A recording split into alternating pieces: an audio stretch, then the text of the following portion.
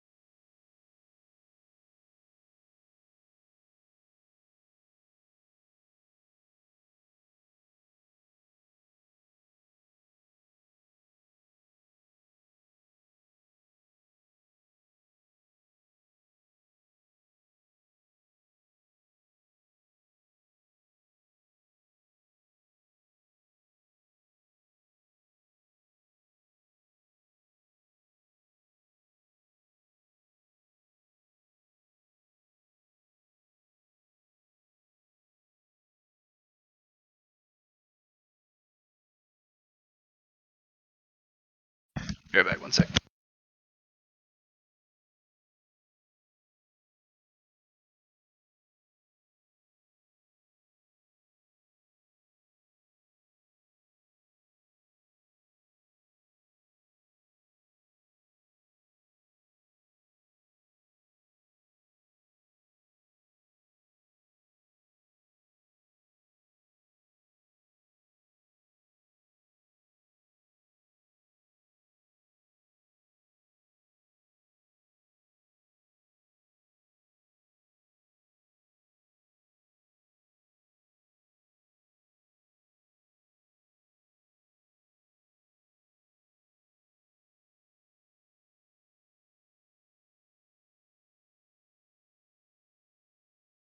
I'm back.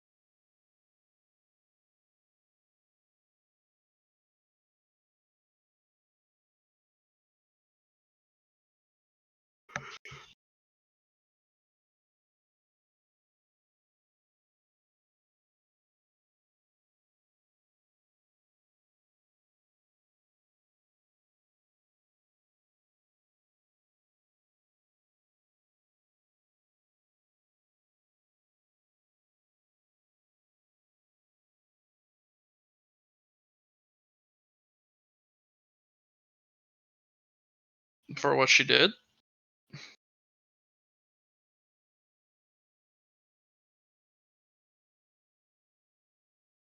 or which the mods?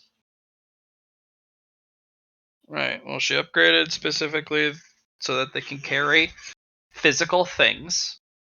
So they're That's they're, cool. they're technically intangible. So they can basically be coated with stuff. They're tangible, but just barely. So it's not that they are literally picking stuff up with their little legs. It's that they can carry pollen and dust with them. Um, you gave them an int bonus so that they are a little bit smarter. They don't immediately just go and fill out your task. They're a little bit more quiet. They're stealthier. You also gave them another upgrade to make them stealthier, just and normally.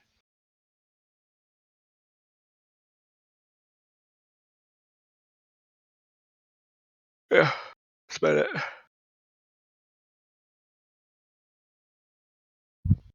Yeah, basically made it so that when you opened up the yellow cake container, you had it so that they could crawl into the bottle, fluff around, get covered in some yellow cake dust, and flow off. Same with the itching powder.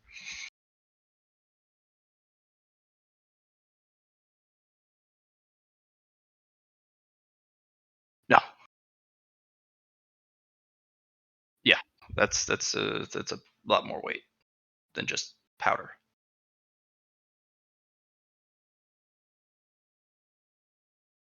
I'd say probably like two more purchases for your mouths to be able to carry that. Hmm.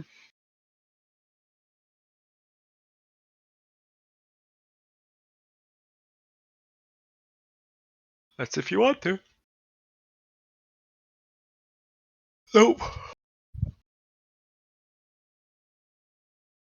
Not yet.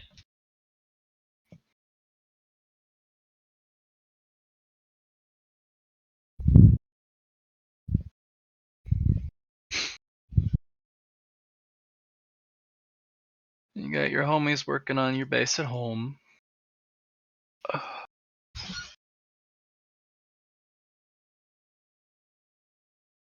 Okay.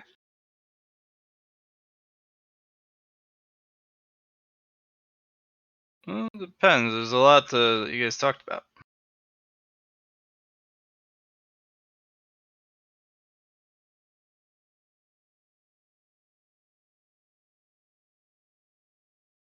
Okay.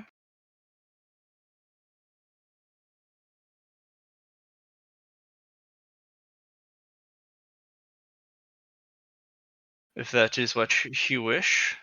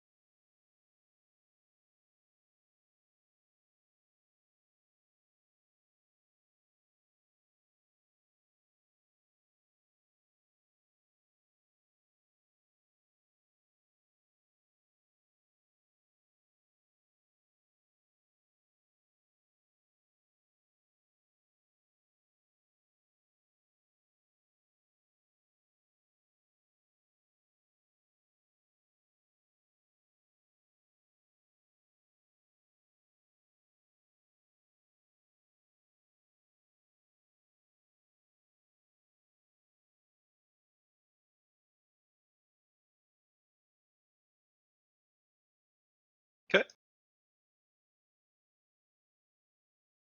As you do.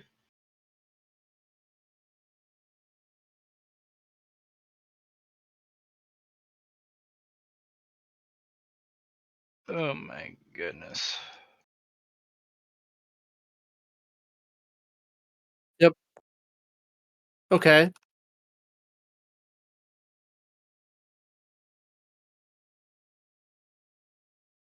No, Grim likes the company, actually.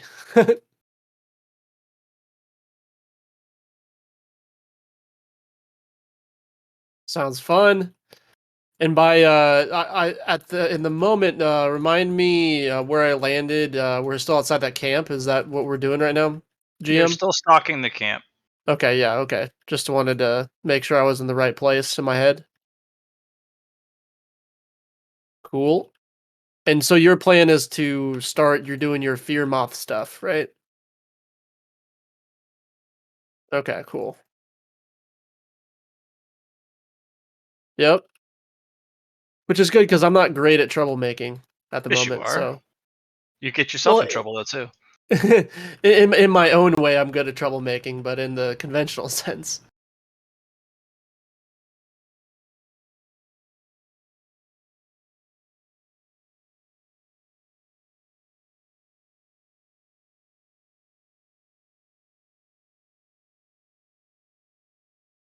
Okay.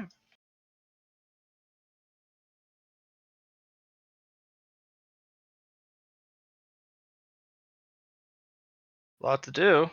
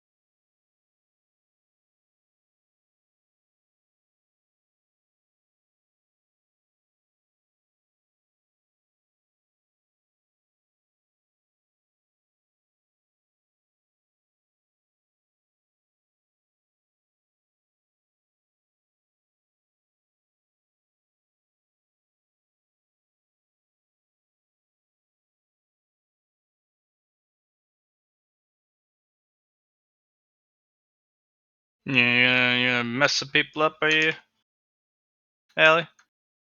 You mess some people up?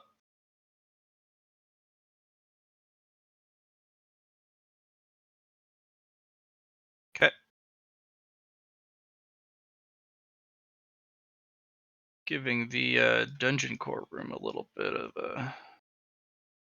I don't know, so throw some crystals in there or something.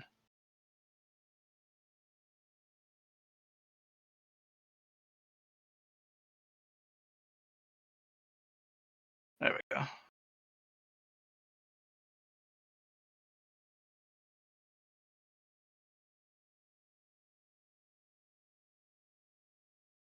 All right, we got a little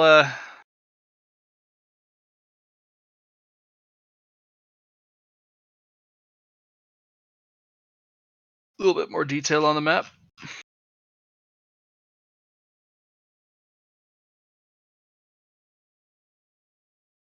Okay. Throwing some music.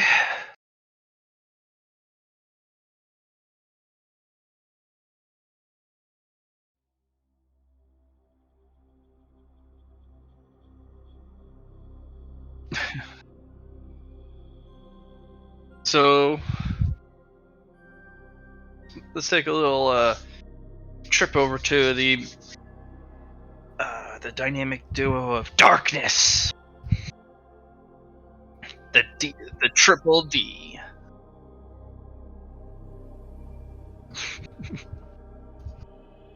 All right. Normally you would not be able to find Grimold. It's just kind of not possible at night, especially with his new camouflage fur. But you don't have to find him because you have the Susie Network. You guys could literally just be like, "I'm here, scree!" But you know, in the on the phone line.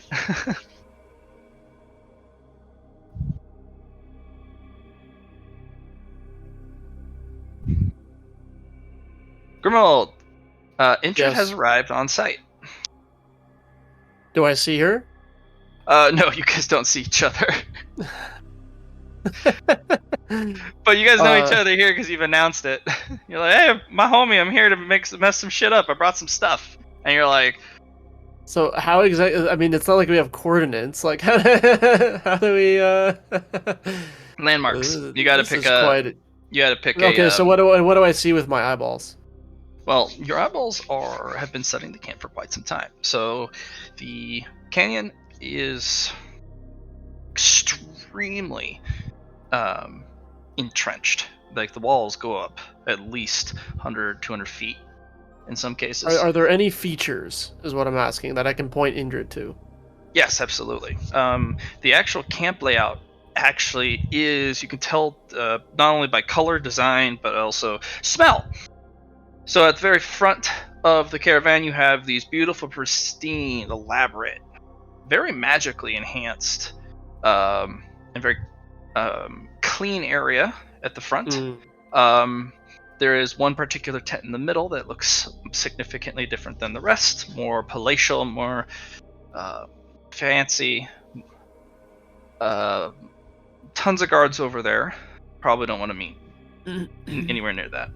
In the middle, you have a series of tents of different varying designs, different colors, but nothing even close to what the other front part is. There is two long tents, one particularly near the closer to one of the walls. That's where you can smell the foods wafting out from. And then there's one giant pavilion tent in the middle for eating. How good is Ingrid's stealth? Pretty good, especially since it's she arrived at night. Okay. There is the smelly poo area, the latrines, where the humans have actually dug latrines at the corner of the highway.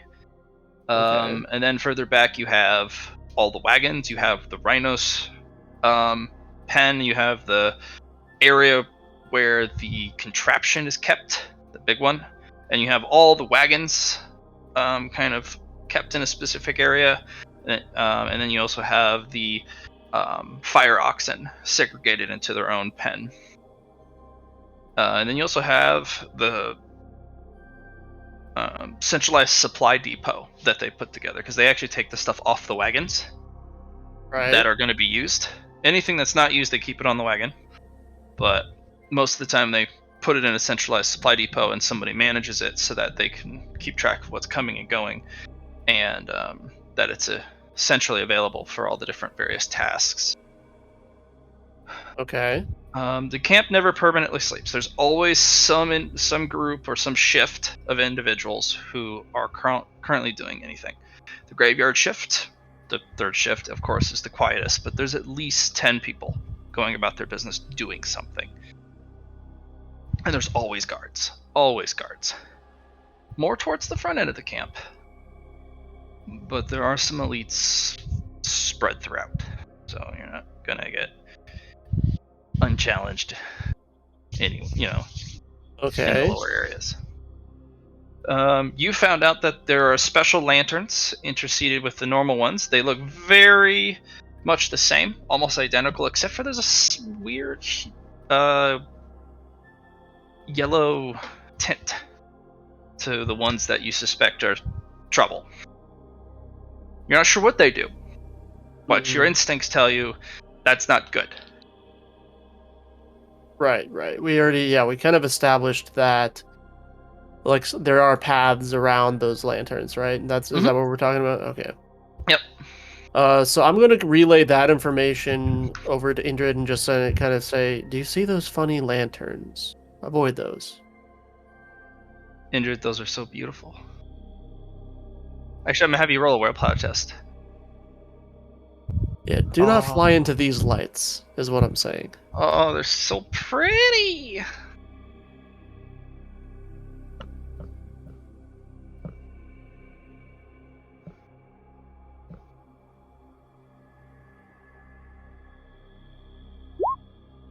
Alright, Indrid, you're able to pull away your eyes and you have to blink and go, huh? What'd you say?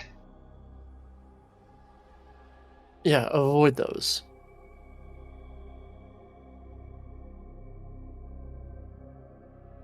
Kind of want to take one home.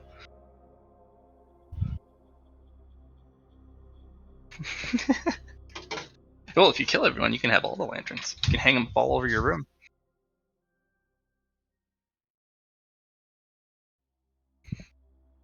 All right, and then I say, do you see those latrines that they've dug out for their shit? Let's meet over there.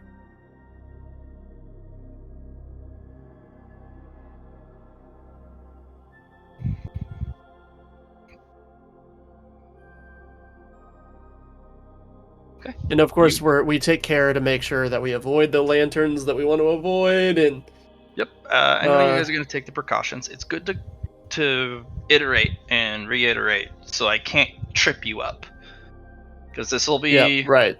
Yeah, so so I've been paying attention to the guard patterns and everything, and I cue Indrid to come at the exact right time in between guard shifting and patrol routes and everything. So I'm kind of I'll have you roll me an awareness and a logic test. Sure. Yep. Just to make sure you got the timing down, because looking up from high, it's really easy to remember. Yep. Okay, let's see. So you want me to roll an awareness, right? Yes, please. And do I get modifiers at night for that? Yes, you do. Plus, is it 20 or 20? Okay. Yeah. And then logic is, I might actually buy a logic here. Let's see. I have XP 38. I'm gonna buy 2 pips of logic. 5 and 7, so total of 12. Okay, so how do I write that? I do logic. Plus 0, comma, space, plus 10. Because the first check mark, if you don't already have it. I have it. Oh, you already have a check mark. I have 1. Okay, so you're gonna buy 2 and 3. Yep. So that's 7 and 9 for a total of 16. So that's wherever you had logic first on your. So the first check mark in logic you purchase is just a plus 0, and then you would do comma, space, plus 10, comma, space, plus 20. I think we may have done this as a part of one of my evolutions. Let me see if I can find it. It doesn't appear to be here, so I think we did that as a part of Okay. my evolution. Yeah, then just put logic Logic, plus 10, comma, space plus 20, so that we know you uh, purchased the second and the third dot. and that's going to be 16 total merit, right? Yeah, it's just 16. Yeah, because Okay. the second check mark in a skill is 7. The third one is 9. Okay. So I'm going to roll logic. And do I get any bonuses for I don't imagine I would. No, no, you're not an intellectual. Right. You don't have an intellectual attribute. Ooh, let's see. Does anyone want to help me with that? You can use a boon.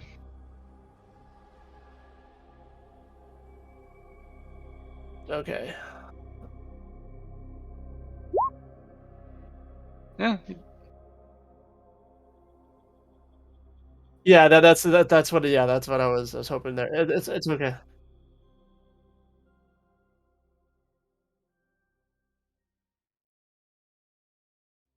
So, um, Grimel, because you've been Yes. studying for so long, you know there are two guys that you got to watch out for. Okay.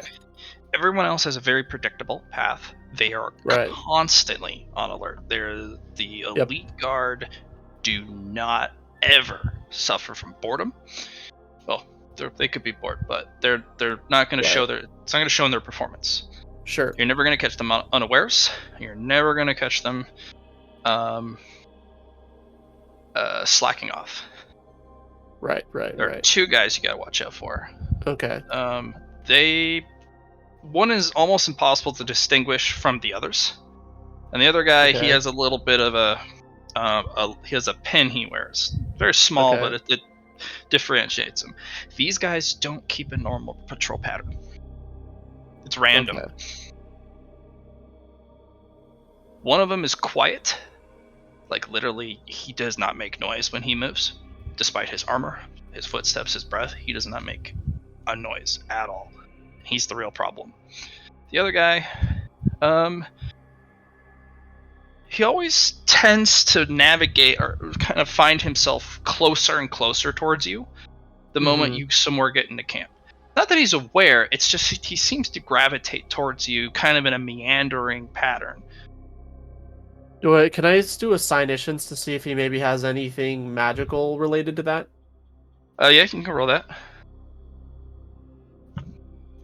It's not magical. It's probably a skill or a class ability. Okay. Hmm. Okay. But you're able to kind of draw him away to the other side of the camp because Right. you kind of sit there and he's gonna meander his way there, Yep.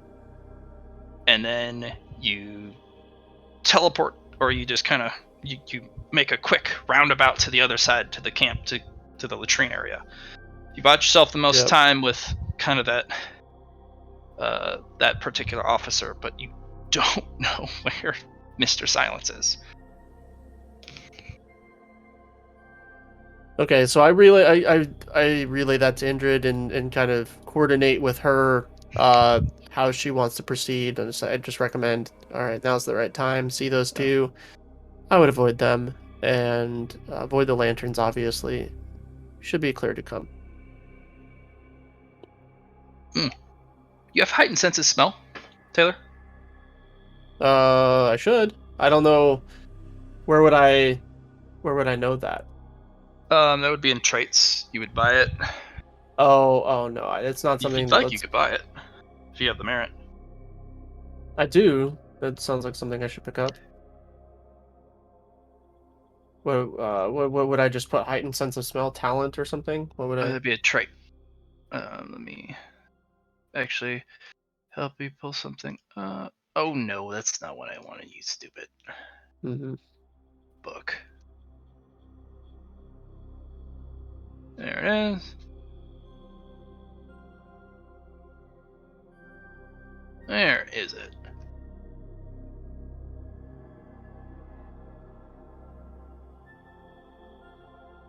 Uh,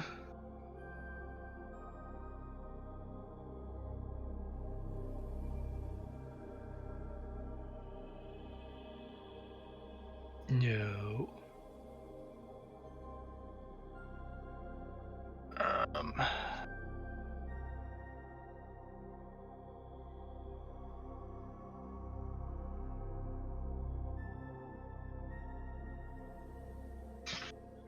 Yeah, Johnny. For heightened senses, what tier talent is that? Okay, so it'll cost you 5. It gives you a plus 10 to any awareness tests involving that. It'll cost you 5 merit for hearing. You can buy one for each of the senses as well. Yeah, I'm gonna go ahead and do both. You can do sight. Or you can do one for each of the senses, actually. So 25 total if you want, but you don't have to spend that much if you don't want. I was just wondering if you had I'm gonna do sight, smell, hearing. Okay, so that'll be 15. Yep, done. Mr. Silence, the guard, he has a smell. He smokes. The only thing that gives him away. He smokes a very particular cigarette that Okay. he hand rolls, and that's the only thing that you can tell that he's close because he smokes it constantly. Right. And sometimes he even smokes on patrol, and that smell is unique in the camp. Otherwise, you will never know he's coming.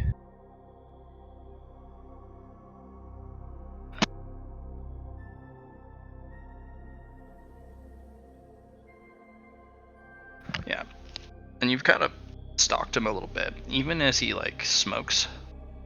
And you know how you draw in and there's that crackle sound. Yep. He doesn't let off noise that he's even smoking. Huh. Yeah, so smell is the only way you're gonna make to keep track of him. So he must have some sort of like tracker / hunter sort of skill built into his kit or something. Yeah, these guys are all elites. They are. Right. I'll consider them all platinum tier. Okay. Hunters / adventurers. You're not sure which one is which. They all wear nearly identical. And the order, for clarity, goes what? Bronze, silver, gold, diamond, platinum. Iron is the first one. Iron is the first one. Yep, that is the probationary one. So that means you just signed up. You haven't even done your first fucking quest. And if you survive your first quest, you get the bronze one. Right. Okay. Bronze, silver, gold, platinum, diamond. There is. You're not sure what the one above that, but the one above that one is radiant. Radiant. Okay. Radiant's the highest level, and there's only a certain number of them. Just because you are radiant doesn't mean you are deserving of the radiant badge. Because it requires accolades, requires the power. So people actually fight over the badge. And if you've seen a radiant badge, actually. I have. You've met a person wearing one. Oh. The individual you killed the guides for in the Winding Canyon.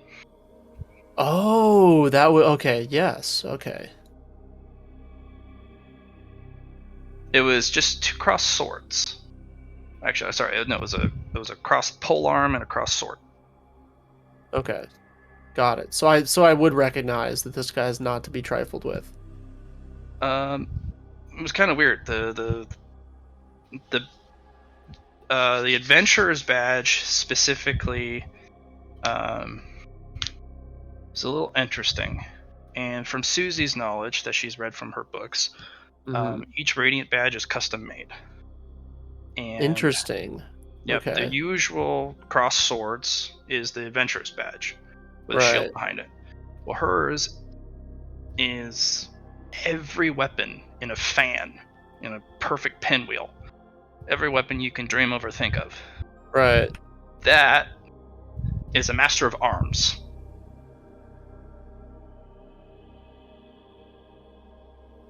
Master of all weapons. Okay. With a radiant flare. So, and they want to go to the temple.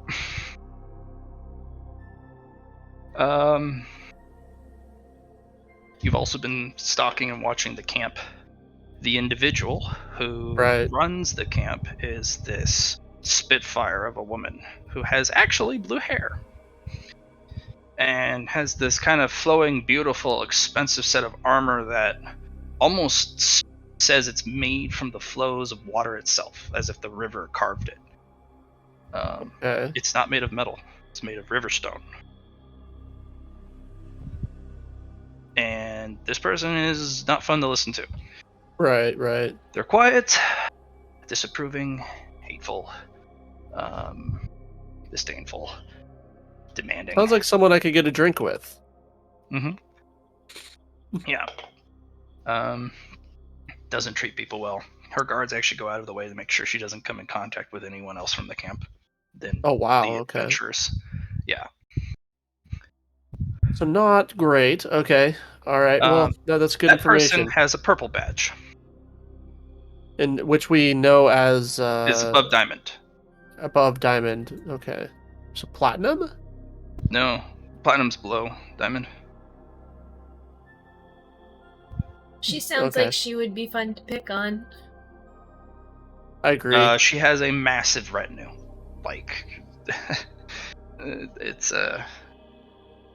and her own adventure party.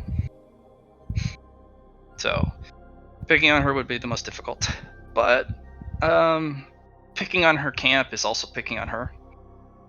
Because she expects everything to rerun perfectly. And watching the individuals try and take care of this leader,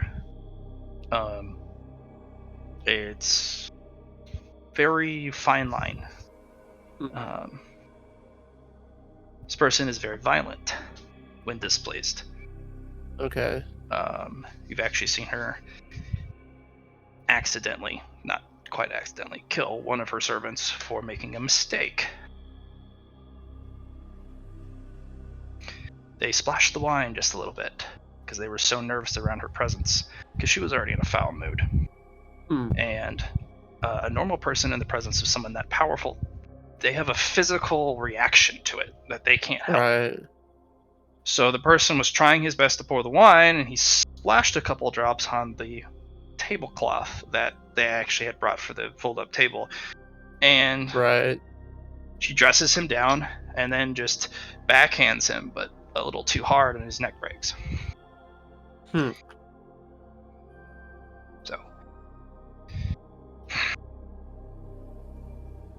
Well, that's brutal. Yeah. I would never think of doing anything like that. Shut up, you, Grimald. Yeah, I actually treat my subjects quite well. Thank you very much. Once you've brought them under the fold. Once I've enslaved them, yeah. Little details. Details.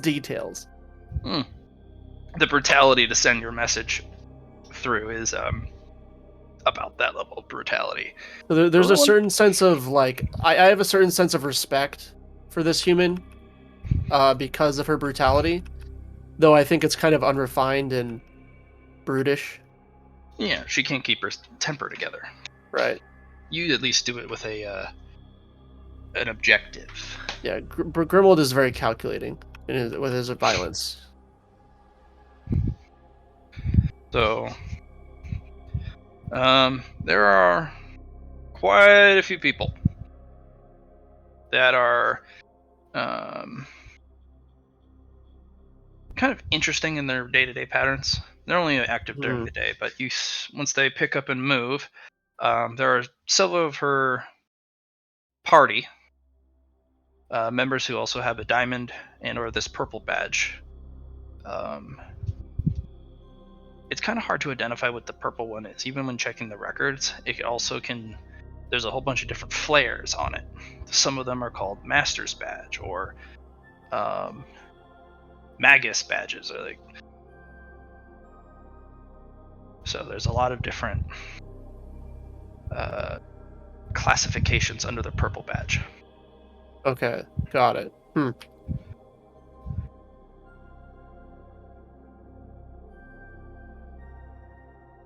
All right. Well, Indrid, are we ready to start getting a little spooky or what? Oh yeah. Excellent. Very good. Yeah, but fortunately, there's not a single Radiant badge member carrier among them. So.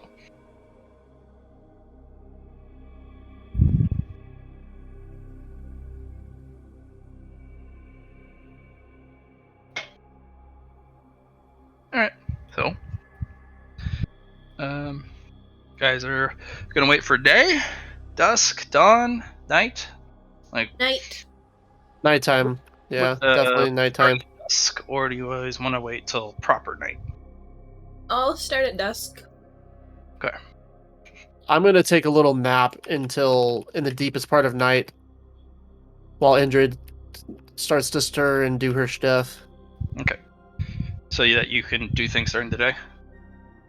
Yeah, depending on, what's required, but Okay. I'll have you ruminate on one thing. sure. You're meant to sow chaos, and you talk to Lord Goal, Yep. about this quite often, and you made plans. So I'll have you roll a minus 20 logic. Kind of a Nice. weird logic, Okay. but hey, it might help. Okay, let's see. Remember, you can put boons on this. Oh, you pass anyways. Woo, baby. Humans do not get along, Yeah. and that was the whole point. Now, Yep. you have the weird situation. A Radiant tier adventurer has asked you to personally escort them so they can pay respects to Nareem for the temple. Right. It's completely separate from this party. Right. Now, these guys are also going to the Temple of Nareem, and they're going to take it hostily. This is an actual invasion. You might end up getting you could get the Radiant Adventurer Vault. You got no hostile feeling from them. From the guy in the canyon? Yeah. Okay. They wanted to go and actually pay respects. At least that's what they said. Gaul also said never to trust humans. Right. Yeah, I don't trust humans. Right. But you could engineer this group and that person to clash, and that Right. might cause some issues. And that person is not to be messed with. These guys Right. aren't to be messed with, but you're not sure the power dynamic. Sure. Actually, that might end up really, because even if they were to go, hey, we'll escort you there ourselves. Mm-hmm. Well, the apostles, or so they're called, the Lady in Blue, would be upstaged immediately because of Radiant tier. There's only 100 badges across the entire continent. And you know this person's very narcissistic, very hot-headed. And if a Radiant raid showed up, well, they would upstage her in every class. Right. They'd also be obligated to take care of this person, because that looks terrible on them if they don't. That also makes them an enemy if they don't. There's so many ramifications, but you're gonna have to play it careful because you were told you would escort them. But again, you could go talk to them, but it would take you a couple days to get there. Right. Depends on how you want to play it. But this would be just that type of Discord, and that person would. They couldn't stop them from going into the nicer part of camp. Right. Yeah. So it would take a couple days because he can't fly, right? Yeah. Can he borrow Phil's flight ability? No, he doesn't have any wings. All right.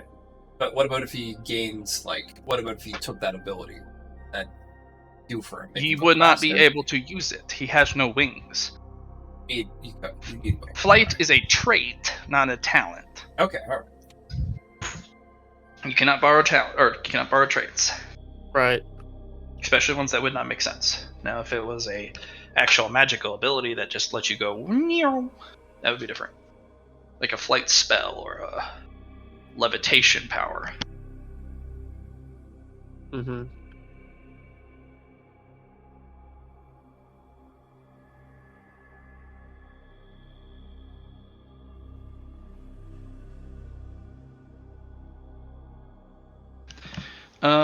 You would have time. They're with the pace they're moving and the way Indric's going to slow them down drastically. You're going to have probably an entire week here at camp before you have to make the run over to get to this person, and then have them meet up just coincidentally as they're about to leave the canyon.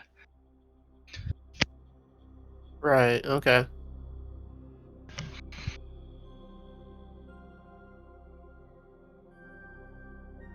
But you have a week to sow mayhem. Maybe you guys don't even need it. You guys could probably stop this in its tracks.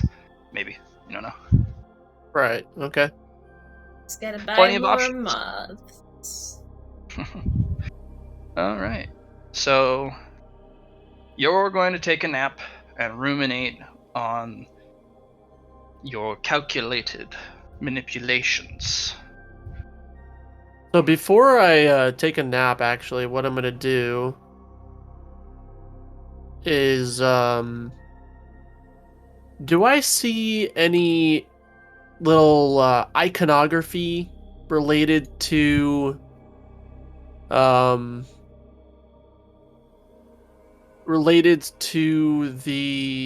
what do you call it? Related to Kali. Sorry, that took me a while to remember her name, unfortunately. Yes. Is there anything like easy to grab, kind of maybe laying around, someone was praying with it, and No one's praying to Kali, but you do see some of the gear pulled from Kali's temple. These guys have enough power, sphere of influence, and money in the very brief operating time that Kali was in full swing to literally snipe a bunch of the more sophisticated and more powerful items from Kali. I'm not looking for something that would be powerful. I'm looking for maybe something that like a servant or Nope. a field hand would have, like a scrap, like a little wooden something that they would have to pledge allegiance to Kali. Kind of Kali just is not a god. It is a dungeon. so you had said though that they like had a little embleming and things like this, like iconography, right? Yes, to Nareem. Oh, sorry. Yeah, my bad. Yeah, sorry. Yeah, That's to what I Nareem, there just wrong. is ones from Gaia, Yeah. which is the one from Harvest, and Fertility, Peace. And there was that one squire, remember, who worships Sarkaz, who is the god of war and violence. But he does that secretly. But he wears Nareem's iconography, but he pledges himself to that. And he is significantly more dangerous than any of the other squires. Yep. So do I see anything to Nareem kind of laying about? Every single servant openly wears Nareem's colors. They are required to go to mass every day to worship Nareem. And everyone has their own tokens. Everyone has their own little touchstones, things that they literally either hold in some sort of a little bag or some necklace they wear, something. They always have some iconography on them at all times. Right. Okay, so can I easily find one without risking my position? Yeah, everywhere. There's banners everywhere. There's literally a servant who's in charge of banners. He's the bannerman, and that's his job. As the camp's going up, he puts the banners. There's about 100 of them. Okay, so I'm gonna take one that's readily available. You looking for like the actual banner? Or are you looking for a small something that a servant would be carrying or having on their person that has been? You can go into their tents, and they have their little iconography and little touchstones in there as well. Okay. What's sort of? I mean, I imagine I can get in and out without being detected, or are In these the tents? servant's quarters, yes. I'll have you roll Okay. stealth though, and I'll have you roll that logic and awareness, just so you don't get blindsided by the two special guards. Okay, give me a sec here. Gotta get these rolls going. Your awareness gives you the +10 because you were an additional +10 because you bought all the heightened senses. 30. Okay, that seems to have succeeded. Then you said logic. hmm Hmm. That's gonna need a reroll from All the right. reroll train. I pass. I give you a +30, but you're still off by 8 for your logic. I'm gonna use a boon then. That work? Yeah, that would Get work. me there. Yeah, Okay, I'm gonna use one of my boons. Yep. And then what was the third one you said? Stealth. Yes, please.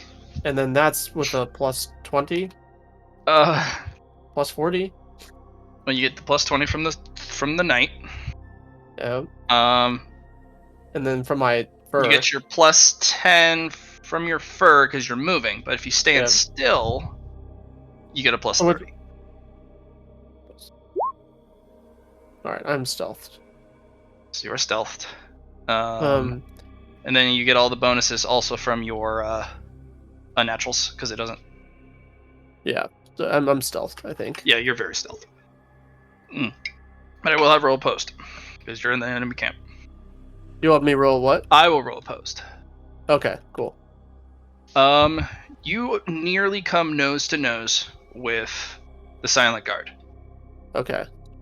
but you were very quiet, but so is he, and you Oh, only catch it because he's got his back to you and he's smoking that. right. You nearly didn't catch it because the smoke is downwind from your position, Right. but then, he kind of makes a shift and flicks some ashes, and then that aroma hits your nose, and you stop just before you go around the corner and literally bonk into him. Right. Okay. Doesn't seem to know. The other guard, the finder, we'll call him. Mm, He's on the other side of camp, but you know he's making his way towards you right now, slowly, windingly. okay. Yeah. So I'm gonna tuck into a couple of tents and grab. Do I have time before the guard gets there to get 3 tents or just 2? You think? 3, yeah. Okay, I'm gonna get 3 of these servants iconography for Nareem. Okay. And then I'm gonna go back over to the latrine with these. Oh. I'm gonna put them in the latrine, and in a place where they will be spotted upon daylight. Okay.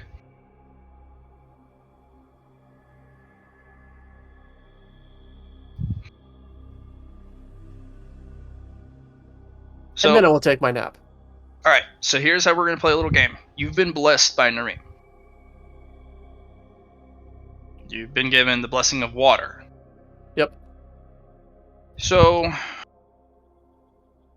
that is desecration of image of a god who's been wholesomely worshipped. Fortunately, Yep. you've done them a massive service that can't be repaid so easily.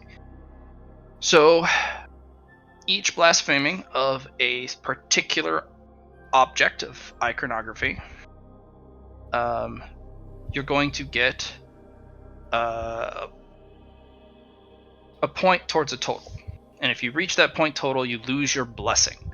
And if you Yep. keep going, you will be cursed. Yep. So you need to be very careful on how much you blaspheme Nareem, who's in the very heart of your home and has given you her highest blessing. Like, you cannot Yep. get better for this a blessing of Nareem. So you have 50 points before you lose your blessing. Those are lesser iconography or totems. So that's 1 point each. So you're 3 out of 50. Yep. Some objects are worth considerably more. Some objects are worth the whole kit and caboodle, all 50 points. But That's the downside to playing with the gods stuff. So, 3 out of 50. Okay. But yes, they will find them in the latrines tomorrow. Okay, so what do you? You're gonna go take your nap, or you wanna? I'm gonna take my nap and leave the rest to Indrid? Indrid on this one. All right, Indrid. What's the plan for night 1?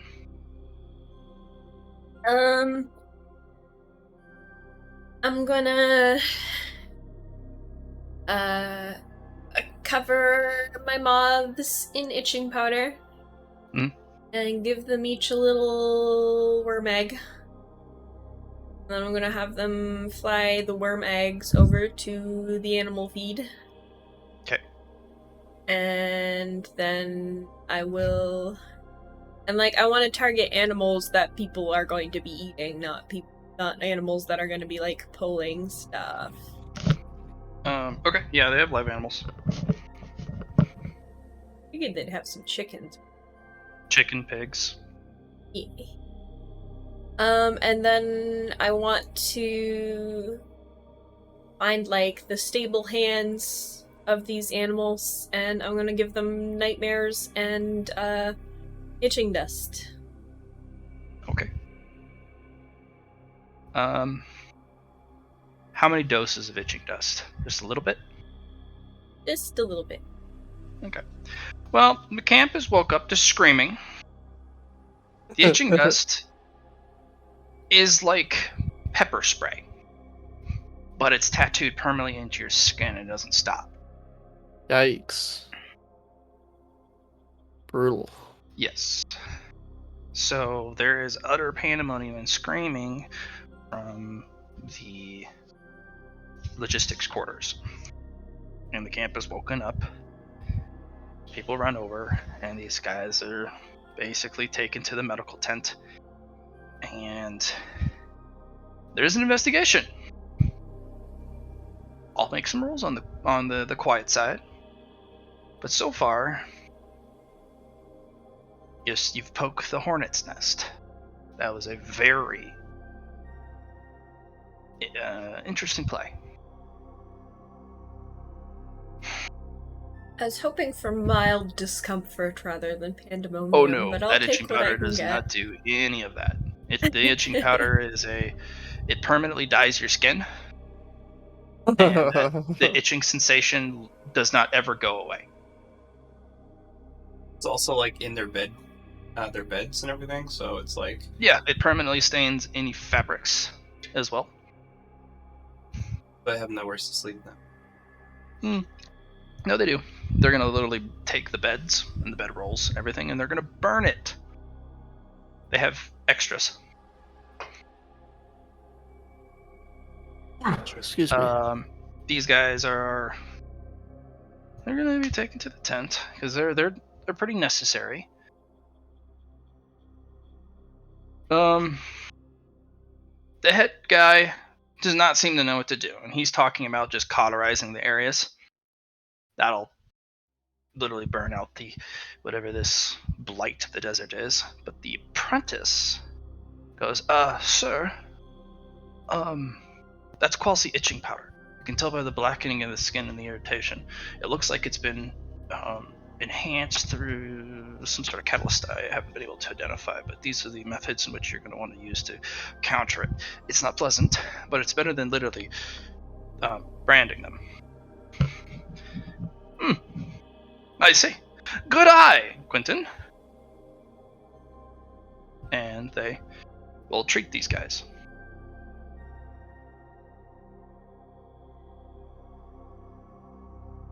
It's a multi-day process, but at least it's not like they're on fire.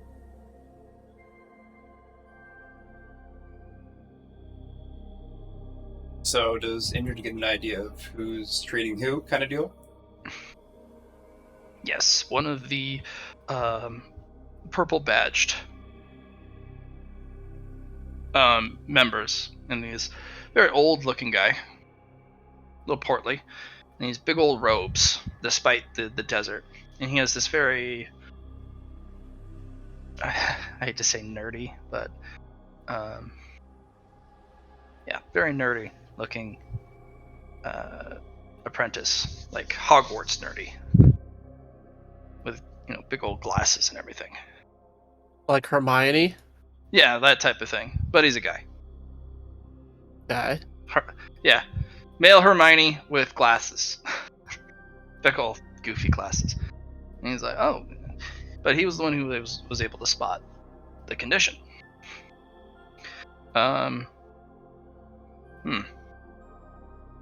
He's one of the smaller, quieter tents, kind of on the edge of the camp of the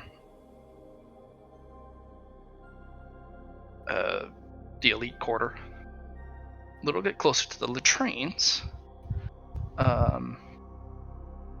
For the professor, or the adventurer in this case, has to go to the bathroom quite often.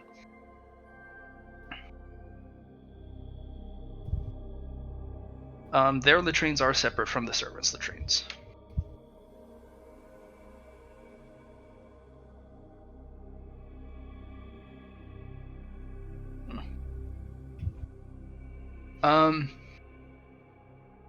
Indrid, that mage-like person who treated the people gives you a little. It's not a feeling of danger, but something's off about the guy. Good. He dies first. The apprentice does give you a feeling of danger, Oh. but it's kind of easy to detect what type of danger that the apprentice exudes.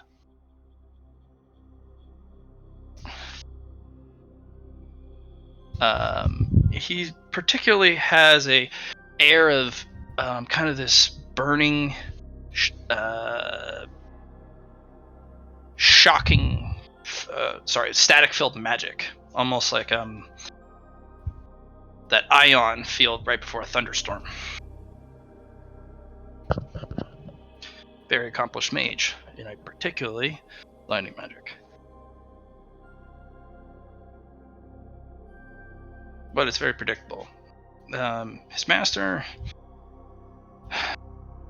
no sense of danger, but something's off.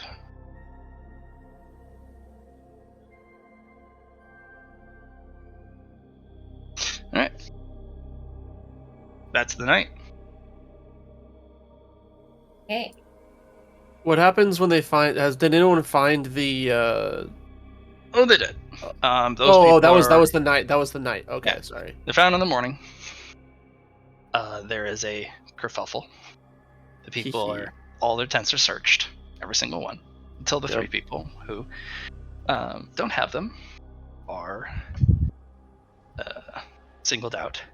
Those people are killed. And is there any discussion whatsoever? There is the servants don't understand it. They were avid followers, as they all are, and the servants think they were set up, and so do the elites. But the problem is it's the blue-haired leader is the one that dispatches those servants. She says, It doesn't matter. You didn't protect the thing that was most valuable to you. Yep. It's your fault for having them being blasphemed and desecrated in such a way. And so you must pay. Right, yeah. And everyone knows that they've been set up. But who? Who did this? It's a good question. But it doesn't excuse them. And so now everyone's carrying their little iconography, their little totem. They're carrying it on their person now. They're not leaving anything in their tents. Indrid, I have a suggestion for how to fear these people. Yes.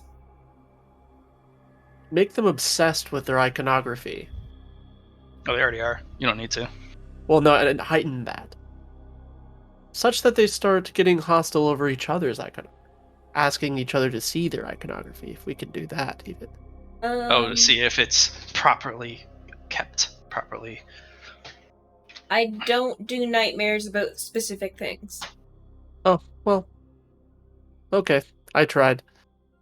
Maybe you can get the spirit of what I'm going after and figure something like that out. I'll think about it.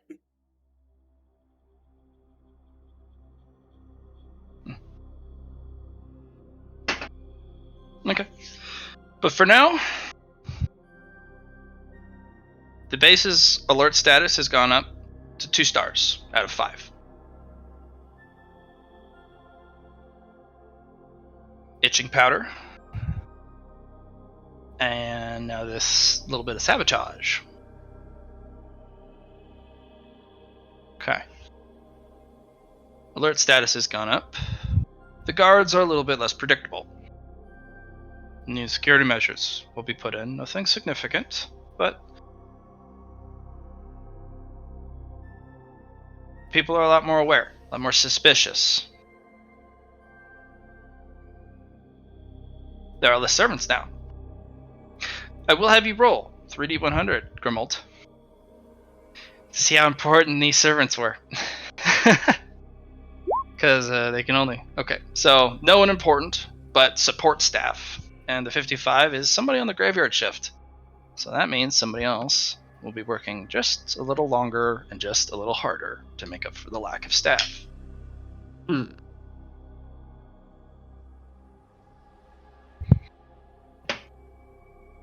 So let's hop over to the other two for a bit. Susie and Easley. Yeah. We have the Khadgar nest ramping up production. They're already filling the outlying tunnels, expanding their territory, so to speak. Playing a protective area. The Sand Knight is preparing his kind of the main area where you guys usually meet up with Gull. That has some of the deepest sand, so you can pop up and pop out easily. And Gulper knows that it's time to fight soon, so he's been kind of stress shedding his napalm gel. Good to have as a resource. Yeah, you guys will be able to collect a lot of napalm jelly. Oh, good. Yeah. Some bombs. That'd be a good idea. Or just take a bucket of it and yeet it on somebody if they fall in a pit and just torch. Yeah. Kobolds are sharpening their stabby bits. Itzy is going to be doing some reading. Your Diggy Dargan. Philippe. Not Phil anymore, he's Philippe. Has been digging. Hey, when did that happen? Last We session. got 20 intelligence. Yeah, He's 20 now- And he intelligence. changed his name To Philippe. Yeah, no. His digging's Uh, being monitored. Yeah, he did some naughty stuff while he dug. Uh-oh. So, you know the pit that he has in the middle of the junction of the dungeon core, the treasury, and then of course the room that leads to the temple.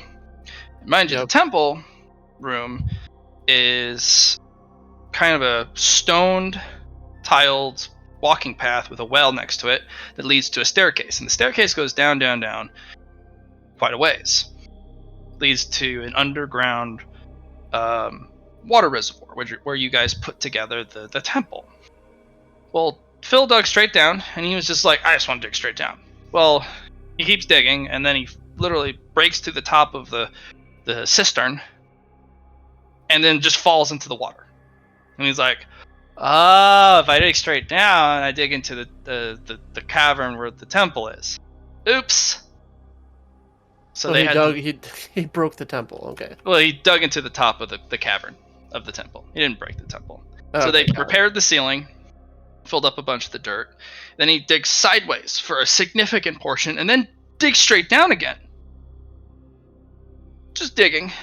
Just wants to dig. Right. Now, there's a couple taboos in my game. You won't find them until they hit you across the head. One of them is digging straight down without purpose, with reckless abandon, and just because you can. Digging deep into the earth. Now, another race has done this profusely. The dwarves have. And most of their more powerful kingdoms are gone because they dug deep into the earth and woke things up that were sleeping. So those places are lost and forgotten. Now, the problem with lost and forgotten places is they move around. And when you perform the same act that caused such a horrible thing to lose, entire civilizations, and those places go long and forgotten, well, performing the same act, you may accidentally find one of those places, those lost places, even though it happened across the continent. Well, it moved, and now you have one of those lost places underneath your home. Right. Yeah. Well, Phil fortunately did 3 things correctly. 1, he didn't make any light sources. 2, he got out of there immediately, despite being at pitch dark. And 3, he told a goal, and then you guys sealed it up as best you could, and the goal is to forget about it until it goes away.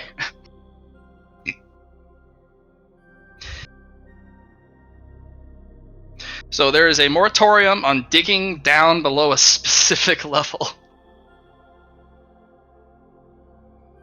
Yeah. Well, that's good that we found that out, I suppose. Yes. There's another taboo that also Lord Gaul revealed, was also diving deep into the ocean. Just going straight down. You might do the same thing. Find something that was lost that wants to be found again, because that's how it grows stronger. Right. Mhm. And we're gonna forget about it. Yeah. To give you the equivalent, you guys found Moria from the Lord of the Rings trilogy underneath your home. It just is like, oh hey, we're across the continent, but that guy's doing what he's not supposed to do, and we're gonna move all of Moria, and we're just gonna put it under this guy's house, so he digs right into it. Yeah. It'll go away in about a decade if you guys completely forget about it, Right. Yeah. and then you can dig down again, as long as you do it safely and responsibly and with a purpose.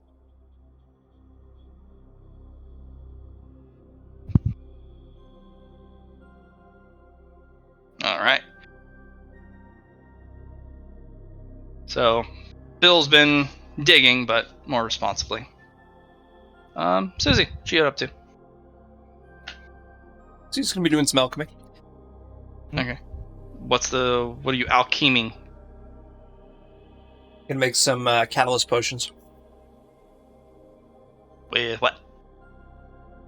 Out of the cauldron brine. Okay. Catalyst for your evolution? Yeah, for evolutions in general. Okay.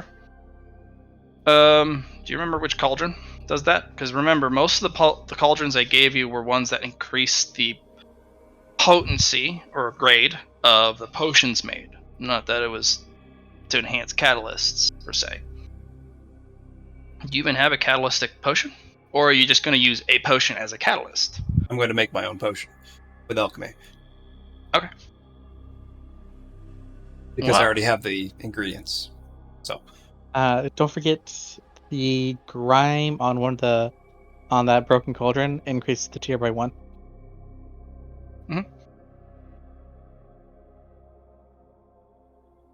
Yep. I got that information from Sleep. Mhm. And I have the proper skill set for it, so I figured, you know what? Let's do that.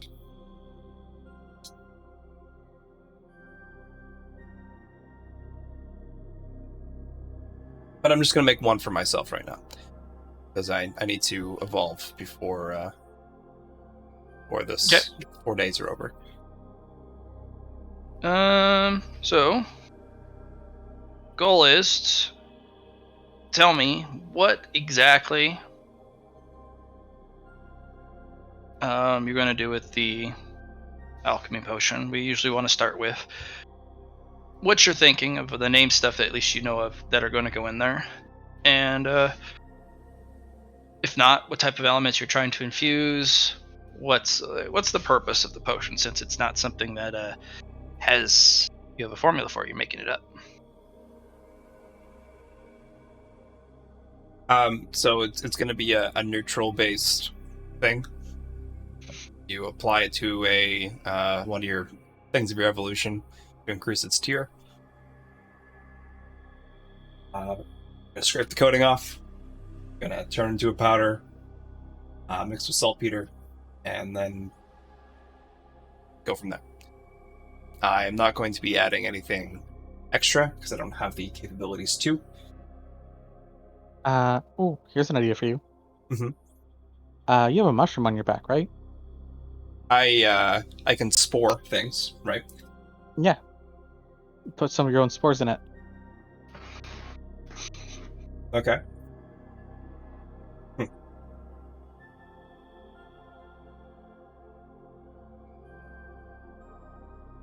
Take some of Nareem's water, and True water or just water? I don't think I'm allowed to take any true water, eh, guys? Not yet. Should be saving that up. Yeah.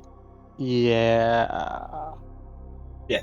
So I'll just get some holy water, not true water. Have a nice priest of Nareem. So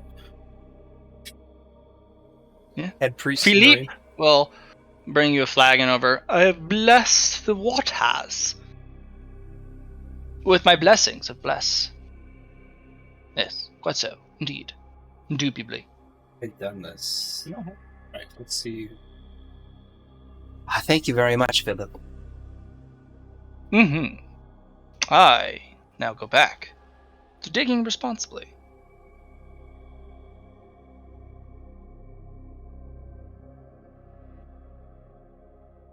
Right. I'll mix it up. If you'd like me to roll some alchemy trade, I am more than happy to.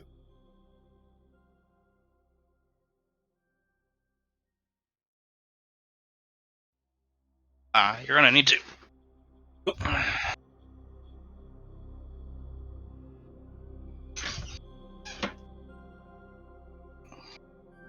Stevens.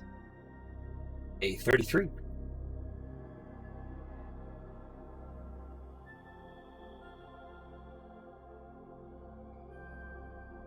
It smells foul. Doesn't mean it doesn't work. You know, quite a few potions from your readings that are truly foul. Mhm. But the highest grade potions never smell like this. There's something profoundly different about extremely high grade potions, not to mention the elixirs that are. I am just a simple alchemist, and I'm not a potion maker. It's true. It's your first attempt. Yeah. It's probably drinkable. Tests on it show that it is neutral. And, well, it did go up in grade. The holy water does help, especially with maintaining neutrality. You got a mid-grade catalytic elixir. Okay. Oh god, but it smells. Smells like I am- compost. I am heightened sensitive, so I definitely smell it for sure.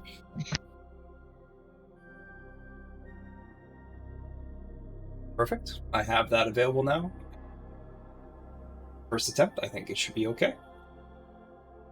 Has the consistency of thick, congealed oatmeal. Tasty.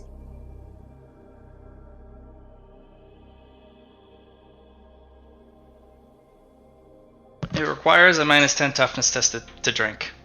Okay, cool. It's pretty foul.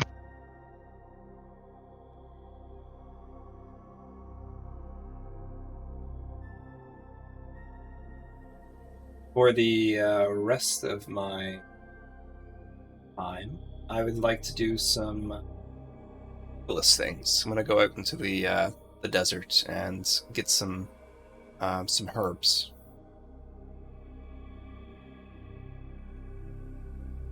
Alright. I'll have you roll me navigate surface.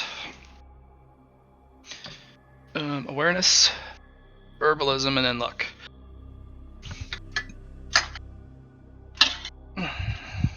Okay.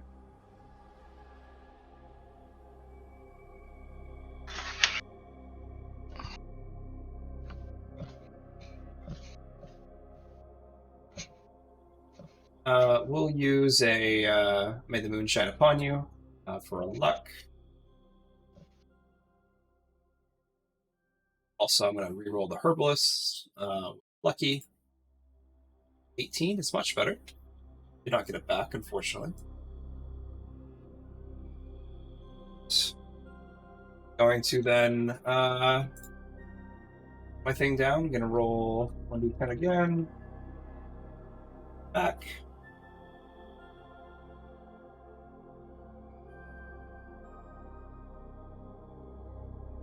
I rolled a 4, Matt, on my luck. And you juiced it. Yeah. Yeah. Yeah. Okay. It's a little bit of a winding journey.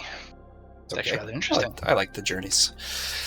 You get to play with a flower that particularly just doesn't like to stick around. See? You find this beautiful flower among some bushes. Its petals sharp like blades, kind of like almost like a messy sunflower pinwheel. Nice. It has a weird set of colors. It actually changes a little bit. It's a wild, miasmic shift of oranges and yellows. And in the middle sits what you only can describe at distance as a red ruby instead of the polyps, the pistils. So I've gotten what it looks like. Can I use my flora knowledge here to get an idea what it might be? That is not something on any of the books you've read. Oh, this was this was just an innate from getting the herbalist class. Sorry, but That if is it's not not anything something. innate, okay, perfect. You get a quest. Oh, cool. It's a job quest for herbalism. Oh, sweet. An opportunity has arrived. Excellent. The It would be desert for- has reached pinnacle conditions for such a flower to be born Interesting. and for it to bloom. This only happens once a century. Once centuries, 100 years, right? Every 100 years. Well, for multitudes of flowers. So, Mhm. so every 10 years or so, a different type of flower reaches perfect conditions for the desert. But this one, particularly, an unknown flower has appeared.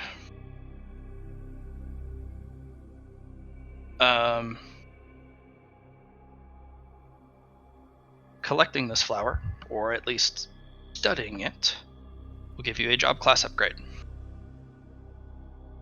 And Okay. a continuation quest. The requirements for success are full study of the plant,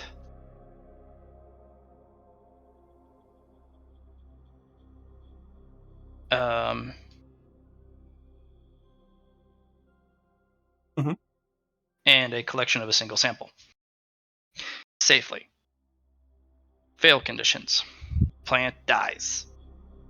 The plant is permanently disturbed and cannot recover from its condition. Relocation of the plant to a insufficient environment.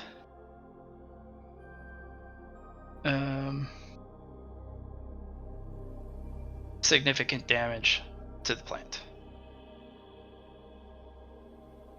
And then the last one's kind of weird. The plant escapes pursuit.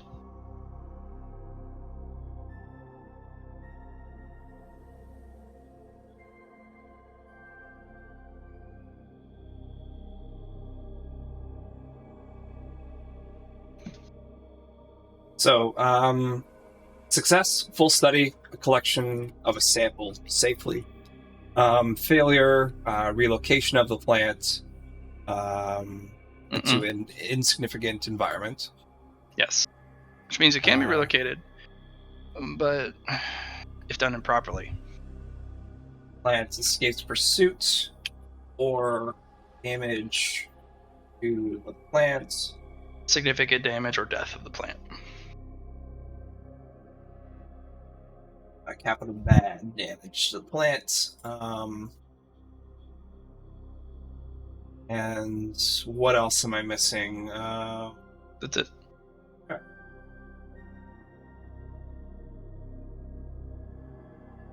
I will excitedly share to the group that I have got myself a class quest.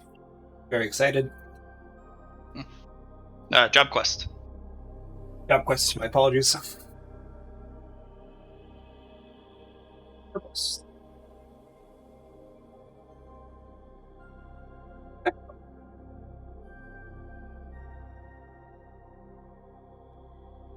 Righty. What do you do? They're sitting on a sand dune.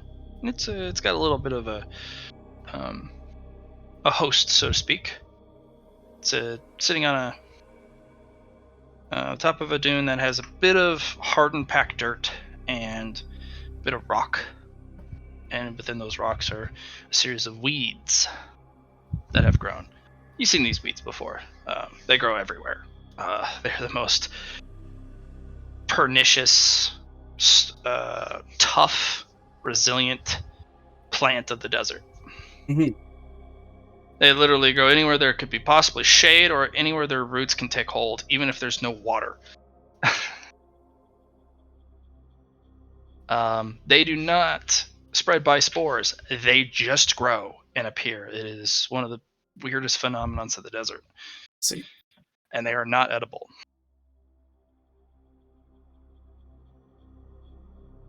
But anywhere those things are, usually other plants follow.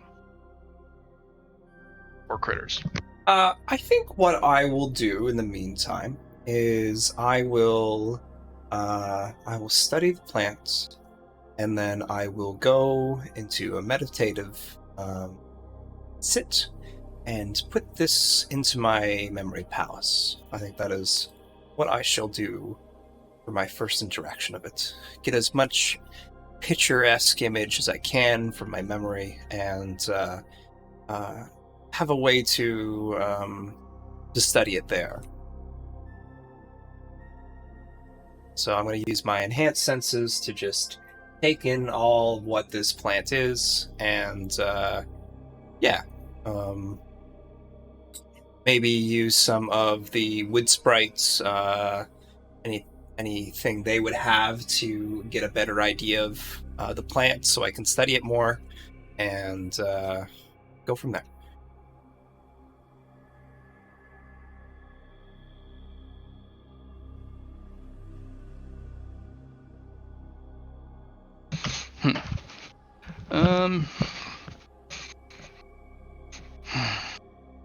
The wood sprite does have a innate power.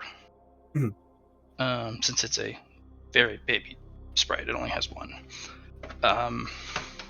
power is called Tell Me What You Need, which is specifically to plants. Which allows to them to let commune. them. Yeah, it's to let it cultivate more. Sure, okay.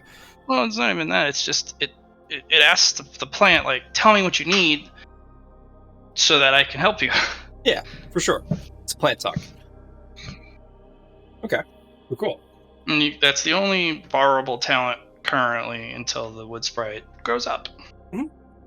Speaking of the wood sprite, I have 2 questions. One, can I, because I want to have it in my companion slot, can I either A, give it the Nexus ability?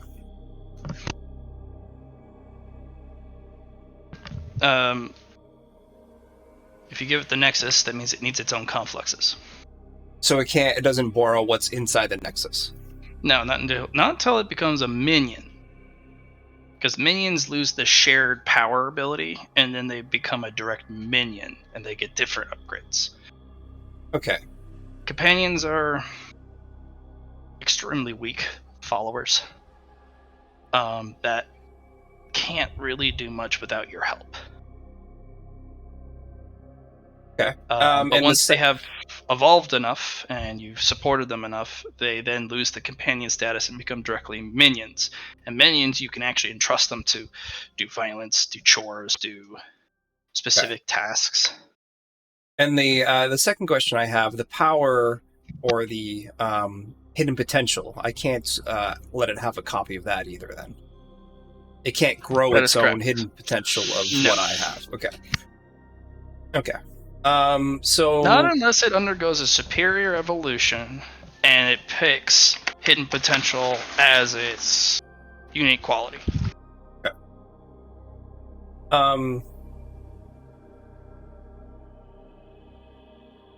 So yeah, let's give the Nexus. I understand that it won't be anything until it becomes a minion, but that seems like Nexus won't give it anything. Exactly. That's what I'm saying. It doesn't get a power from me at this time until it becomes a minion. But I need to give it. It won't keep the Nexus power. It goes away. The companions have a different rule set than minions. You let them share a single power of yours, right, to help them get to minion status. But once they're minion, they lose that share power, and they how about get other this? stuff instead. How about this? Can I give them the job class farmer then? You can't give them job classes. No, can't give them job classes either. All right. If you give them Aether, they do evolutions. They can pick the job class. Right, for themselves. Okay. I'm talking an actual power, such as lucky or I got that. Realized.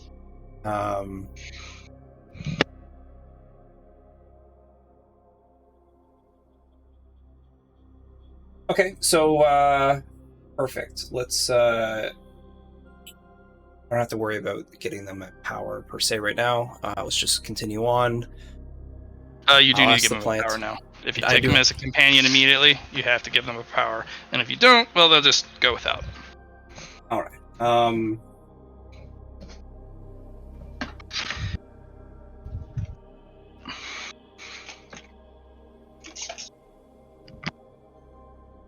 about what about my natural intelligences? Would those be would something like book smarts be a? So that's not a power either. It's not a power. That's a trait or direct core characteristics. Okay. Power. Yeah. Ability. I figured that was an ability, but you're right. It's something. Unnatural intelligence is not power or ability. It's just you're unnaturally smart, and they can also get that through major evolutions themselves.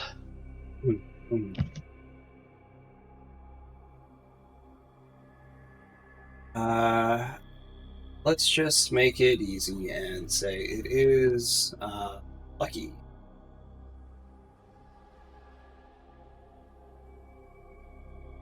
Actually, no, there's no reason to, because they can just use mine, too. I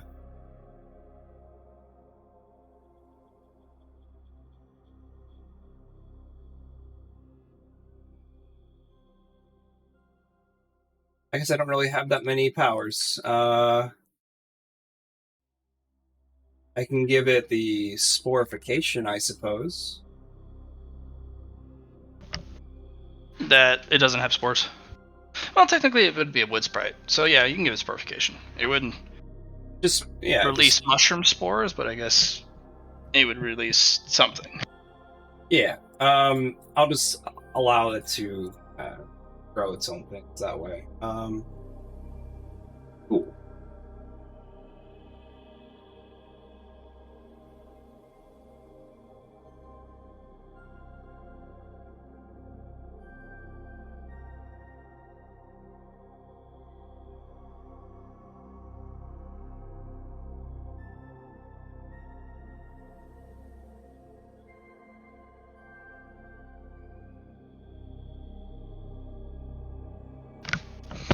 Okay, that's them. Yep.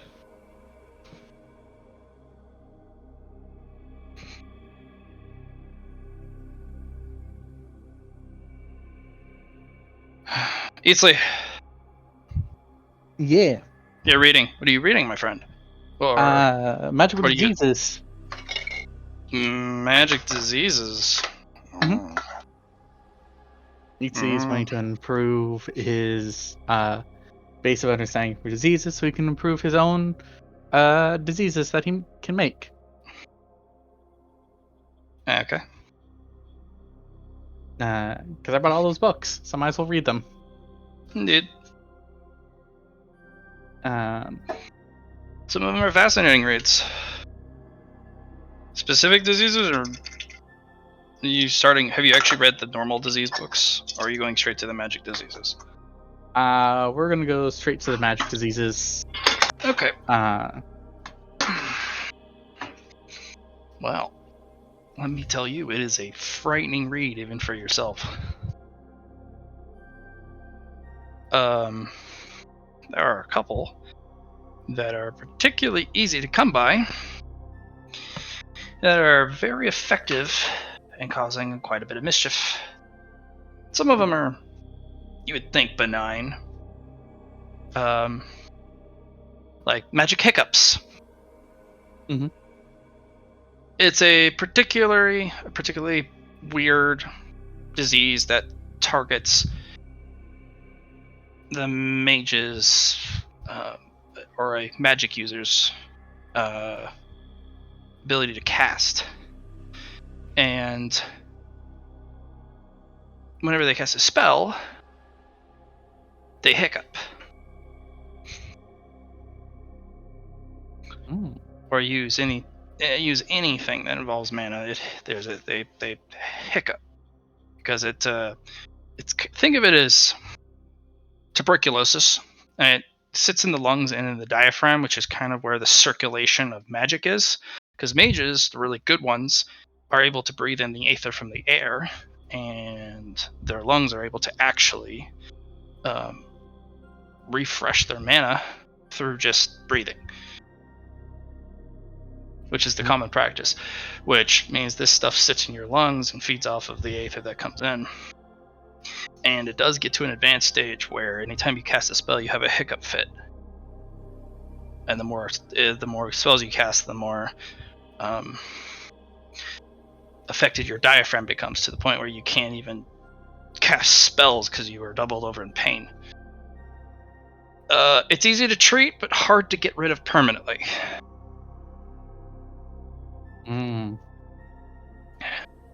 All stuff like that. Really weird stuff.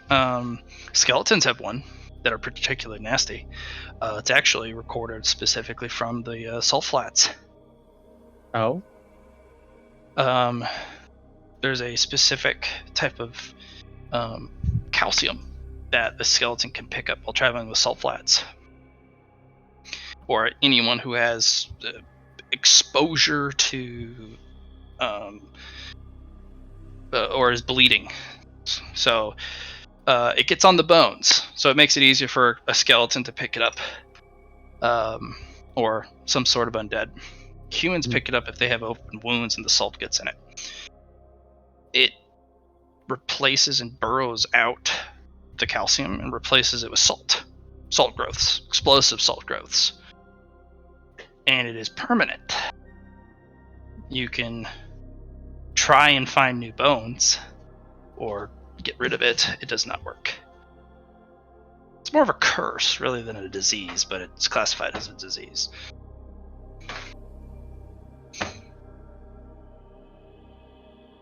Probably what those whites were. Yeah.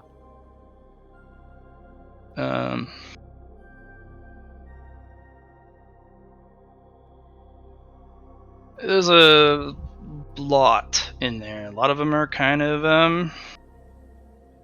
goofy. And Issa's gonna focus on the magic hiccups, studying it and learning about it, so you can try and reproduce it. Yeah, there's stuff like flower hepatitis, possible symptoms: eye twitching, headache, vomiting, feeling weak, depression, warping amnesia, ear pain, memory loss, peeing difficulty, vomiting, joint stiffness, shadow fever,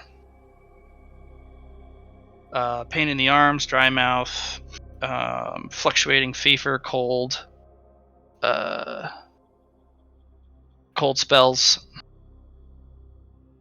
You got green lupus, pale anxiety, fall delirium, incurable infertility,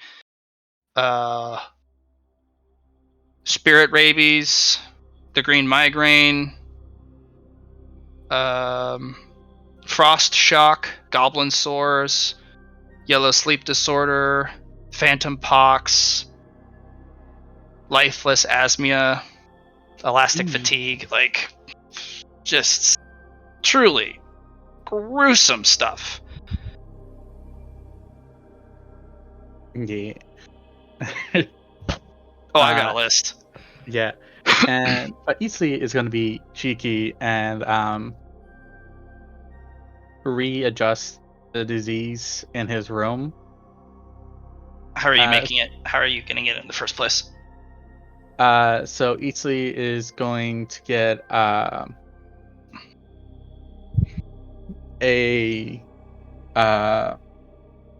barrel of food, cut a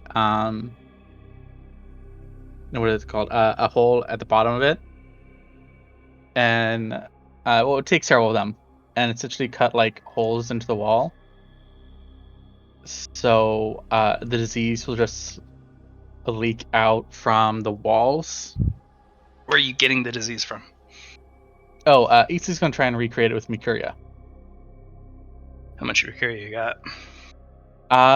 Right now he has none, but he could just do a minor evolution. One's not going to cut it. Not for a magic one. Now, A lot of these actually have. The book actually tells you why a lot of these symptoms take place, or at least for the more understood ones. So, like mana hiccups. That actually comes from specific alchemical ingredients and having breathed them in, kind of like you would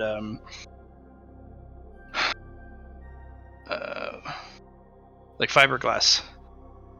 You get it in your lungs, and it actually mutates the cells in your lungs, and it forms a disease. It's almost cancer, really. Isley's going to ask. Lord Goal is a master of diseases, by the way. You know he is. He's a mummy. Yeah. Isley is going to look through the vault, ask Indrid, and ask I just forgot Marthan's name.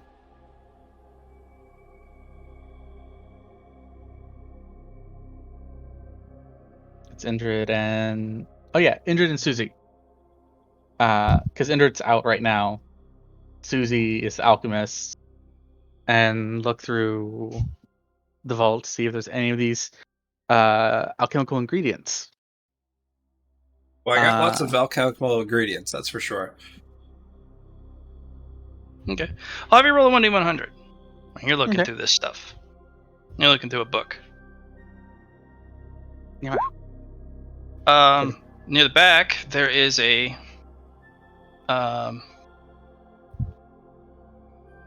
it's almost a curse, but it's a magic that is used from a specific series of combinations of blood. It's actually the reason why you look at it. It's from an author that you know. Notch Arendelle is the author, and it's the blood-searing bite. When infected by it, by any means, whatever wounds you take, when you move, you bleed profusely, like a gush wound, or like a, what is that called? Rupture. No, it's a deep wound that doesn't stop bleeding, no matter what you do to it. I forget the term Hemorrhage? for it. Yeah, it's a hemorrhage. Yeah, hemorrhage. It'd be a hemorrhaging wound. Doesn't matter how small. Interesting. It is used specifically to take down large creatures. Impossible to kill monsters, dragons, behemoths, individuals who have incredible vitality and regeneration. Okay.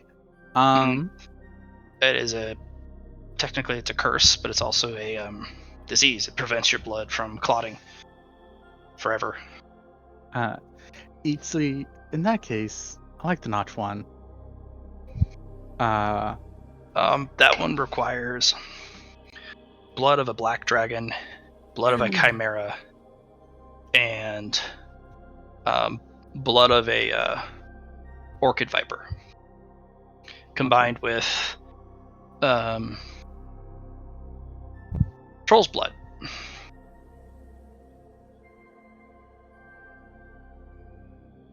Eatsy's gonna go find Lord Gold before he's finished setting up.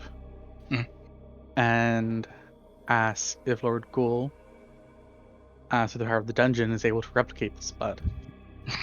No, he's not.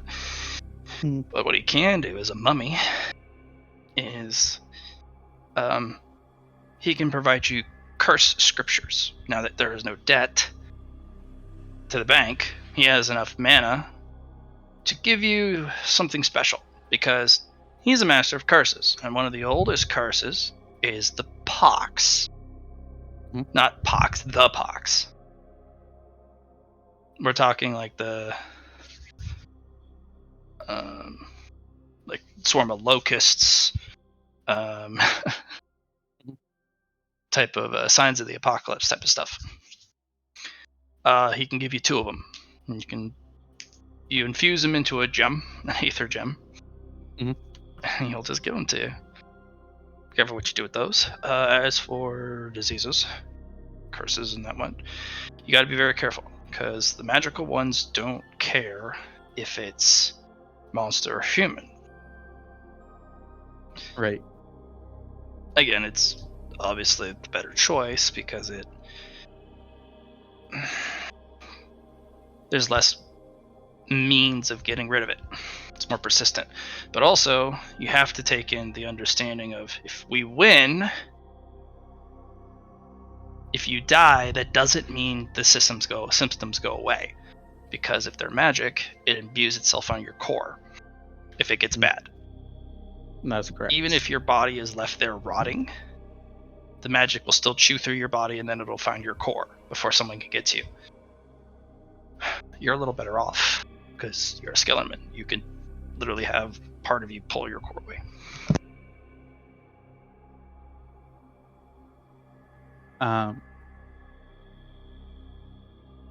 Yes.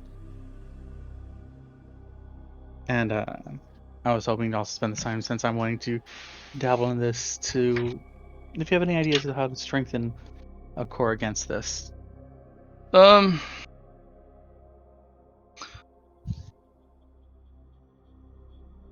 a couple that we particularly use. Are used at the Great Pyramids and at the bank and at the Fortress of Shur.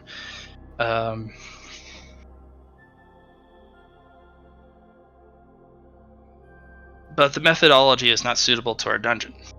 the undead can handle being diseased and pox-ridden, and even if their bones and flesh slough off, somebody grabs their core, or if they are coreless, doesn't matter, and they just pollute the dungeon for travelers. And they get a new body, rinse and repeat. But for this one, it is really hard because I don't want anyone to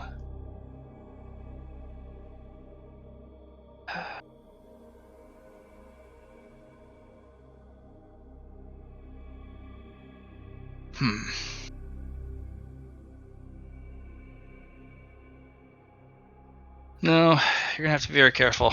Most of the magics, since we're a menagerie, we're a collection of all creature types. Or could be. Which means, since there's such a large variety of us, we all have our own strengths because we're different, but we all no longer have a synchronicity for what we are collectively as a type, an element type. So things that you would normally could deploy against foes that would do nothing to you, well, somebody in the dungeon is going to be affected by it. Normal diseases, I recommend, is the one you want to use. And don't discount them. Of course not. Because the humans, they're going to be able to get rid of it. Of course. But to do so, they're going to require not just a healing spell, because once it's in the blood, it's in the blood. They're going to require a potion or a spell. And you can only do so many of those, you know? Also, the smell itself, that's enough to really mess with people. But, you know, you also have some individuals in the dungeon, like Susie, who has extremely potent ability to smell. So, well, fortunately, they have their own little highway, so they can keep away from your room. But deploying of diseases and stuff like that's going to be very difficult. I recommend doing what these the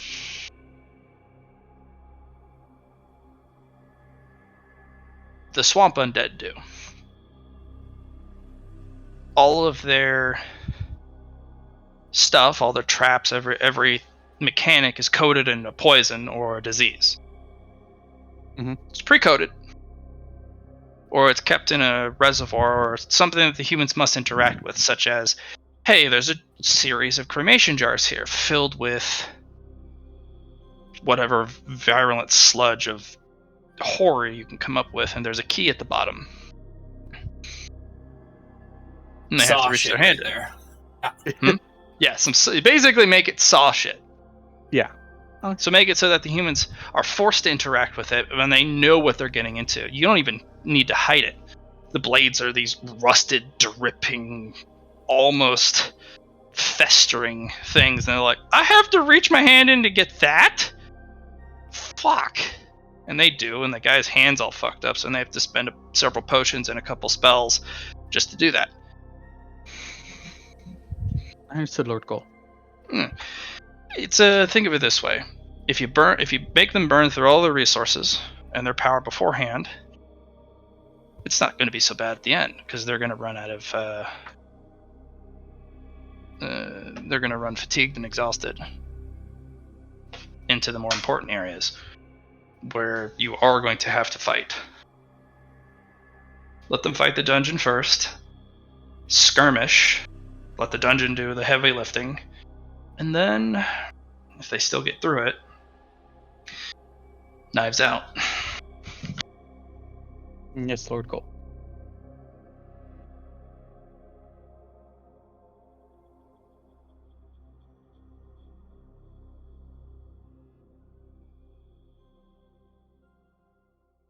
Anisi's going to take this and go back to his room.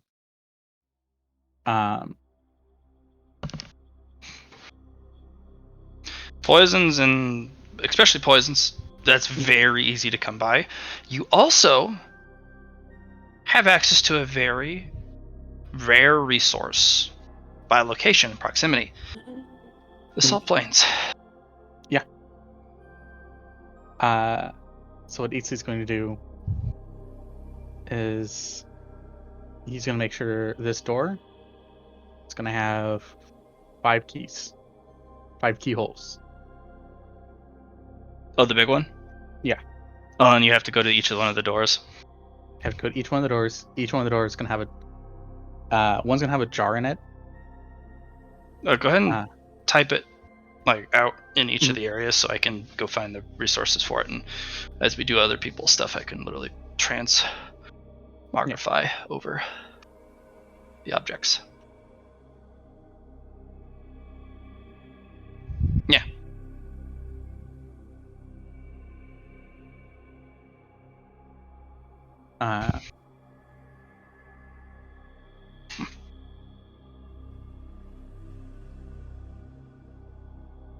And Itsu's going to thank him and go back to working on his room.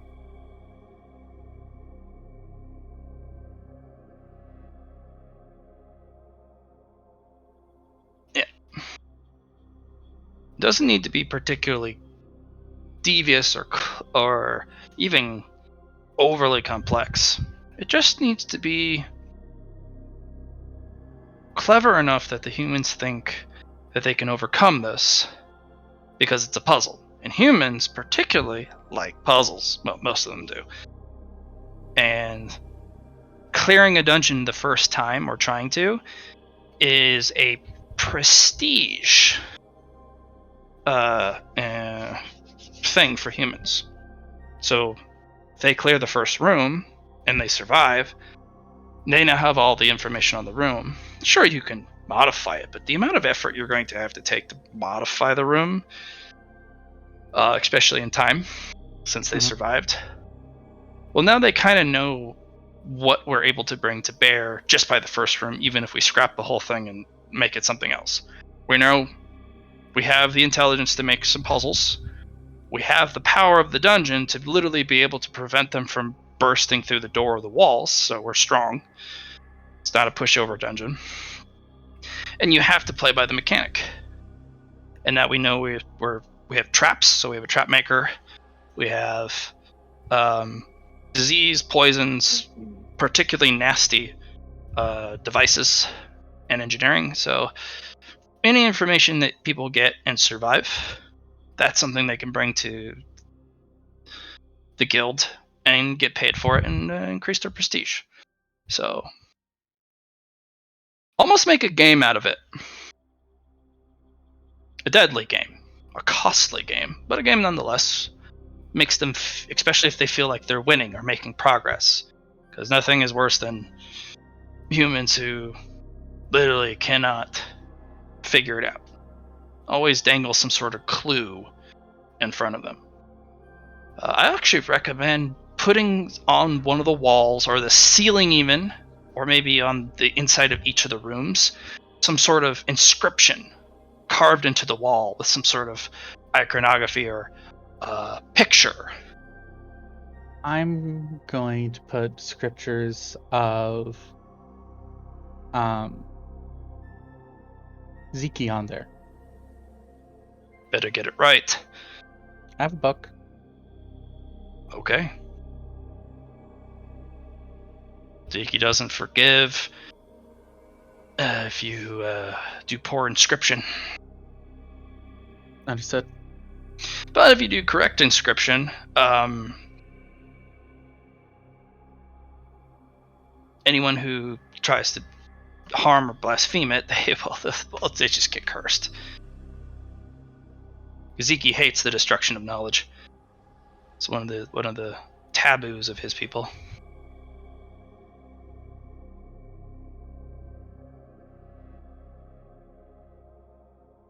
Yes, Lord, cool. Mm-hmm. All right. You'll work on that. I'll let you type some stuff out. We're going to zip a little bit back over to our homies, our dynamic... no, what would I call it? Dastardly dynamic duo? Dudo. Dudo? I like that. The Dudo. The Dudo. Alright, the Dudo. So let's go to Grimold. Yep. All right, Grimold. So, a lot of information. Especially now that you're awake during the day, you get to watch the pandemonium. Yep. But everything's taken care of. Everything is sorted out. Okay. Chaos is subdued. Right. People are a little bit more manic. A little bit. Mhm. Everyone's on edge. The alert status, as I said in my previous description, has gone from 1 star to 2 stars. Right. There will be one more unpredictable guard now, Okay. and it is very apparent.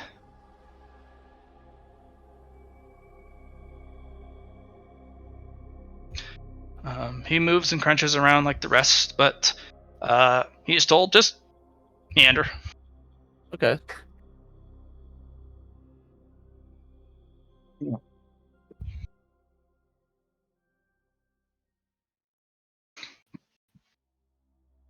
we starting to see any effects from our plans? Little by little. If you remember how long it took Allie to Mm-hmm. to get the riot beetles into a frenzy, and how that came to a head.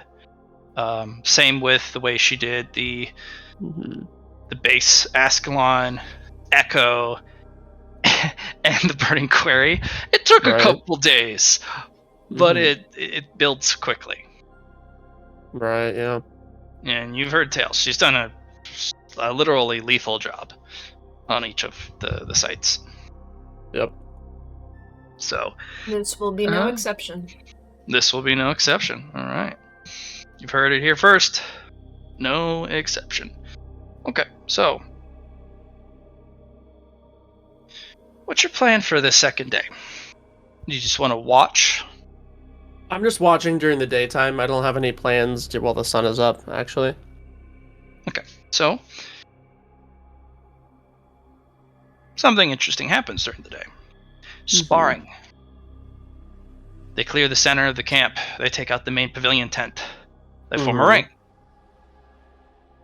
And the purple badge, or the plum badge, as I'll call it, those people, at least the martially capable ones, practice. Yep. Although you haven't seen humans fight, especially on this type of level, it almost looks like they're trying to kill each other. They use real weapons, their actual weapons, and they go at each other with a violent, lethal fervor. Okay. But they're able to stop short just barely. Some people do lose limbs. Some people get a sword rammed through them. But in the instances in where they would be hit in the head lethally or decapitated, they stop. Although part of the blade still is embedded in the neck to prove the point, to emphasize it. And there is that older gentleman, his long beard, balding head, very portly guy in his robes. They bring all the wounded over, and he's literally able to just grab a stump, the cut off arm, stick it back on the stump, and puts his hand over it, and a beautiful, pristine yellow and white light flows from his hand, and the limb is reattached to full functionality. And he just sits there, and he has several attendees, and he sits there drinking iced lemon water with an umbrella. And he's kind of the referee, and he doesn't participate in the fight, but he takes care of everyone's needs. You cannot let these people into the dungeon. They're, just by watching alone, these guys are too lethal. Okay. Your Sand Knight couldn't take on one of them if he tried. Alright. Phil might be able to survive a strike, but not a serious strike. And it's not just the physical stats. Something about their weapons they wield, and whatever their job class is, and special abilities. You actually see the blue-haired girl nearly kill the tank as they swing their sword in a very telegraph diagonal chop, but it's kind of an echoing phantom of a blade as it goes in slow motion, almost. And you get to see echoes of the blade's transition. But when it hits, all of the echoes of the blades, all 100 of them, apply the same strike in the same spot, as if you struck 100 times, like a cascading waterfall. And nearly cuts the guy collarbone to hip. So is this some sort of like ritual, or like what's They're practicing. They're fighting each other to let off steam. They are keeping their edge sharp. This is what Okay. heroes and high-level adventurers do. They don't do it all the Right. time. It literally is lethal. Right? And it Yeah. requires the healing brigade, and actually there's 7 people on healing duty, to keep these people alive after the match is finished, because no one gives up. No one surrenders. No one yields or taps out. It is literally someone who's about to die. Right. Yeah. You will notice with your keen eyes, heightened sense of sight, no one goes all out against the leader.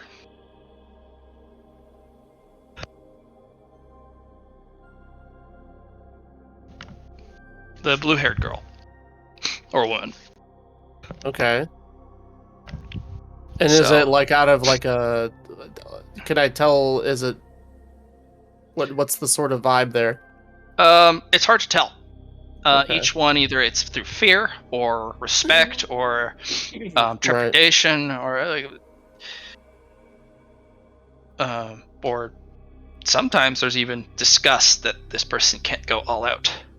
In fact, there's a couple people who are actually better than the blue-haired girl or woman, the leader. Flip on the popcorn so it doesn't go stale. But they take an egregious lethal wound at some point, even though they could have ended the fight earlier by winning.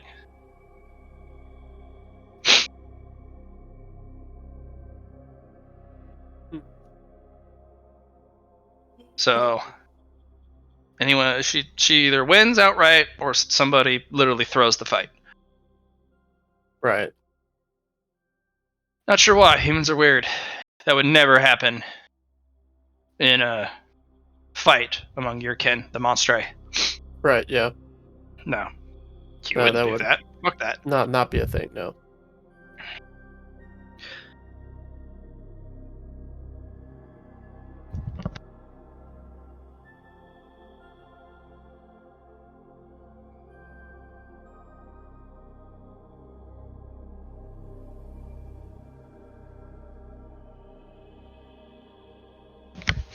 Go ahead and roll me 2 awareness for the day. It's like 2 separated awareness rolls. 2 separate awareness. You get your plus 10 from your heightened awareness sight.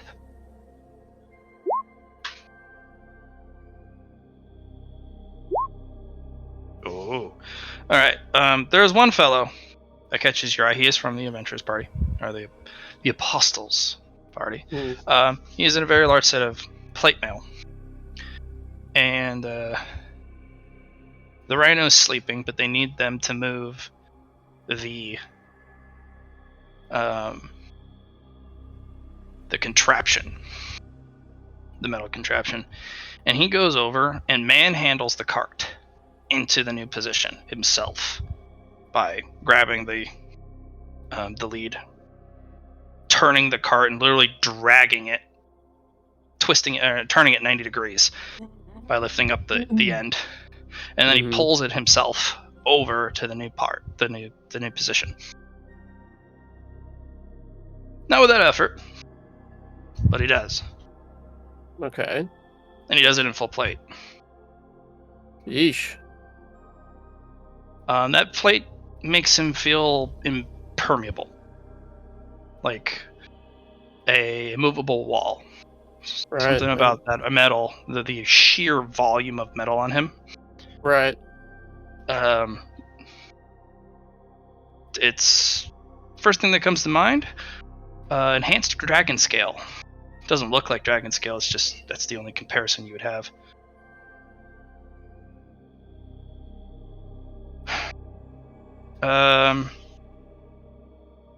And there's this other individual who sits off to the side of the camp. Not exactly shunned, but never interacted with really, except for particularly unspecified needs, because sometimes people go to see them multiple times in a day. Sometimes they're left alone.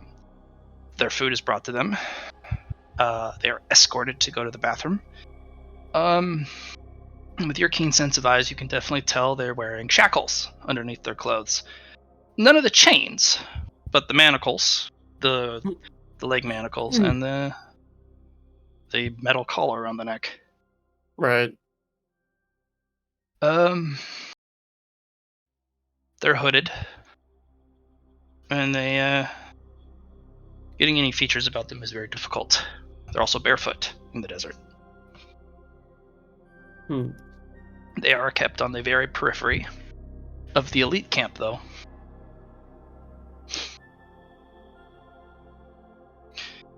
So, something they thought absolutely essential, but also disliked, most likely. Right. They do not have any iconography of Nareem or Gaia, though. Interesting. Yeah, they are not a follower.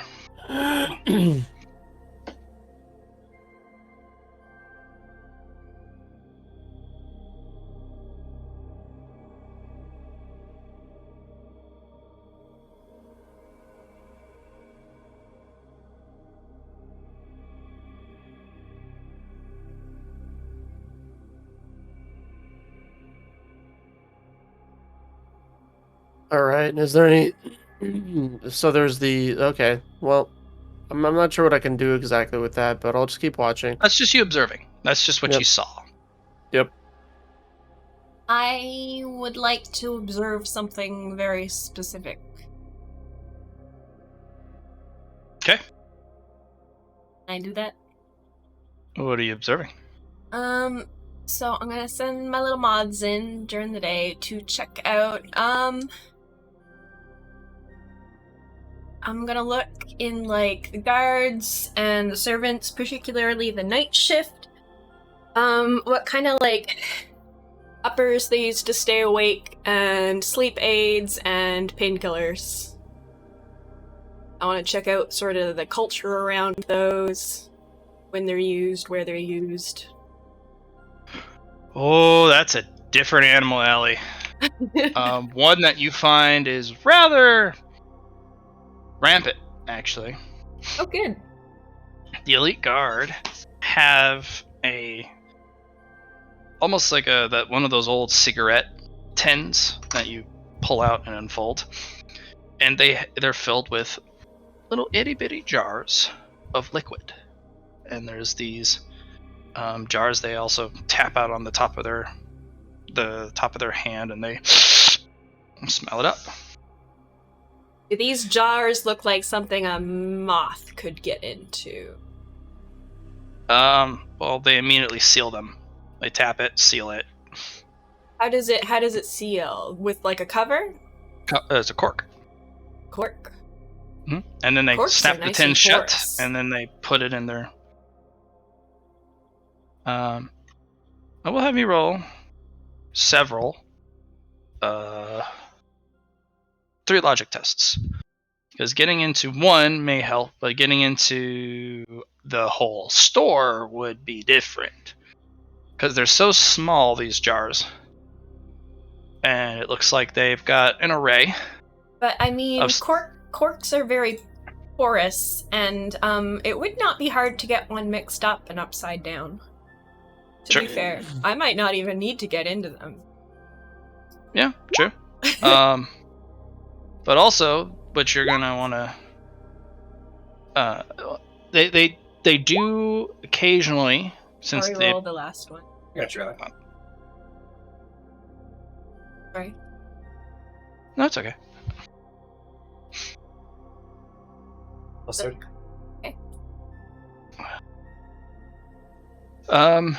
They need refills.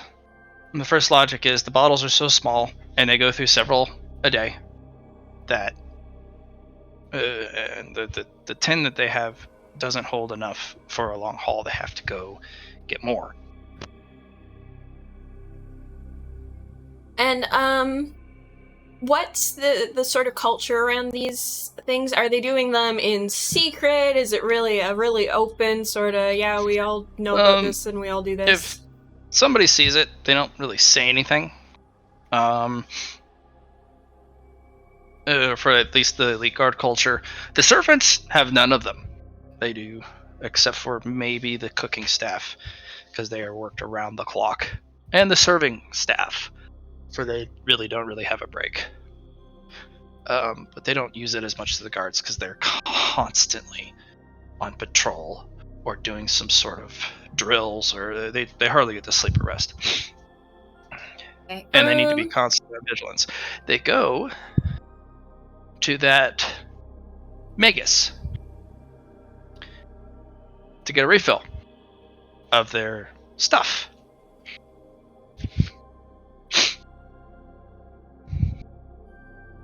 Not fact, so keen on that, actually. Yep. They sometimes go to, if they need it and the Magus is not available, they go to his apprentice Quentin, and he goes into part of the tent, comes back, and hands them their case back.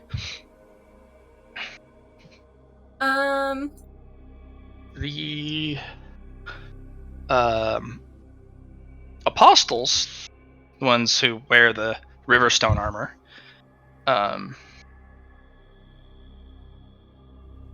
they sometimes occasionally use a particularly white powder recreationally. I think I'm looking for something less recreational. Something more... You know, these guys are working long shifts, they're on their feet all the time, they're traveling, they don't get a lot of sleep. What is keeping them awake? Is it caffeine? There's gotta be something stronger than that. You have not found any information about that. You just know that they use, and they don't have any labels on the bottle.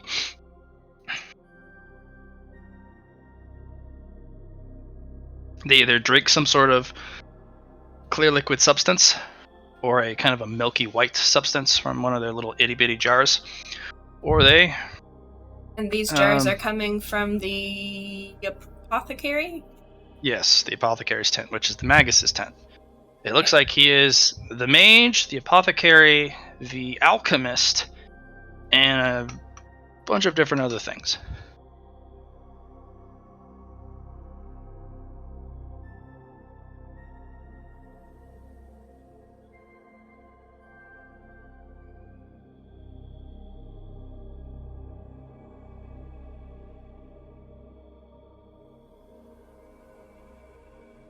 Quite a few other things. So what I was hoping for would be something that doesn't have to go through the apothecary's approval.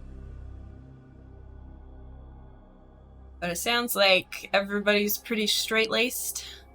No. No? No, there's some people who have their own stashes. Okay. Want to know about them? Okay. All the elite guard go through the central apothecary. But sometimes you catch some individuals kind of rifling through their bags and partaking of their own brew, or paying Quentin gold for a multi-day stash. Looks like he's got a side job. Side hustle. Nice. Okay. Kitchen staff, particularly. Servant staff, particularly. Are these more liquids in jars? More liquids in jars, and more powders in jars. larger ones, of course. You also have some of the individuals who come from the back, the logistics quarter, to grab some sort of powder or mixture, or some sort of concoction to give to the fire oxen. They are temperamental, violent, aggressive, and full of energy. So having them settle down is a difficulty that sometimes needs alchemical support. I'm more interested in people right now, but that is an interesting tidbit. So Susie and me have been talking. John's been doing some frantic Googling, it looks like. We are looking to make a drug that is, I hope this isn't triggering for anybody, but we're looking to make fantasy fentanyl. Ooh. was thinking Fentanyl the, is, you don't fuck with fentanyl. Oh. No. I was thinking the salt flats and their salt would be a kind of a good starting pebble for us. On how isn't it addictive? And isn't it Yeah, it's highly addictive, and you need less than 1 milligram to kill. Normal person, yeah. That is what we are looking to make. So I think the easiest thing would be to You lace need to it be an with some- apothecary to make fentanyl. Yeah, I figured as much. Or a doctor job. Alchemy will assist, but you need to be an apothecary to make this stuff. I don't have the We knowledge. have to make the specific drug itself just something similar. That's just sort of the effect that we're going for. Okay.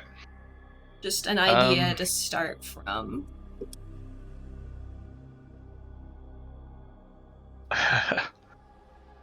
Yeah, we were thinking the salt might be a good ingredient to start with. Sort of boil that down to its very essence. And then maybe add some more fun things. Yeah, lots of ingredients. You can go. Well, Aang is gone, so somebody's gonna have to go to the main city to go to the monster bazaar. So Susie, you can't go because people will pee themselves. Spiders sure. arachnophobia is a huge thing among humans. Well, I mean, I can leave my moths behind to do the nightmare stuff and go myself. Oh, they're gonna pee. You're also gonna make them pee themselves because you're a fear bringer. The only thing that comes to mind, Matt, is the little glass we have. What is it called? The what was that called? It has the mesmer type of the tool. You put it on, you turn into a businessman or like a British Yes, that's person. the one. Yep. Yeah, the monocle. The monocle, that's the word. We have the monocle for a way to walk in incognito. If you are going to use it, I require you to use a British accent. That's fine. But are you gonna go? I don't know if I can do a British accent. Can't use it if you can't do a British accent. This is an unfair rule. It is also a posh British That's accent. the one too. Not a Cockney. Exactly. I don't know about that. Well, if you're going to be so concise, which you are also correct, does that mean you can pull off a posh British accent? I'm just informing you of the rules that you told me. I know. And it's a posh British accent, so you got to do it. I mean, You saying also you could do it? So I could do it. I'm Not too bad at all, actually. Oh, we got a James Bond over here. Don't Sean need me to Connery do would it. work as well. You could do Yeah. a Sean Connery accent. It's not British, but it'll work. He's an honorary British man. He's not very playing 007. He's not very British, but he was 007 at one point. So it counts. See, that's the rules. Well, go. Can you do it? You haven't done one in a while. You want to chance it? I know you can do it. Somebody else should go to the market. Yes, I see, my good sir. It What seems was to have this? You a would like okay some We'll send dungeon Ezelman. coin? And he has a humanoid shape to match, so it won't be too bad. Someone tries to go through the visage. If you want me to go, I'll go. We're sending him to a human market? I do believe so. I thought it was a monster market. The monster market inside of the city.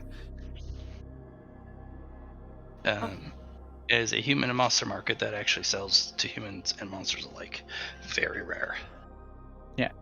Would Unless you're a Easy just spider. would Easy just be able to go in as a skeleton? Yeah, but it'd be difficult to get through the gates. Fair enough.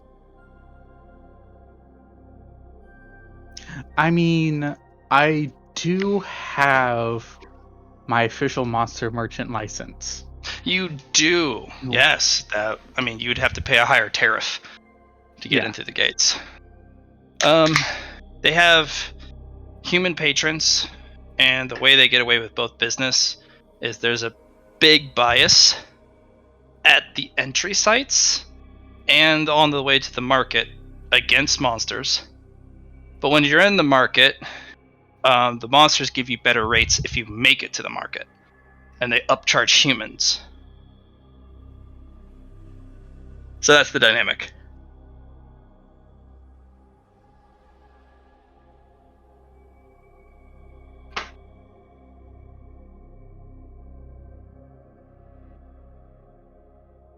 Yeah, so there's two ways of handling it, you guys.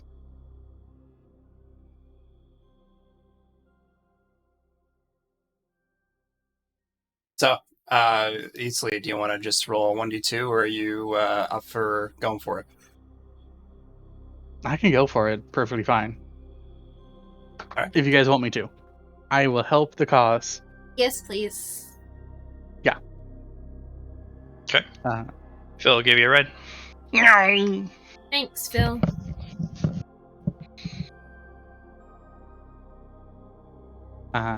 Itzy will put Itzy will put on the monocle. Alright, doesn't so have you heart arrive condition. at the bizarre city Belgarizi. I'll spell it for you.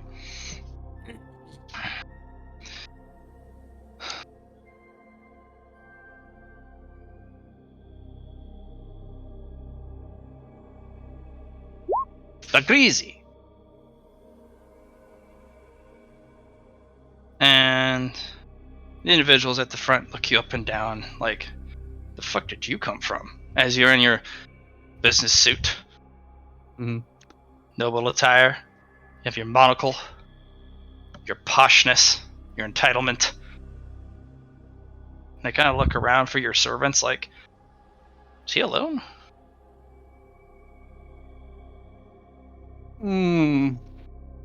Sir. I wish to enter your city.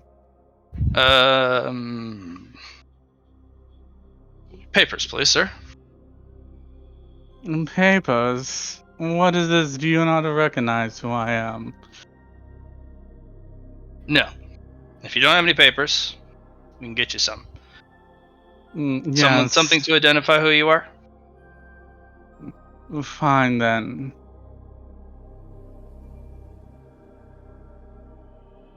Just present your license. No, because my license. Oh wait, no, yeah, because there's not a face in my papers yet. So yeah, Isu will just hand over his license. It does say monster merchant on it. Oh, it does, doesn't it? That's right. It does. No, then Issy will just be like, get me some papers then, if I must. They kind of look at each other, look back. Right this way, sir. And Issy will follow them. I should give them They a nice kind of tip. lead you to a part where a bunch of people are getting papers, but they lead you past it to a darker area. And they lead you to a very small, black, dark room with a light that hangs over the head. Fill them out here. We'll send in someone to help you. And eventually, kind of this amalgam will slide in between the guys, and they kind of jump back like, fuck, why does it do that? And it slides into the chair with the least amount of cohesiveness. And underneath its kind of flowing cloak, dozens and dozens of eyes open up. You can drop the disguise. I see through you. Issy will take off the monocle. Oh, thank God, I hate that accent. Pretty good. Except you didn't play your role correctly. If you were trying to fool anyone, you would hardly fool at least an alert guard. If you're a noble, you have no possessions with you, and you have no servants, and you have no papers. Oh, that is fair. This is my first time dealing with humans. And he kind of reaches in to the blackness underneath the cloak and pulls out a card. A little identification card. Mostly already filled out. Oh, Issy's gonna look at it. It just, the parts that aren't filled out are where you fill out who you want to be, or who you're supposed to be. It's already pre-stamped for approval. Issy is just gonna put Lord Reginald. Middle name, last name. Middle name will be Jacob. Son last name will be Maxwell. Fourth son of the Maxwell house, since that is an actual human house. Or an uncle. You have to get your story straight in case somebody asks. I'll be an uncle of the Maxwell house. The Maxwell house are particularly potent weaponsmiths. They have a sword school, and they have they boast a particularly potent steelcraft for their weapons. Non-magical, of course, but most of the guard uses them in the capital. It's an exclusive contract, from what I understand. You should brush up on the Maxwell family if you have the opportunity.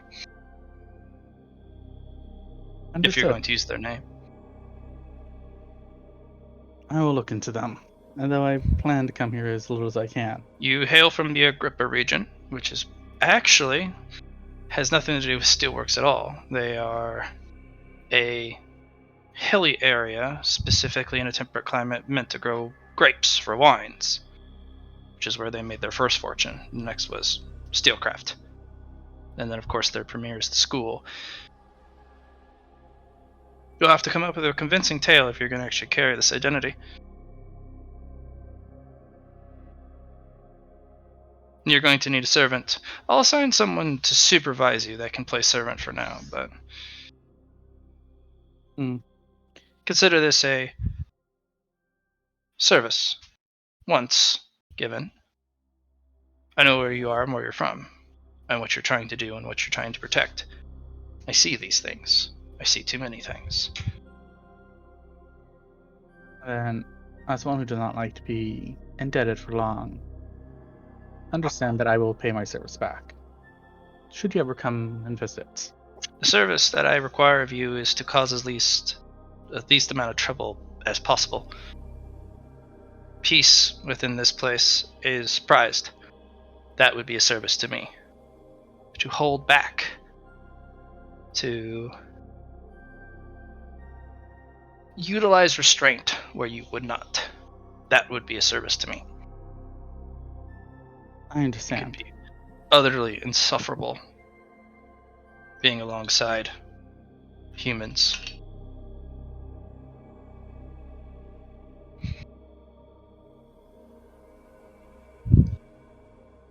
Truly, I do feel bad for you. I get to see their deepest, darkest desires, and I get to see who they are and what they want and how they work and how their little brains churn on their little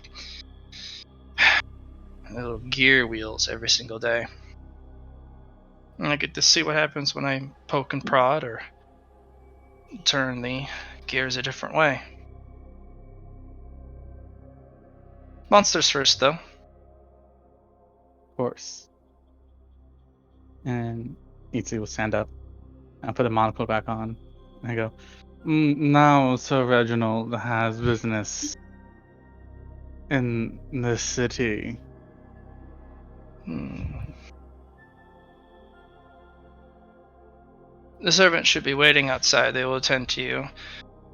You can give them a name of your choice. They will carry your things and escort you around, and when no one's looking, you can ask where you want to go for certain services. Have a good day for your stay, Skellerman. And they will slink, melt almost off the chair and flow paper thin against the ground like a fleeting shadow underneath the door crack and disappear. Lord Reginald shall leave the room and look at this servant of his.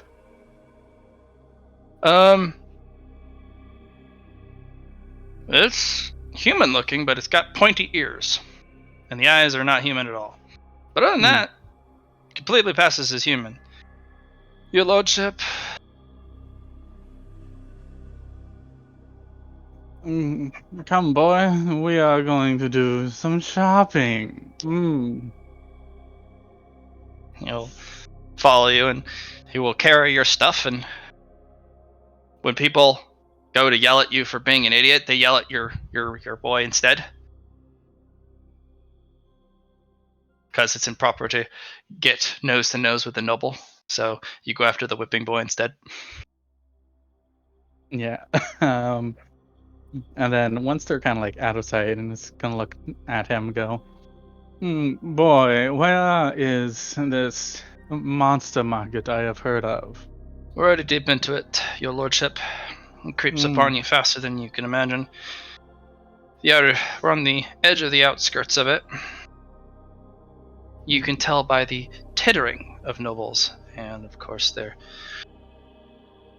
hidden rumor mongering and gossiping just outside of your earshot. Of course, all about you. They will critique every little last thing about you. Your attire, which is, well, almost so old that it's back in season. Yeah, that monocle's ancient. Yeah. It's almost back in fashion, the clothing you're wearing. That's how old it is. You're a trendsetter. I'm like, let them talk. They do not know about fashion. Besides that, they are jealous of the Maxwell house. We do not pay them any mind.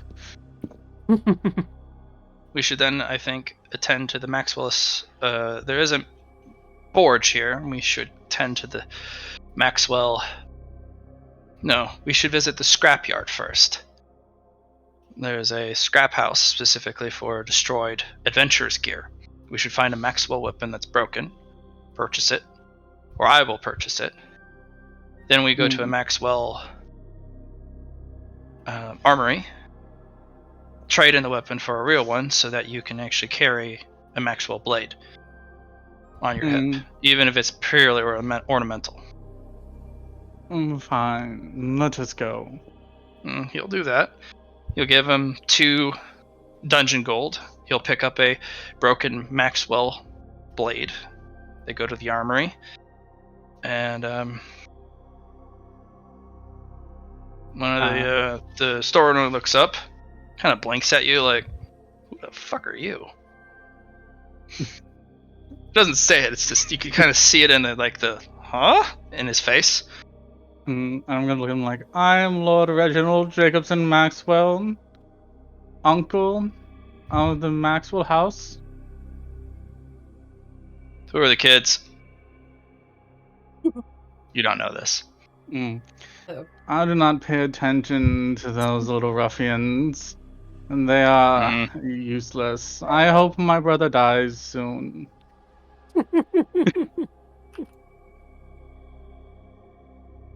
Uh-huh.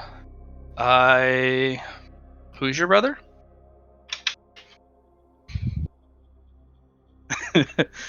And I want to stop and I'm gonna look at him and go,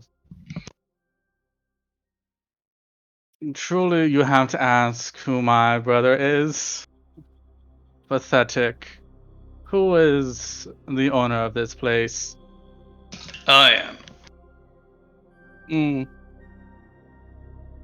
Oh, then I have half a mind to fire you.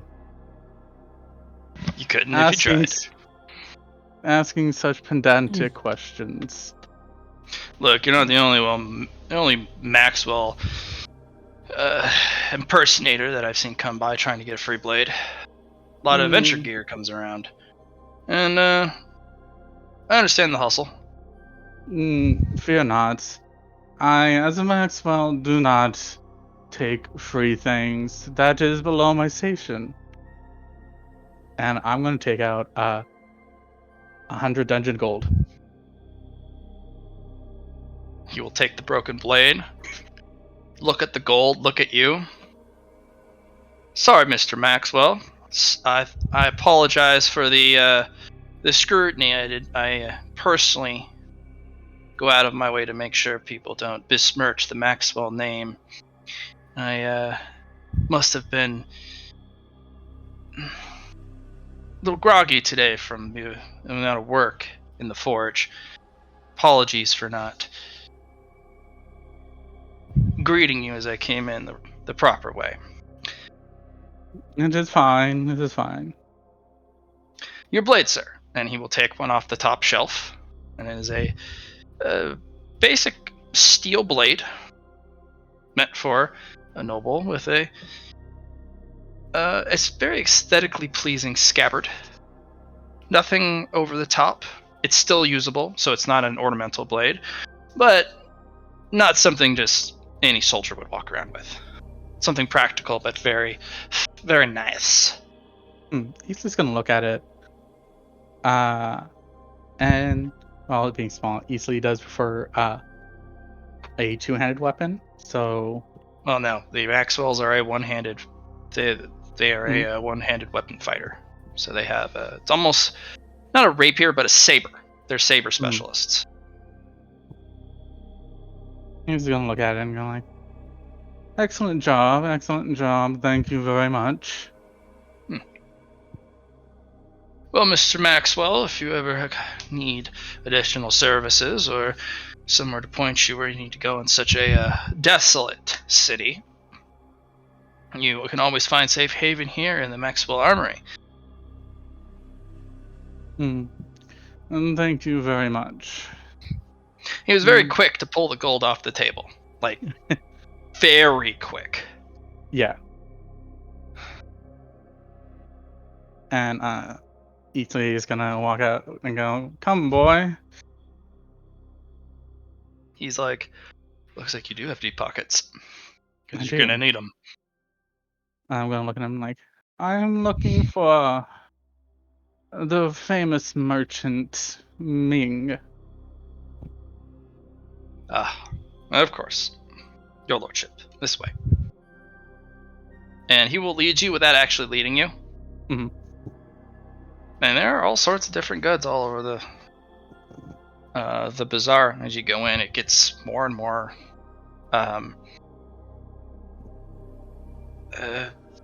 fused with actual monsters selling stuff. A lot of them are like selling hides from personal kills they've made in the desert. Selling their trophies. Some are literally selling badges because they're poaching humans for their badges. and they have 2 guards, of course, at their stall, and humans come by and buy them as, hey, look, I got a cool badge. You don't even deserve a silver badge. Well, fuck you. I got sabotaged on my silver adventures badge test by the stupid instructor because so-and-so from so-and-so family paid them to make me fail. I deserve a fucking silver badge. Well, when you go back, obviously they're going to know that you're not a silver badge. It's in the records. But out here, like, oh man, It's lawless out here. it's lawless. This is a fucking frontier, man. And they're like, aren't you gonna get yourself killed? Pff, killed? Me? Gotta get caught to get killed. Yeah. So it's actually pretty interesting. And then you finally make it to Ming's shop, which actually has, instead of a kind of a tent or a kiosk base, basically it's an actual little storefront, the door. And when you open it up, it just goes whoomp all the way back, almost the size of a Target. This is gonna stop and look for a moment. See if there's anyone And then else in you here. get like, as you step on the carpet just zooms you forward to the front. And when you look back, the door is only like 10 steps behind. It's a very cluttered, cloistered, barely any room for anything store. Kind of like one of those convenience stores that's barely houses 3 people. But the warehouse you saw of stuff, in that brief moment when you walked in, that was a lot of stuff. Almost more stuff than this entire section of the bazaar. And you see behind the desk a head pop up. Here to buy my things? I'm here to buy your things, good sir. Oh, goody! Yay! Buy my things! Yay! And Hey. I'm gonna. What can I get you? And it's this itty bitty person. I'd probably say halfling sized, but they're kind of bluish, little tiny sharp teeth, big eyes. Ace is gonna look around real quick to make sure there is no windows, and tell his manservant to wait outside. As you must say.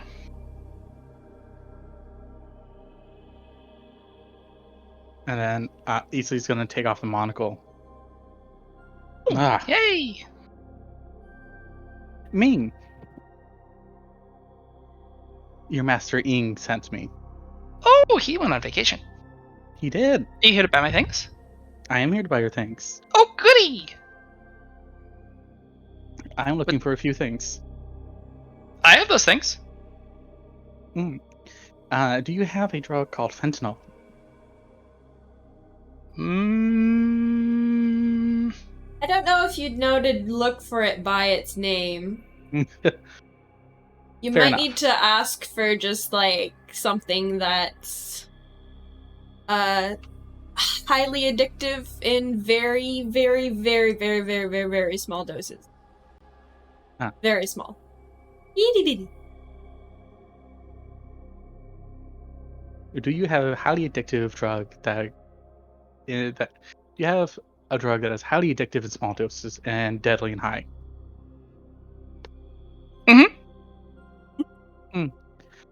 How much you want? 10 milligrams? Typically, fentanyl is sold by the kilogram, if that's helps at all. Is it sold by the kilogram? Because I've been Googling it. It's all over Google. Your force. you- Your force. Ming will pop his little blue head down, pop back up. Think of him as a yordle. Mhm. Or like a blue bald, big-eared yordle with very sharp teeth. And kind of the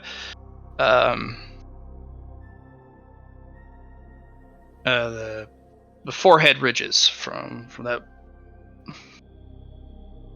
the Klingon forehead ridges. Okay. And you pop back down, kind of shuffle over to one of the drawers, pull out a big drawer as big as him, pull out a big wooden chest as big as him, kick the door open, pop over, and then walk up this micro set of stairs, and then sets it on the desk. Okay, so I'd like to introduce you to the Wonder Cabinet. And he will open it up, and it actually... Should we be specifying that we're looking for human drugs, not monster drugs? Oh, this is his Wonder Cabinet. Okay. There's something in it for everyone. Okay, excellent. And he opens it up, and it actually has... It's enchanted to light up as you open it. Ooh. And it folds out. Yes, indeed. It's one of my favorite things. Look, it's so pretty. And there is 12 different vials of stuff, all the same size, all multitude of different colors. They only come in one size, 10 milligrams, but this should be enough for a single person for quite a while, or something really large. One of these is enough for a full-grown dragon. Well, if you pick with the upper shelf. Addictive? Well, it just depends on how much you want to feel good. That is fair.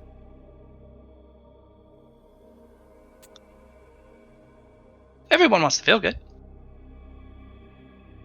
10 They grams do. is too heavy. That's fine. You're gonna get extra. I need to be able to carry it with a moth. You got this.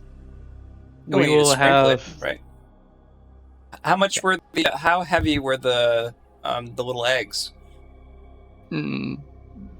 About with the powder on them, just enough to make them struggle. But what you can do, interestingly enough, is dip a piece of rag with the droplet, or how much you want, and then you dip it in whatever they're going to drink, so it infuses into the drink. They can carry a little piece of cloth around that has the whatever you want in it. Well, so what type of experience would you like? I have all sorts of different experiences. You can go on a trip, a spiritual journey, just to have a good afternoon, I'm delving looking into for a your own good thoughts. afternoon. This is Mothman talking through. You're looking for an afternoon? You Just can a ride good across the afternoon. rainbow. You can go down the rabbit hole. I have so many different experiences. Let's go with going down the rabbit hole. Oh, wonderful! And he picks one of the ones off the top shelf and puts it in front of you. 10,000 gold, please. It's If- called Alice.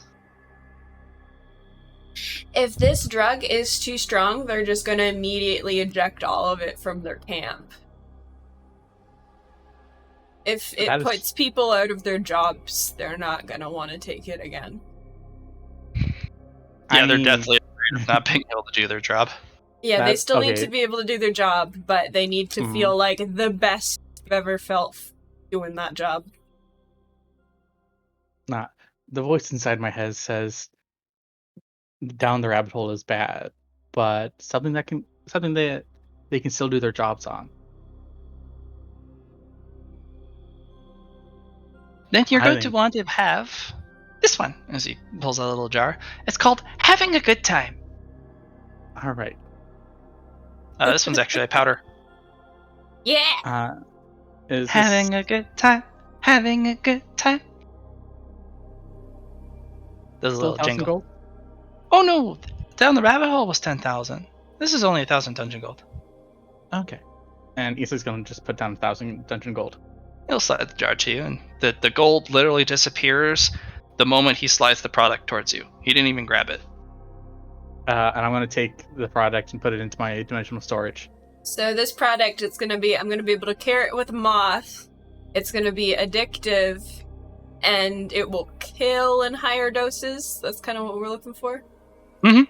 check all those boxes? This is crystallized fentanyl plus concentrated psychedelics in Okay. microdose. Yeah, the microdose. Yeah, that sounds good. It basically gives them a extremely mellow experience while being awake, but it also puts them, like, even if they're getting chewed out by someone or even struck by someone, it doesn't hurt as bad. Everything's just fine. Yeah, that's what we're looking for. Everything is just fine. Sounds like exactly what a whole bunch of depressed travelers would want. If you want, you can buy more. He's got a lot more of this. Because the moment he takes the jar out and passes it to you, the product is restored. How There's much another was jar it? there. It was 100 dungeon There's 1,000 gold? gold a jar, and it's 10 milligrams of the stuff. How much? He does barter as well. But I guess I could borrow some from the dungeon.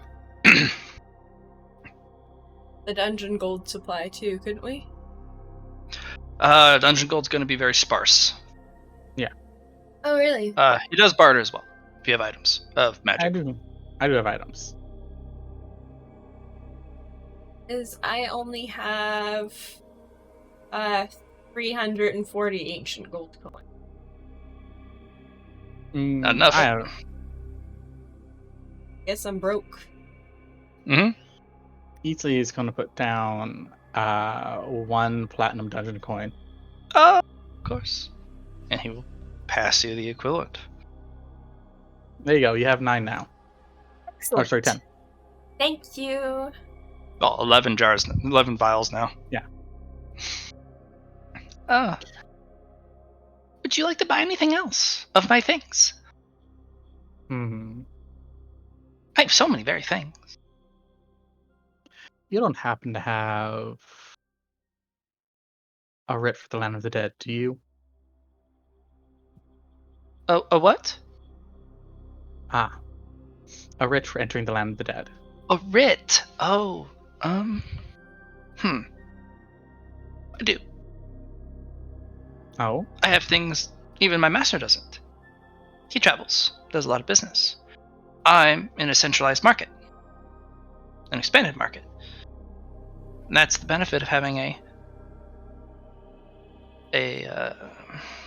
anchored location. My master may have wild and eccentric and extremely hard to find things, but so do I, from my own network. I see. He actually pawns off all the stuff he can't sell, which I end up, of course, selling for him. Does that make me the better merchant? No, I just think that's just the market. It's just how the market works. Mhm. I don't think you could afford it, though. It's a writ. It is. How much for it? Barter best offer. Barter best offer. Yes. Eatsley's gonna reach into his bag and is going to pull out the Rune of Fireball. Oh my. May I see it? You may. Oh. And Eastley's gonna He'll take grab out. it with some tweezers, some large ones, put it on the thing. Oh. It doesn't even look used. You could still smell the boiling blood rolling off of it. Do you have another by chance? A writ is significantly harder to find. That is true. I do have something else. But that is... It's not a writ. That's what it is. It's not a writ, no. But... Eatsy's gonna pull out the immovable rod. Oh. He will take it, test it, like, oh, look, it doesn't move. Oh my. rumor has it, you guys might be in a bit of trouble. This would be extremely valuable. Are you sure you want to give these up? They're gonna be very valuable, yes. But if I can finish a temple to Ziki in my dungeon. Right, but it won't be in time. Mostly, I think, with all the forces coming in. I'm actually preparing a very special stock, because I expect to do quite a bit of business. You do know I do sell to humans. I do. And I'm not a fool. And I will be selling these to them. Mhm. Especially that movable rod. That'll go within the first day, I think. For a hefty Let's do sum, it. but for these two, I'll give you the writ.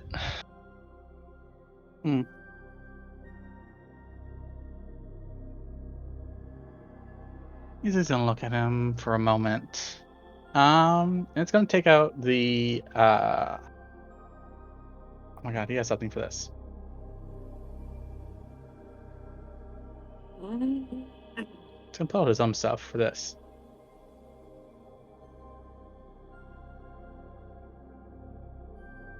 Where did it go? Where did it go?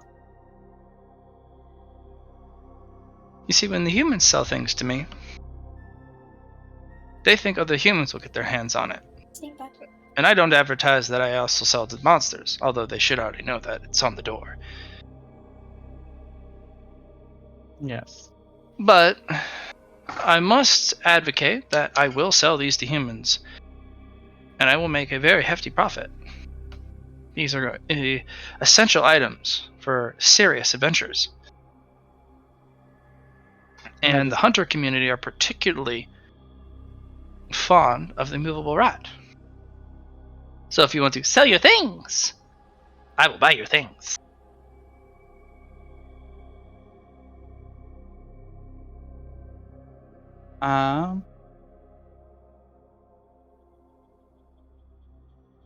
Eatsley is gonna take out the compass and see if this is how much it actually is, along with the assessor's monocle. Definitely useful, very, very valuable, but...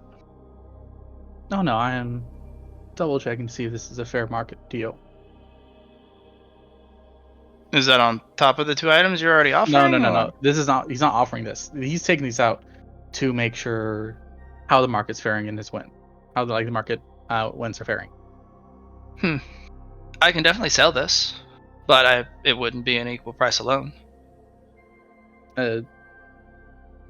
I don't think you're catching what he's throwing, Matt. He's not selling these. He is, because he's also an appraiser. All right. What's the current appraisal for that item? I'd have to roll for that, wouldn't I? Yeah. Essentially, he's wanting to see how much. Oh, you're using the appraisal. Yes. Item. Yes. Okay.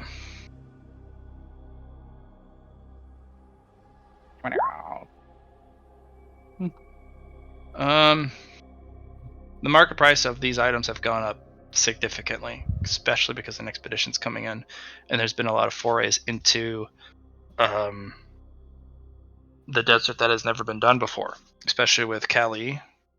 Yeah, it's been glass, but they're gonna break that open again, and they're gonna go after it.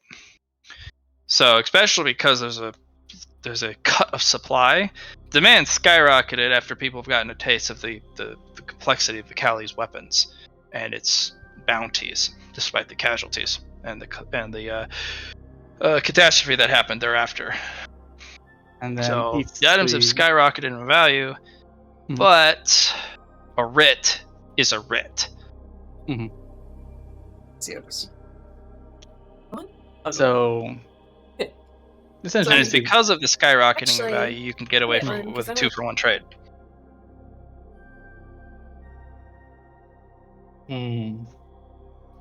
It's still gonna be skyrocketing after the assaults. Yeah, I mean it'll keep going and going and going. Yeah.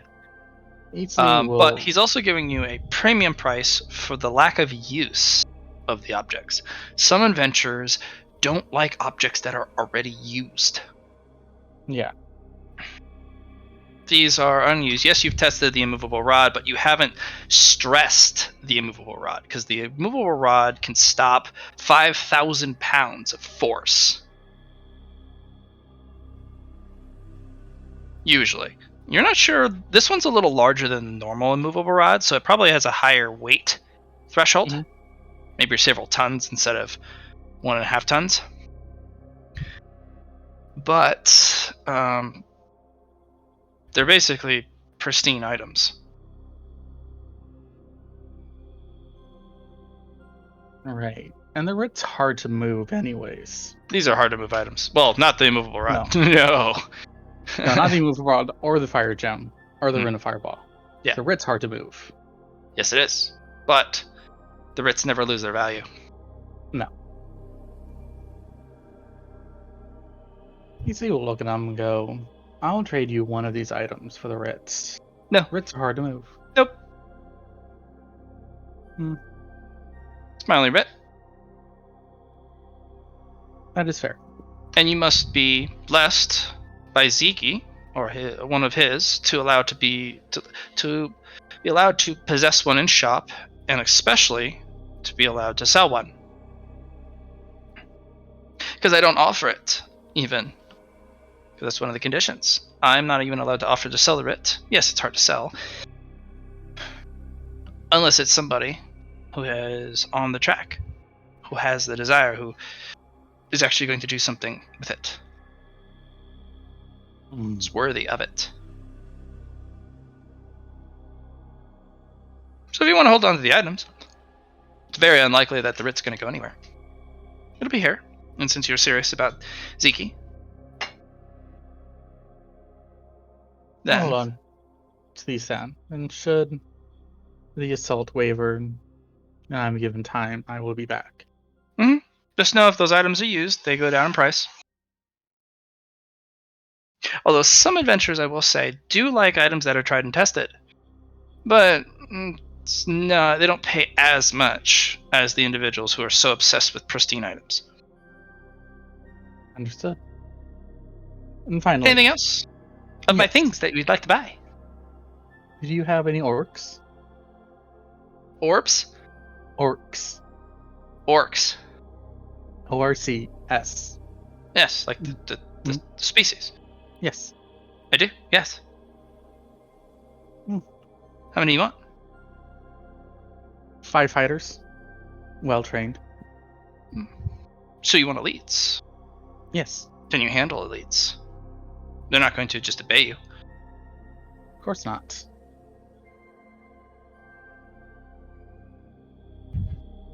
But I'll be also offering them their freedom afterwards. 15,000 apiece. 15,000 apiece. And that's of course not including the container fee. Of course, that will be refunded upon its return to either me or to my master. Mm. Container fee is 100,000. I can't afford to have it go. If you want to pawn something of yours to pay for the container, which then, if you return the item within, or you turn the container within the an appropriate amount of time, you will be guaranteed the item back. But if not, then I will have the opportunity to sell the item to recoup the cost of the lost container. Understood. It takes a significantly powerful container to house such powerhouses without breaking or being compromised. So Indeed. 1,500 platinum is 100,000 gold. How much is the platinum? Platinum's 1,000 gold, right? Yes. 1,500 or 15,000. Platinum makes the world go around. It is. Yeah. You can just buy stuff. People give you a gold price, and it's like, lol.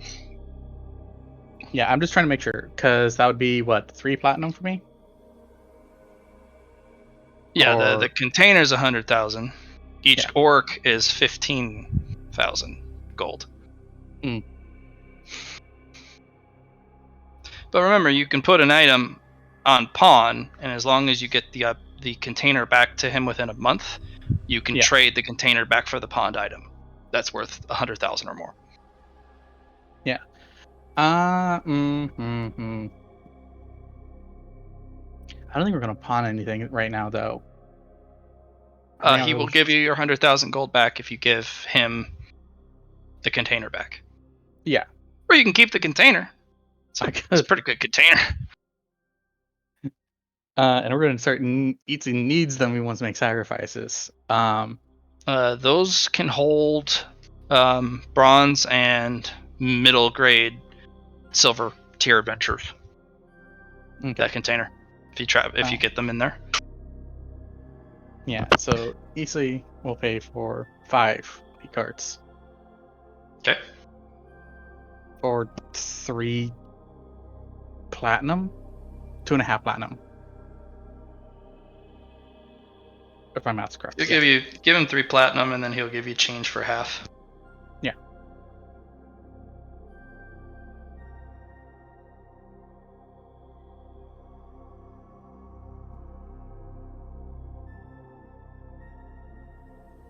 And easily will thank him for his services. And walk out.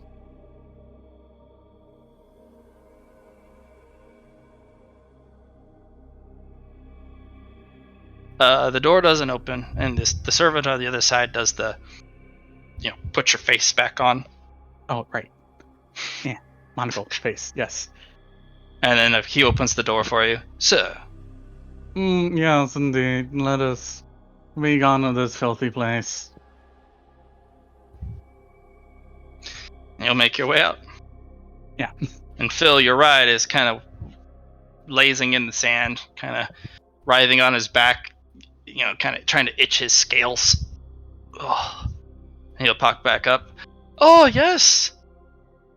Eatsley, you have arrived. I have been philosophizing. Or should I say, Flippicizing, yes. Goddamn. Okay. Let us head back. Hey, kid, do you want to get to come with us? I will bid you adieu. All right, be safe. We will.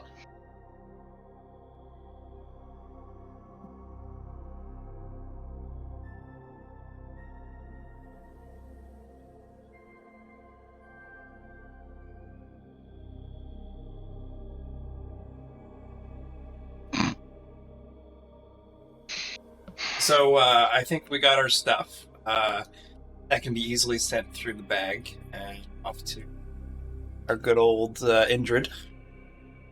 Indrid, you got your devil's brew. Sorry, I was making tea. Yeah, we got No your need devil's to brew. apologize. You have what you need. Sweet. Then that night I'm gonna get some moths to carry it in, and I'm just gonna find those unregulated drugs people are using, and I'm gonna sort of sprinkle around the vial. Just trying to, just in the hopes that some of it will get mixed in when they open up the vial, or, You want to go directly to the source of who's making them? No, the source will know when somebody's tampering with drugs. I want to go for the people who don't know anything about. I just meant, like, after the source is made, after it's been concocted. It's gonna be concocted. Make me a logic test. Okay. This is fair.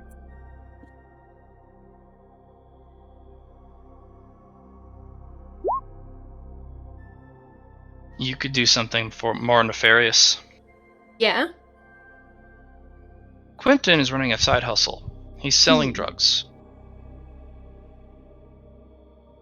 Wait, You Quentin. could play provider, an anonymous provider. You can go find a merchant along the road, human merchant whose greed supersedes that of caution. Okay. give him the vials and have him sell the vials to Quentin, you'd have to arrange it. Because Quentin will buy the vials and then sell them at a higher price, of course, because he's gonna make his cut to the servants here. Servants are well paid, and with the heightened tension, the servants may make more mistakes. But if they're just relaxed, not only does he have less headaches because he has to do all the bitch work that the magus doesn't want to do because he's the apprentice, but he also makes a fuck ton of money. You don't have to sprinkle it. You just have to be a provider to a dealer. And they're on a major highway, and you can arrange it. So... I guess my control freakiness is making me. I don't want to. I want to be able to have a little more control over the distribution, but I wouldn't mind selling him like a few vials, maybe. Yeah, keep a bit of supply. Have him sell maybe half the stash, because the Ming has a very large supply of this stuff. You can always go back for more. It's true. And if you sell 5 of your 6 or 5 of your 11 vials to this guy, that's a lot of drugs. Okay. Somebody else is gonna have to talk to somebody on the road because I will give them a heart attack. That will be Grimult. Yep. Grimald, You're gonna do you need sell drugs for me? Yeah, do you want to go find a really greedy human merchant that will sell the drugs to you to the camp, so that he then sells it to Quentin, who is the alchemist apothecary apprentice, and then starts to distribute a very potent, very powerful drug across camp? My only problem is that I'll be seen by someone. Yes. They don't have to live afterwards. And he's going to keep it quiet because you're going to be giving him money. Basically, printable money, because you're going to give him a product. You're like, sell it to those guys. I want to make some cash. He's going to make more cash. Quentin's going to be making even more cash, and then you still get what you want. You want me to look for somebody for you?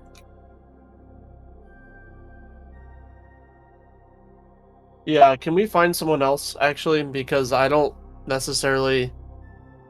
Oh, that's cool. I just don't think I'm just worried about my identity. I'm not quite ready for that. Well, you can send an illusion to look like something else. Yeah, that's true. You do have those illusion things. I could do that. Yeah, and okay. then you would do a dead drop. Yep, I could do that. So do you want me to find the guy for you, is the question? Oh, there are many, many merchants. Yeah, he could can you literally stalk. Yeah, help me find the person I need to get a hold of, and then... Okay. So Matt, what I'll do is I'll use my seer ability and search for a person along Grimwald's path. Sure. Right.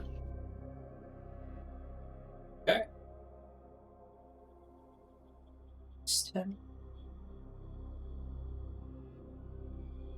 With a 91, I do not find anybody. Reroll?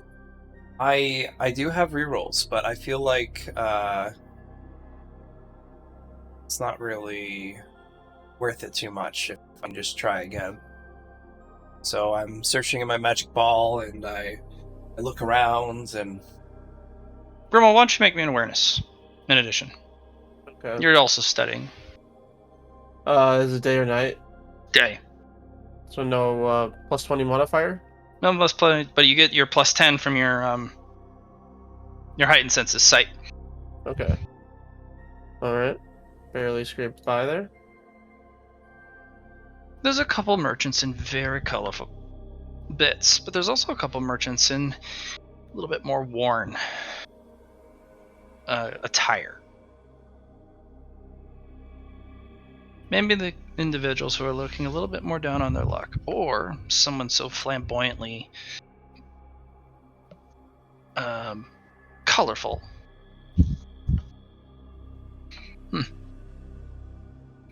You're trying to appeal to greed.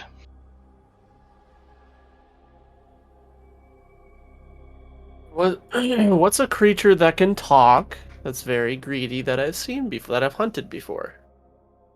Goblin. Okay. Do I see this merchant, or do I have to go find him? There's several merchants. This entire highway is filled with them. And there's several who are going to. The convoy is moving so slowly that a lot of people would find it easier to take the roundabouts, the detours. Right. So they let them through the barricade. There's people who are literally guards who are posted at the detour sites, and there's a lot of people who are trying to sell stuff to each other since they're off the highway. Well, back end stuff.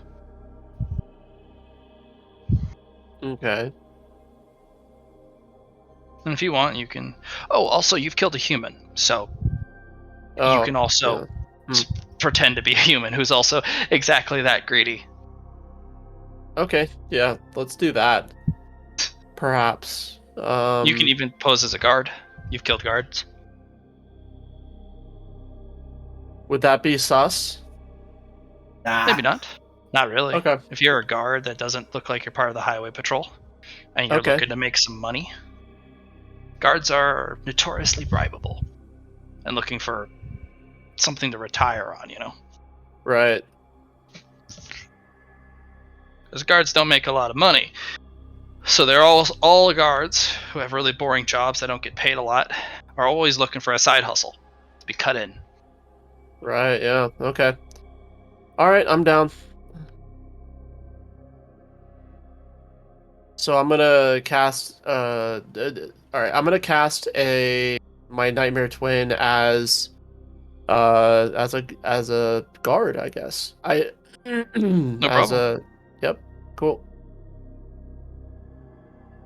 And I'm gonna have him walk up to the merchant. Sir, what can I do for you? You looking to buy one of my fine goods? As he shows So you a multitude of wines and spirits. I have the nightmare clone kind of rub the back of his neck and look right and left, and say, "I've got to make this quick. I've got a lot of product that I want moved. Are you the guy to help me? Lots of money involved." And I look kind of jittery. It kind of comes over and it looks like he's gonna try and put a hand on your shoulder and kind of lead you a little off the road. I like flinch a little bit, and then I follow him. Okay. What do you mean? You're not going to tell anyone. You can't tell anyone, right? And then I kind of like get a little bit like antsy. Oh no, of course not. Oh, Business good, is business. Good. Business, yeah, right. Business is business. Huh.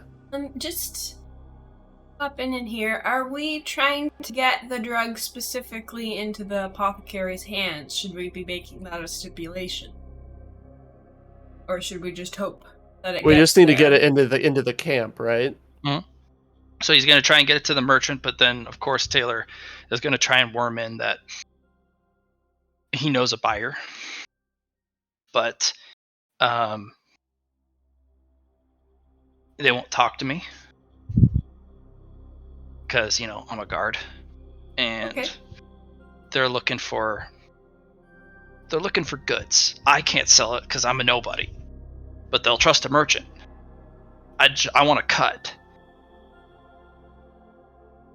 Yep. So I'm gonna say basically just in effect going to say that I'm gonna say, okay, obviously for obvious reasons can't sell this because I'm a guard, but I want to get it into the camp. The substance that I'm talking about, very addictive, very profitable. And I kind of like rub my hands together and I start to gain a little bit of confidence now that I'm talking about the product. And I'm like, see, I need to get it in the hands of a certain individual in the camp because he's kind of the main distributor guy. But he obviously won't buy anything from me. Conflict of interest, you know how it works. So are you interested in making some quick money? I don't know. Who is You don't this know. individual? Well, you may go by the apothecary or otherwise, but let's just say he distributes all sorts of substances inside the camp. Well, he's known for it. From what I understand, he's operating either just with discretion or with permission. I'm not sure exactly the rule there, but all I know is he doesn't get any flack from the guards. So You mean the camp, the Would I know his name? Quentin. You both know his name, Quentin. Okay. Sorry, I forgot. I'm just kind of testing this guy out. I'm just I don't Can I- know. The camp's hard to deal with. I'd have to have an in, and you'd have to introduce me. all right, I've got a certain Quentin that might be of interest to you. Maybe a scrutiny. He kind of nods like, Quentin, huh?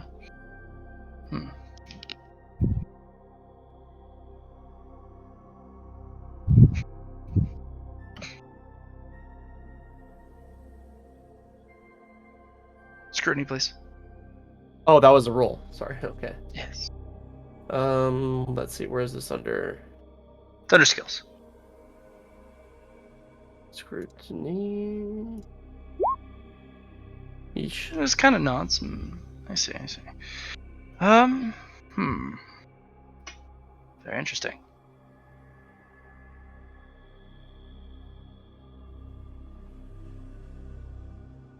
Is there anything I can do to maybe? Well, I Get mean, this if going? you could make the introduction, I think. Well, at least to somebody who's connected to him. I might be able to cut you in for 35%. 35%. 35%. I'd like I mean, doing I that. got to do all the work for it. You just sit back and reap in the profits. 35%. 35%. We're not What did super we- worried about money. You can agree to it. No, I know, but I want this guy to be convinced that I'm actually a human. Okay, So- fair. I mean, if you give Um, people enough money, they don't usually question it. Well, I was. So you want 35% of the profit? That means that. No. You get 35% of the profit. Okay, yeah, I get that. Because I have to do all the work. I have to talk to this guy So I need after the 35%, but introduction. I have to I- negotiate with him. Mhm. See, can we? How about 40%? Can we get to 40%?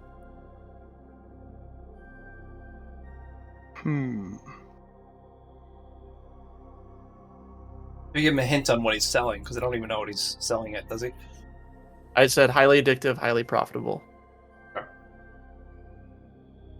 Do we have a name for it yet, or is it? Because it's not fentanyl, is it? No. Yeah. It's called having a good time. Yeah. Okay.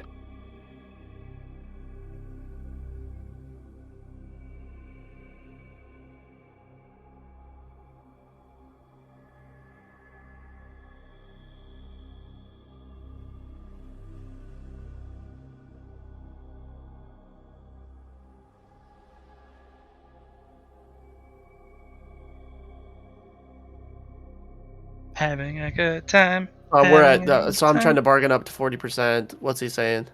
No. I think 35 is pretty good. I mean, unless you're going to do personal introduction.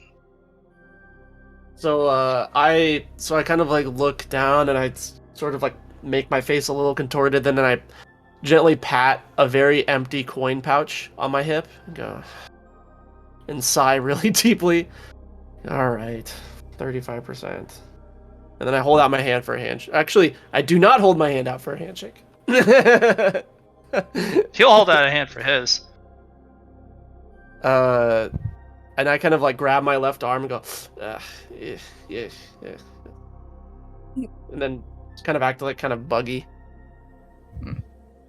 Where's the goods? Ingrid, where are the goods? In your storage space. Yep. I'll send them to you. I'll send. I'm gonna send. I have 9 vials of it, right? 11. 11. All right, I say I have them back in my little camp. No. over here. I'm not gonna send you all 11. I'm gonna send you 5. Okay.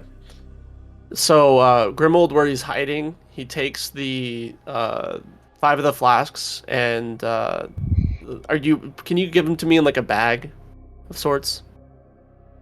I'm sure we can scrounge up a bag somewhere.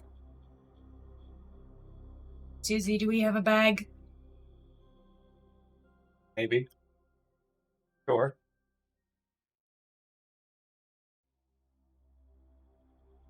So Grimold takes the flasks out of a bag, out of his dimensional storage space, sets them against a tree. Or imagine there's a tree nearby, right, Matt? No, this is the canyons.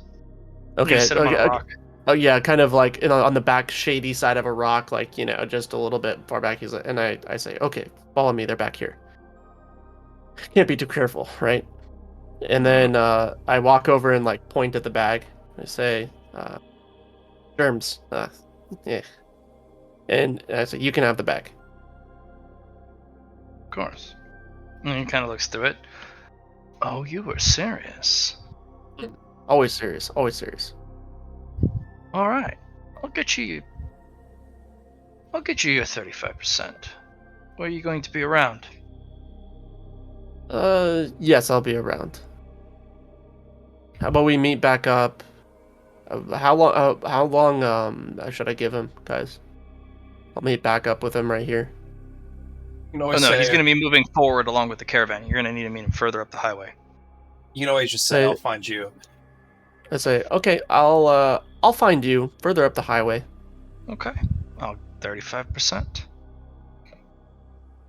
35%. And I kind of act a little bit bummed about it. And then I pat my empty coin pouch again and sigh deeply. All right. You disappear, and he will immediately set out to work some contacts, grease some palms, and eventually he does get contact with the camp. Excellent.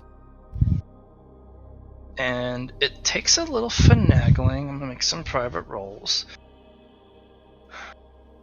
But one of the guards escorts him in. He has a fine little lunch, and then he actually meets with Quentin, and he sells the entire stock to him. Quentin at one point passes him a ring. You guys know that? That's a dimensional storage device. It's got all the money on that thing. That's part of a payment of itself.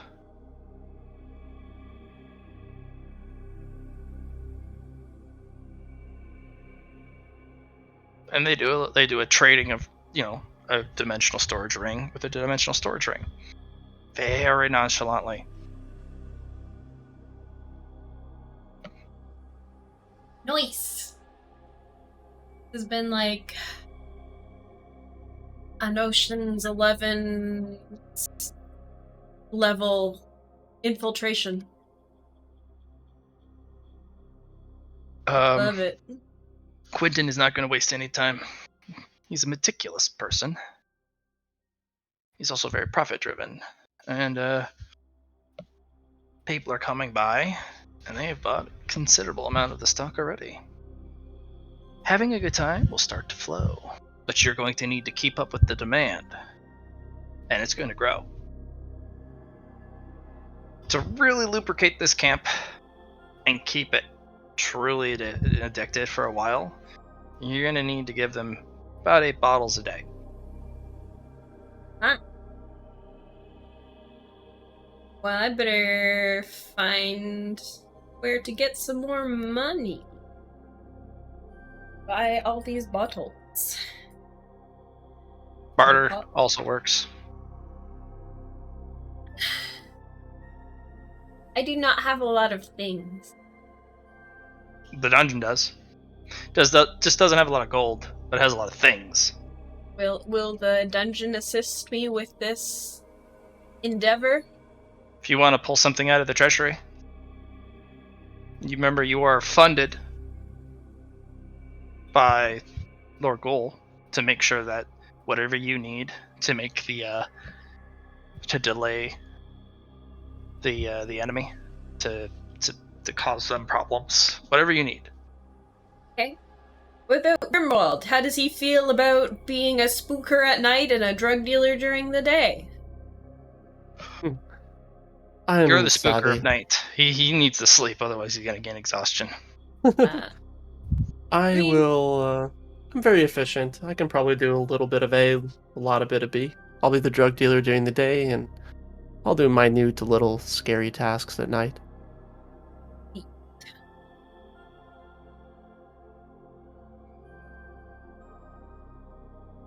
Okay. So you gave him how many vials? He 5. got 5 to start. Okay. So the guy comes back the next day. Actually, hold on. Sorry, getting ahead of myself. What would you like to do during the night? Because the day is uneventful after that.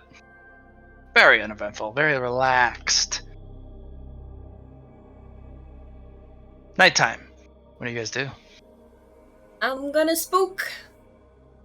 In what way? I'm just gonna send my moths to give nightmares to.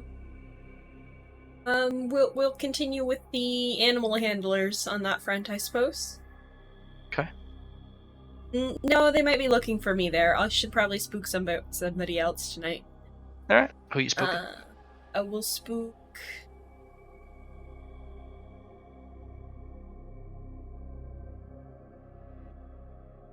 Make me a logic.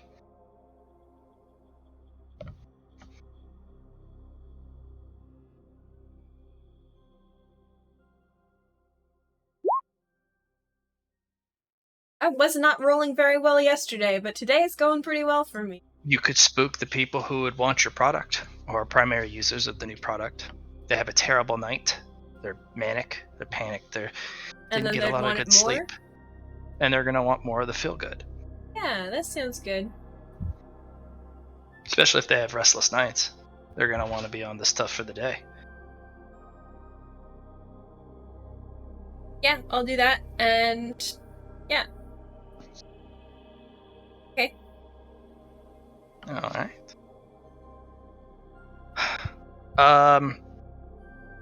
Need has spiked to 9 vials now. Mhm. Next day, Grimald. The merchant comes back. Mr. Blue. He's wondering if you got more of the stuff. He's got your money. He thinks he can get you more cash than last Do I have time. more? Do I have more of the stuff? So Allie has 6 more. 6 more vials. Which means Eastleigh is going to have to go back and get even more. All right, so I'm gonna say, told you this stuff was profit maker. I have 6 more vials, of course, back behind over here, and just leave the money, pick up the bag, and I'll meet you further up the road. You only got 6 more? Is that it? Because Right, we're going to need... I'm wondering if you can get me maybe 9 next time. I'll talk with my supplier. We might have to up the money, supply and demand. Okay, so he's going to get you 4,000 gold. Wow, okay. Yeah, he upsold. I rolled really well for him. Nice. 4,000 gold for 5 vials. 5 vials, but we At bought them. 35% of their value. Yeah, we bought them Which for means 5,000 he each. made a killing. Yeah, he Yep. did. We should ask for more money. But you also only buy them at 1,000 gold a vial. So you're making a minor loss, but it's only a 35%, so you would have thought it would have been way less. But it's not too bad. Especially since you're not doing this for a profit reason, you're doing this for chaos. Yeah, and but creating we opportunities. need profit to buy the stuff. I feel like we should at least probably be breaking even.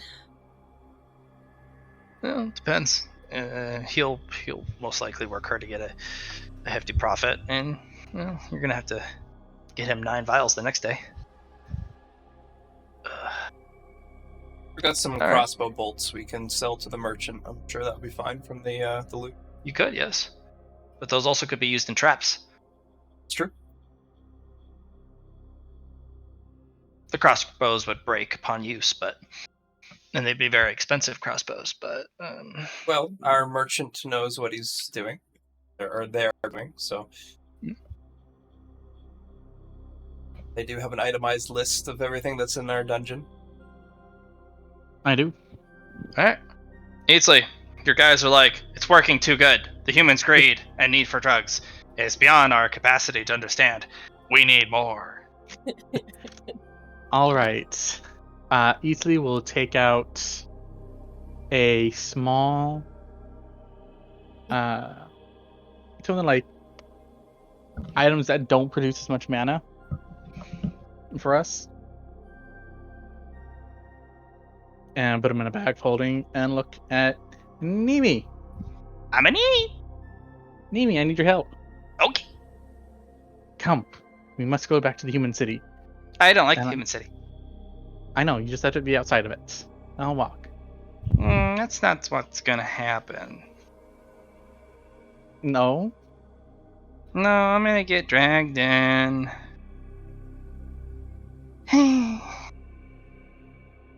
And then they're gonna ask me questions, and they're gonna be like, "Where are you from? What's But your you're my... name?" And then I'm gonna explain that I'm a Nimi, and Right, it's but gonna carry a lot of Nimi, questions.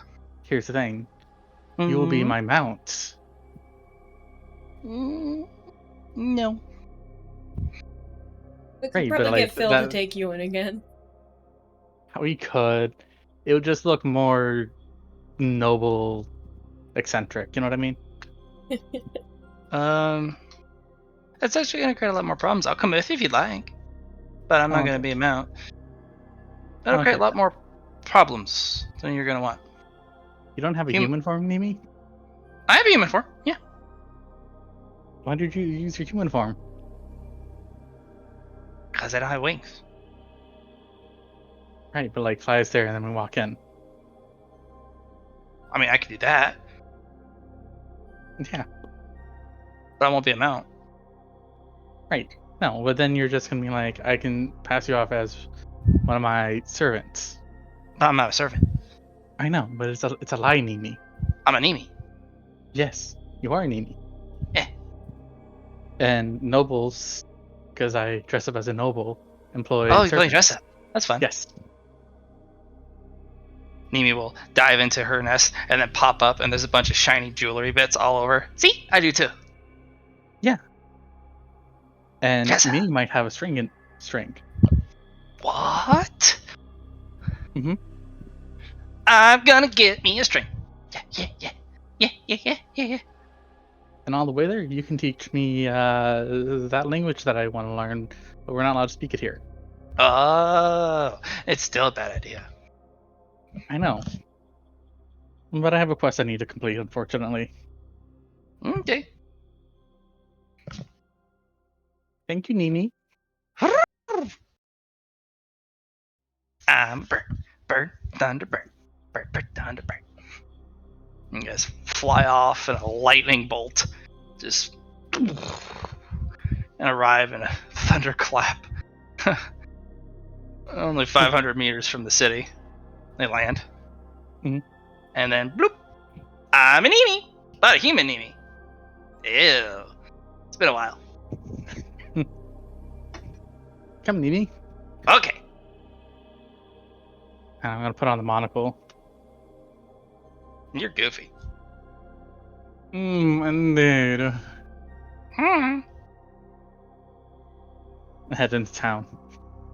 They're like, stop. Who are you? I'm an Nimi. Where are you from? Mountains. They are with me. They are my servants. I'm not. I'm nobody's servant. Companion? But I'm following him. Sorry, I can't lie. Well, carry your stuff. For a price.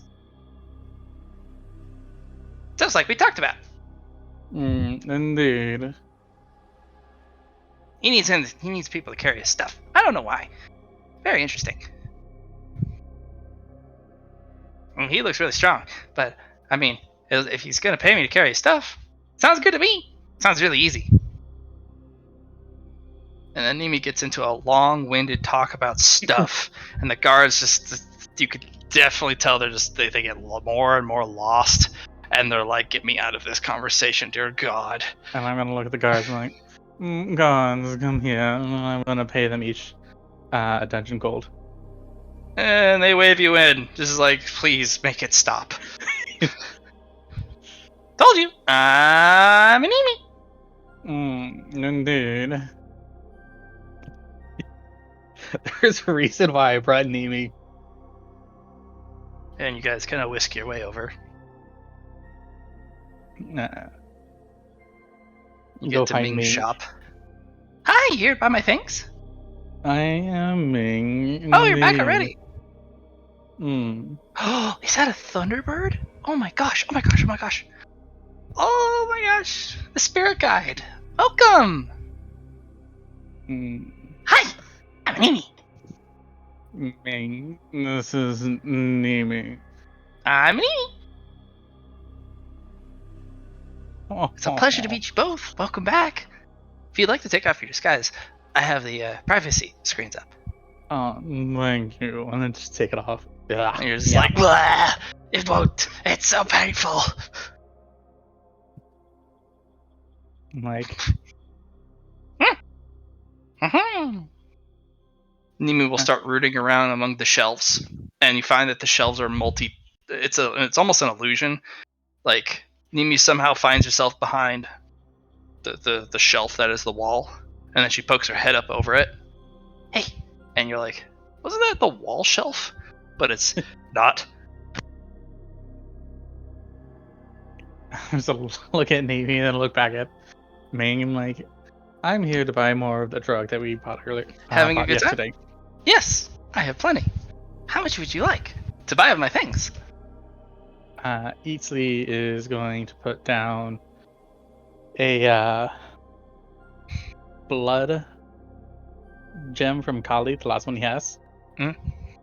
And then it's going to take out some of the cheaper items. I think I have a few. I have a blood gem. No, maybe I used it in a cup. No, you gave me 10 high-grade blood Fred ether gems if you want to use those.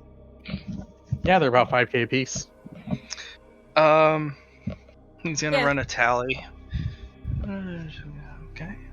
I will put those down, as this is my scheme. I would like you to pick up some moon dust for me if you can. I'll see if Ming has some moon dust. Ming does have moons. I do, yes. For what you're offering, I can get you 83 vials. Yes, I'll take the 83 vials. That's not including Allie's blood gems. That's just the ones that you offered and the items. Yeah. And then I'm like, there's 10 more right here, other blood gems right here. Oh, of course, yes. Let me see.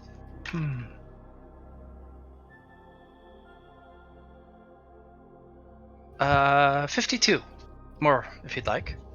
83 plus 52 is 135. No, Sad? yeah, it's 100. Yeah. And we need 9 per day. You want them in individual bottles? I can get you in one large jar. As he slides out this mass, like 100-gram jar. Individual bottles. Okay. And he slides that back under the table, and he puts out a box with individual notches for each of the individual vials. It's like a grid. How many bottles do we have?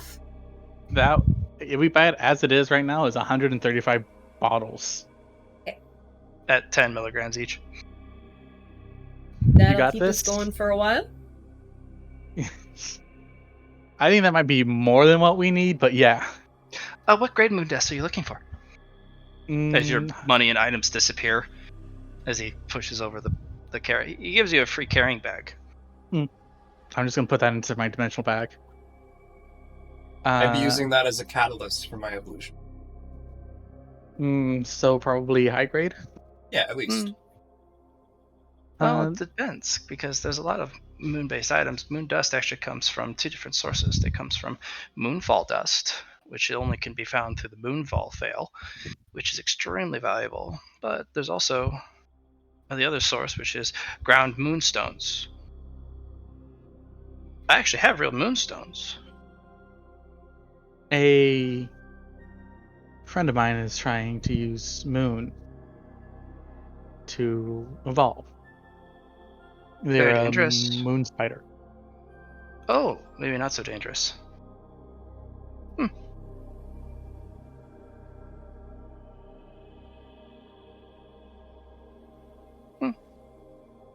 Well, I have moonstones and moon dust, and I actually have moonveil dust, or moonfall veil dust, which is very, very expensive. I think a. Do you want the moonstone? What I'm trying Or to do you do want is get something that projects moonlight from myself. So anything that has a better shine to it, I think, would be the best pickup. stone then? So, what do you want? Medium or high grade? High grade, please. How much for a high grade moonstone?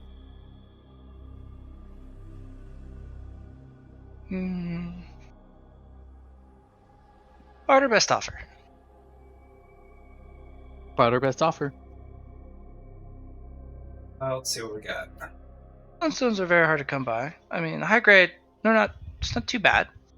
It's just, it kind of gets a little obnoxious about how much gold is involved. That is fair. If you want the gold version of it, 1,000,000 gold. Dungeon gold, correct? Yes. Unfortunately, they're very hard to come by in the desert. That is fair.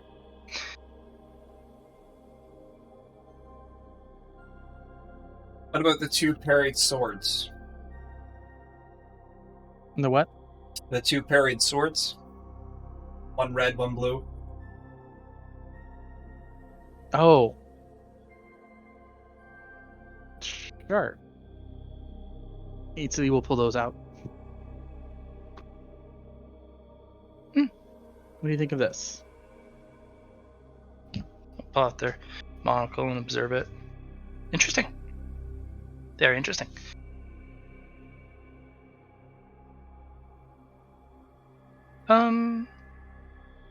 Yes, this'll do. Understood? They'll slide you a wooden box with a glowing moonstone in a velvet case, or a velvet little bed within the box. And the moment he pushes it forward, the swords on the table disappear.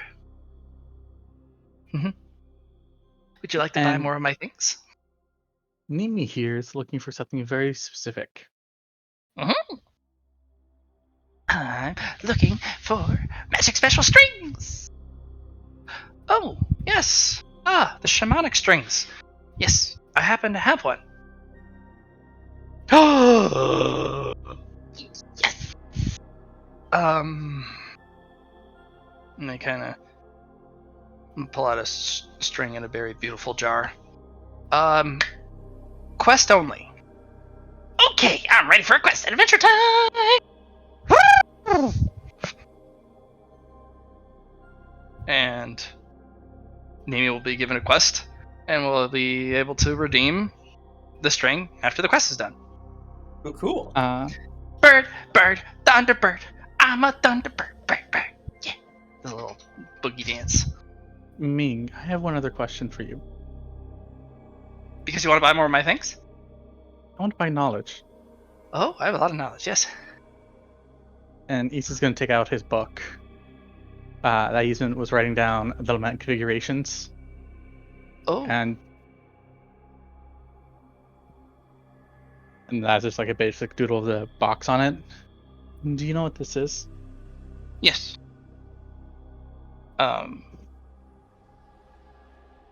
Now, as they kind of look at you, kind of sidelong, and there's a much more hardened look on their face, and you hear the door lock. Why? I have a quest. No, he has a quest. I can verify. and the door unlocks. Very well.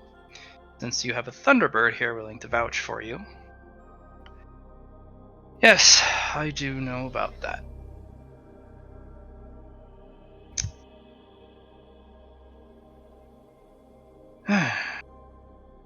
What are the things of mine that you need to buy to help you in whatever your quest is? I am required to simply identify it and what it is called.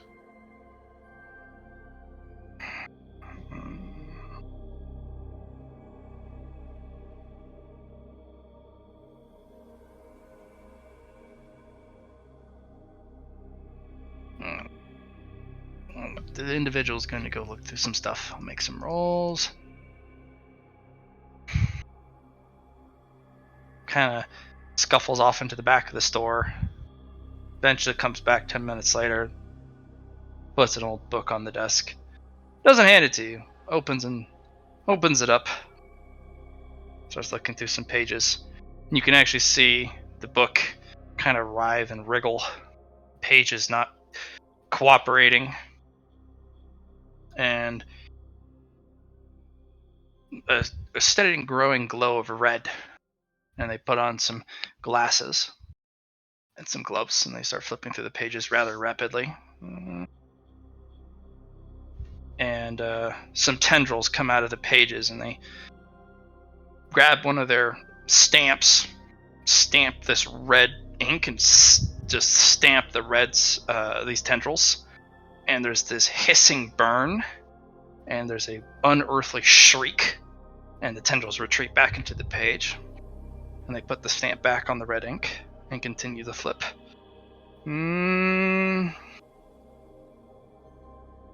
That one, as they tap the page, spin the book 180, slide it towards you. You have 10 seconds before the page will eat you. Yaitse will look at it and begin to try and quickly copy down as much information as he can. Does my new complex come in handy for this? Which one? The Nexus upgrade. Oh, if he wants to. Wants to what? Utilize Memory Palace for this.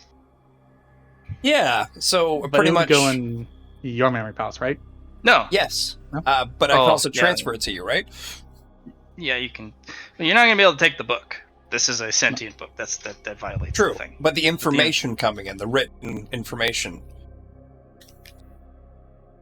Yeah, man, if it works, it works. If it doesn't, I understand. You'd like to. He looks at the page. You can pull that information off the page as a copy, if you'd so like. With all the pictures, the images, the embroidery around the edge, the frame, so to speak, written in beautiful, horrific, and scrawled penmanship. The colors of the flaked paint. Or how about since it's... Sorry, go ahead. I'll say my thing after you do. I was wondering if I could take a quick talent for speed writing. Sure. Just so I can copy it faster. Swiftness talent. Yep. So what I was thinking was, since this is connected with with the web and the memory palace, is that you take your take of it compared to the exact copy of it. We take an Eatsley copy compared to a direct copy. This is a reflection of what you see compared to the actual thing. So you'll be able to write it in time. You have within the 10 seconds. You're going to be able to copy 3 of the 10 facts on the page. If you want to invest more, you'll get more facts. But here's the trade-off. With one upgrade, you can get 3. Second upgrade, you'll get 5, 7, 9, and then of course the 10th, if you have that much merit to spend. You can spend all the booms, all the fate points you want, getting the info you need. Every success, there's a price. The demon's price, the devil's price, devil's deal. Right. You can give me 1d4 wounds per fact. You can give me 1d10 stats per fact.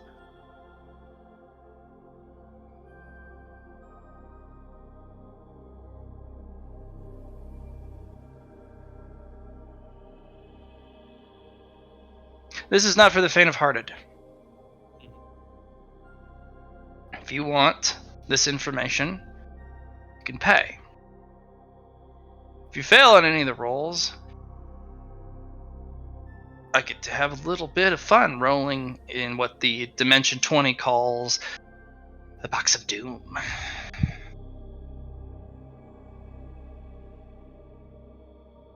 I think. Can we share it, is the question. Can we share the load? Sure. Alright. Because I wasn't going to put it in the Memory Palace. No, this is not even for the Memory Palace. Yeah. No. This is just you writing it down. Yeah. This is easily just going to try and write it down.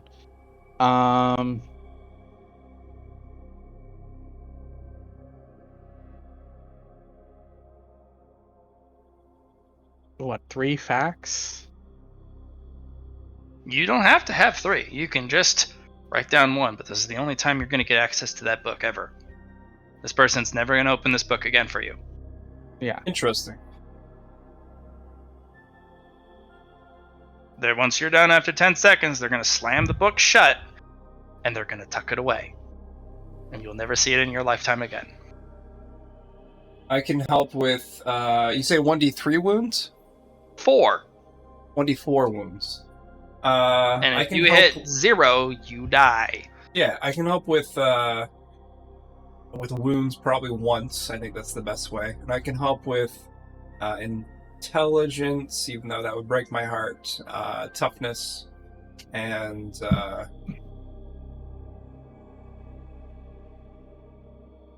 perception, weapon skill. I would do that for you. This is going to be very pricey, but these are going to be very powerful information. If I had more merit, I would be investing in some wound stuff for myself. Yes. But, yeah. For those who want to keep an eye on time, it is 7:30. Taylor, I know you may want to take a break for dinner or for whatever you have planned. Maybe you want to go with the dog, hang out with Finley, with Laura. This would be a good break time. Yeah, I could take a break now. Yeah.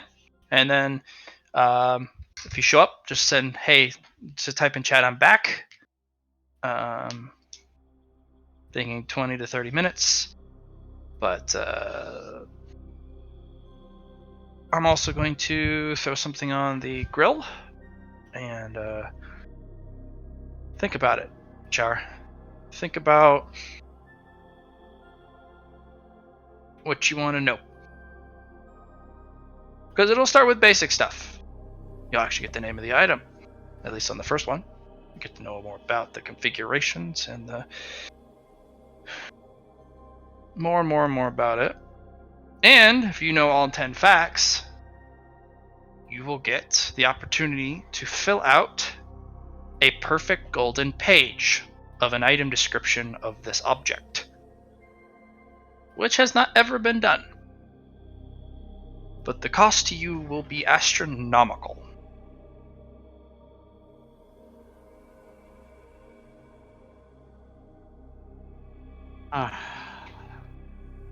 We could roll low, is the question. Like You could roll low, and they are not explodable dice. I'm not going to explode them. If you do roll for insanity, those dice will explode. And they will have maximal, so they will explode on 9s and 10s. That's, of course, if you start sucking on rolls and not passing rolls. Mhm. But, again, food time! I'll see you guys in a bit.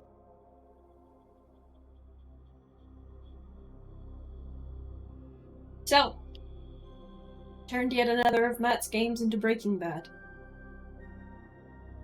Okay, Tracker. it's effective. Technically, you're not making it this time. At least you're just buying it. Sure. You're just using an effective method against Matt.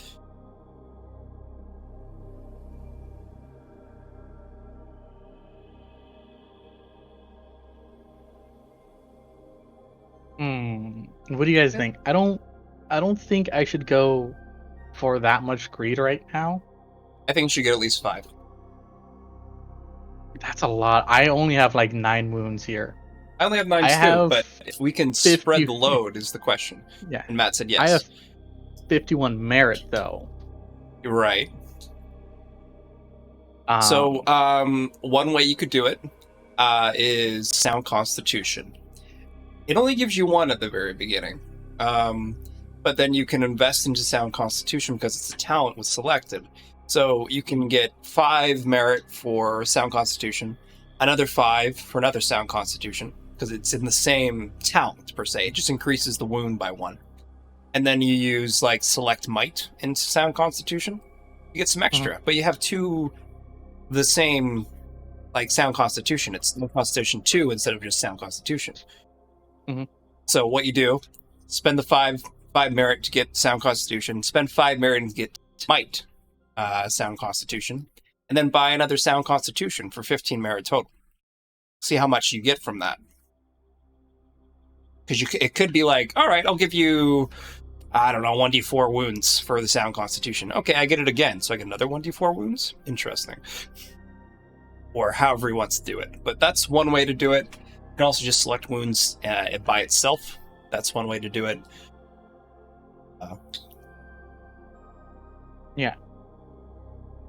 And like I already lost like half my wounds from my original vesture of it, and I was like, Right. I will help with the stats. If you think about it, anything below 30 can be rebought. I don't know how Matt will do that. Maybe he won't, but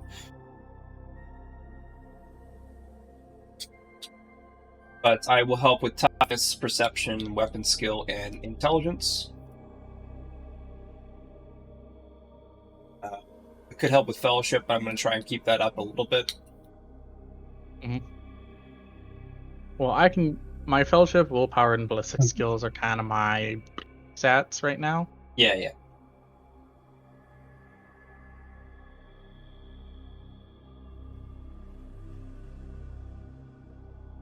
And you get to choose, right? It's not both of them, right? I don't know. He didn't say. I thought he. Okay. I thought he portrayed it as you could choose between one or the other. I assume you're not going to do both. Yeah, he did. Yeah.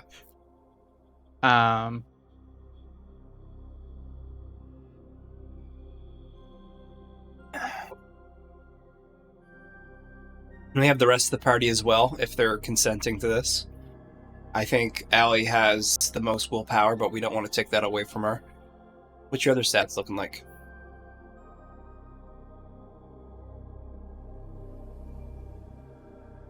I would do. What are we giving up for?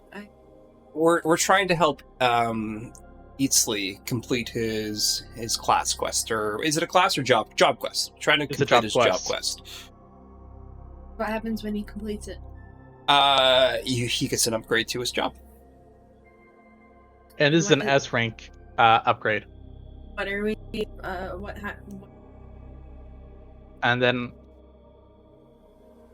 you want to explain the cube? So have you seen Hellraiser? No. Have you seen Johnny play Dead by Daylight? Occasionally. Pinhead.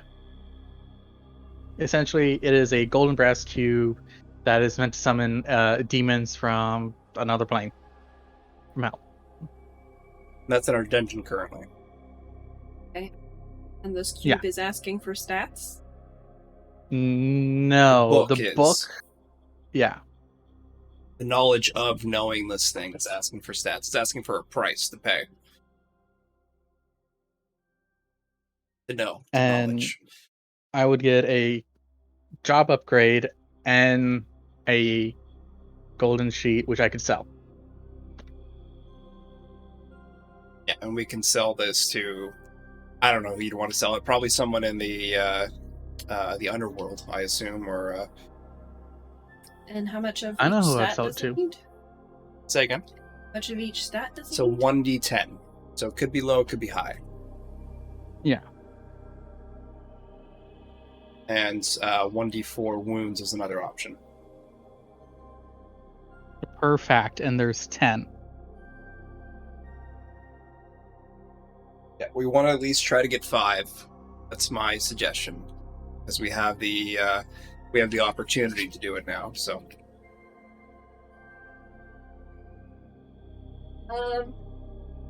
Yeah, I'd give up a little bit of. don't give up your willpower, because you need to have it at a certain rank in order to get your 5 unnatural. So don't touch your willpower.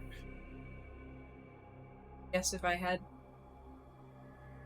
Not every day you get kicked out of your mother's wedding, but today was that day Intelligence, for me. perception are good options. Troublemaking is through intelligence, so we gotta remember that. I'd give up some wounds. Yep. To be honest, it's their days. We get plus 30 wounds in the dungeon, so that's pretty cool. Give you some of my fellowship. We don't want to go below 10 though for fellowship. As long as he doesn't roll. You can always invest merit into your fellowship as well. If you wanted to, right? Yeah. Because it's so cheap. You have 25 left, I think. 29. I think. 9, yeah. Some of my wounds and some fellowship. Okay. And I'll ask Grim to see what his thoughts are on it. So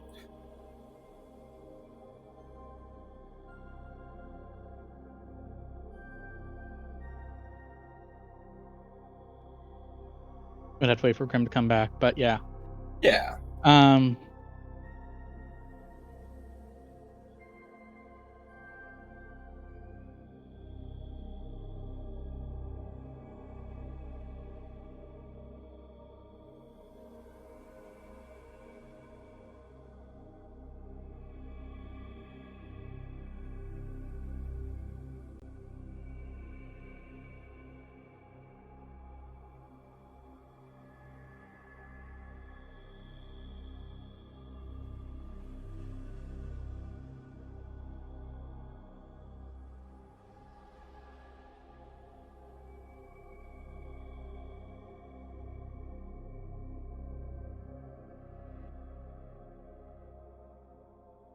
okay, I'll be back.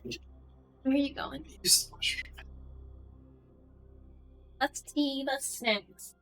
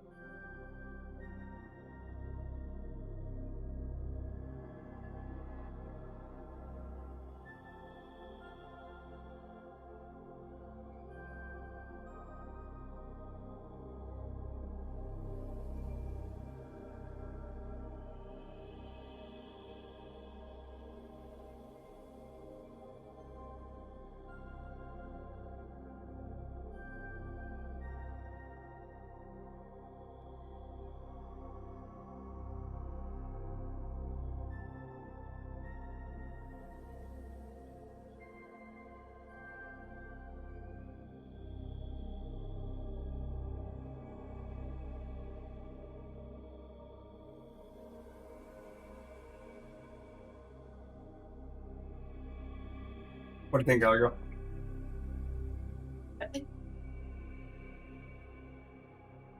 How's the game going? I've started another drug empire again. God damn it! I thought Mothman was different this time. I think you're much different. You're more like the Joker in a sense. You're putting drugs into the market to cause chaos. You're not selling them per se. It's different, but it's the same. The ends justify the means. In this case, they do. But you're more of a terrorist than your previous characters. Yeah. This week, yeah, I'm pretty sure it was this week while I was listening to Curious Universe and their designer drugs. Specifically.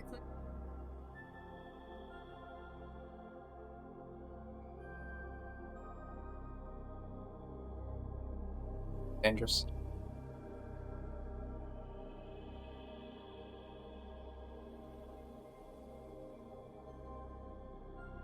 Yeah, the more weekends we get these guys, the better. So we have, I don't know how long it's going to take them to get, but we got at least 10 days worth, I assume. Maybe 13.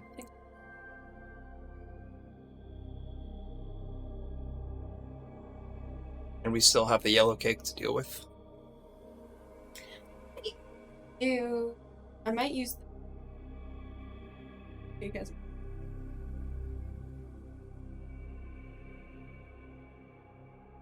I could ask. You'll become radioactive. You want to become radioactive?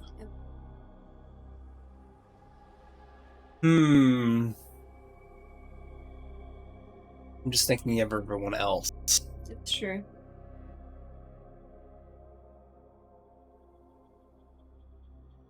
I mean, my other power don't affect us. I don't know how I grow. Less mad about it.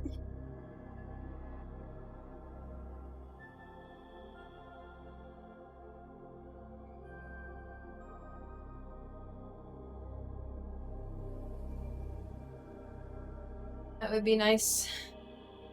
Even if I could attach it. Specific into my state.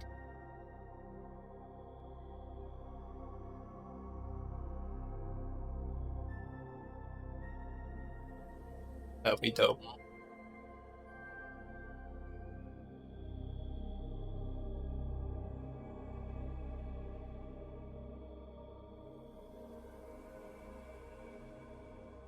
I mean, you could, if it's in a superior, you could attach it to your intrinsic, I suppose, or...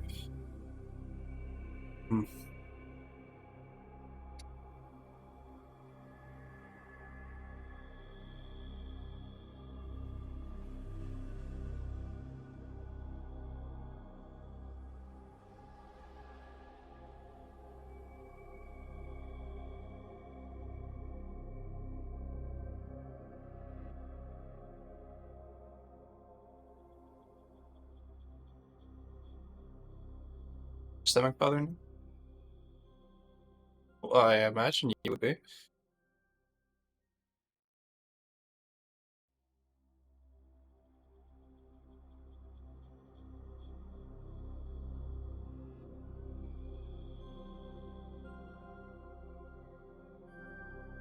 Can't even look at them anymore. Good.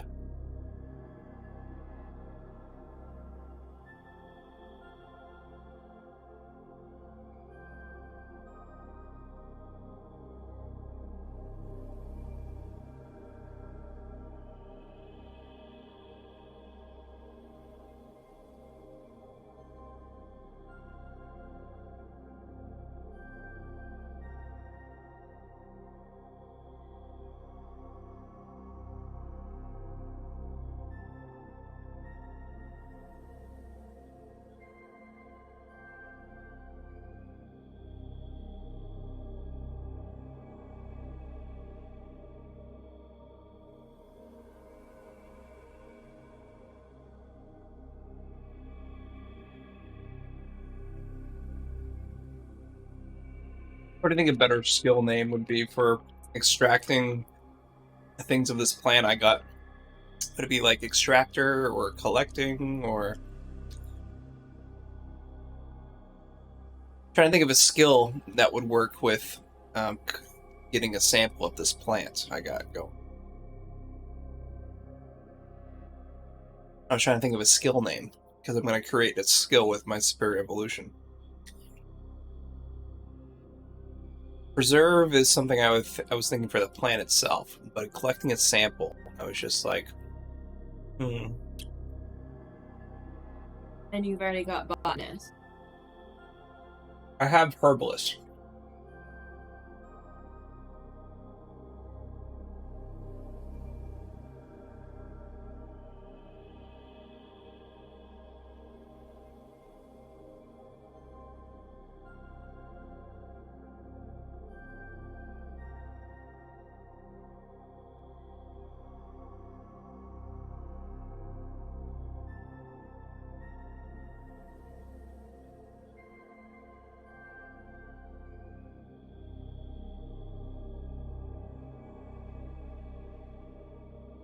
Right, Alec girl. Done with that. It's been pretty good though. Yeah, I got the grapes to kind of.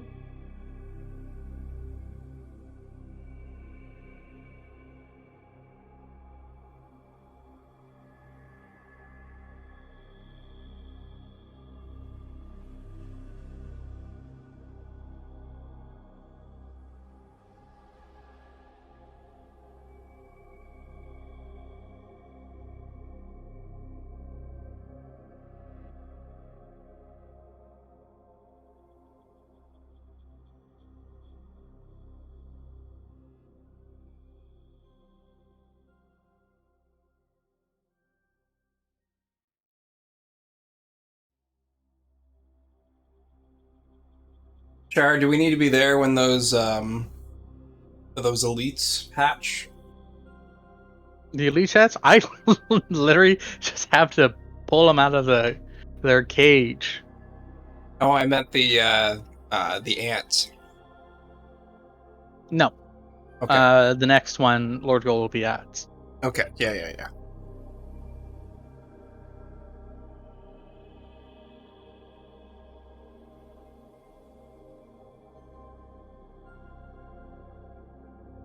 You're gonna make it like a free for all, or what's the plan? What? What's the plan to release them? Like, are we gonna have them in the dungeon, or are we just gonna like have them in a room with the adventurers when they come in to deal with the? Oh, the orcs? Yeah. Eats is gonna use them for training. Okay. And because orcs are monstrous, they have cores. All right. Which means we can resurrect them here.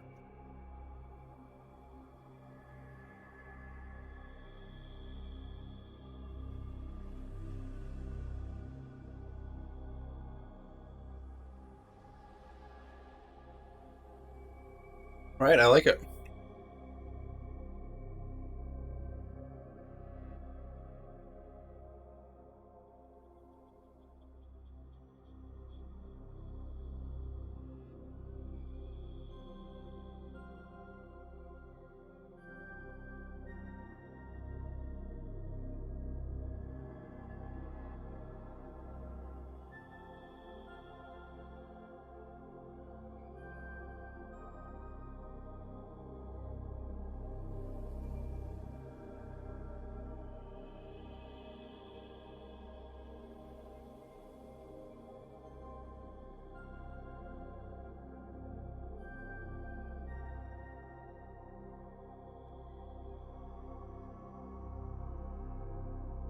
Oh my god. It'll be okay, Char. You're almost done. It takes so much out of my hit points. I gave you the solution. You got this. We got merit.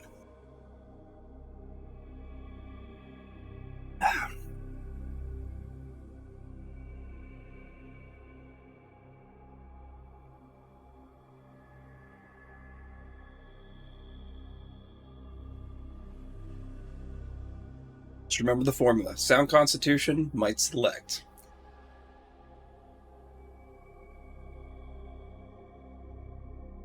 But I think I'm also going to spend more merit on the Swiftest thing. Yeah.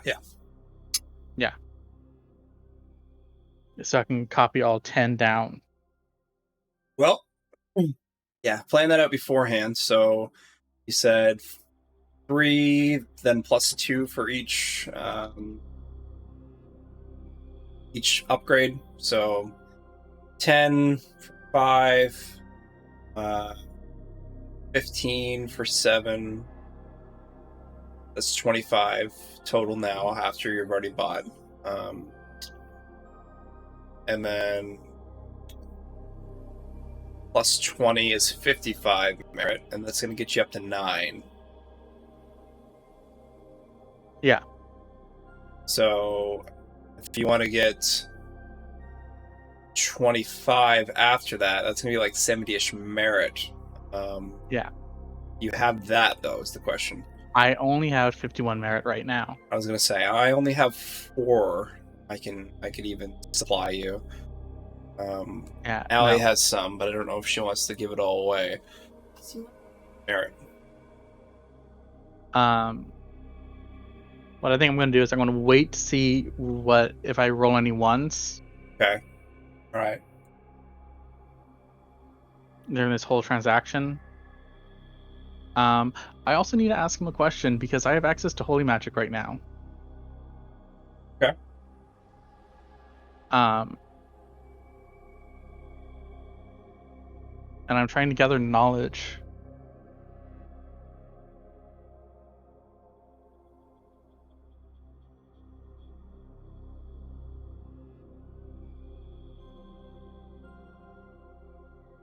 And granted, I'm not a priest of Ziki yet.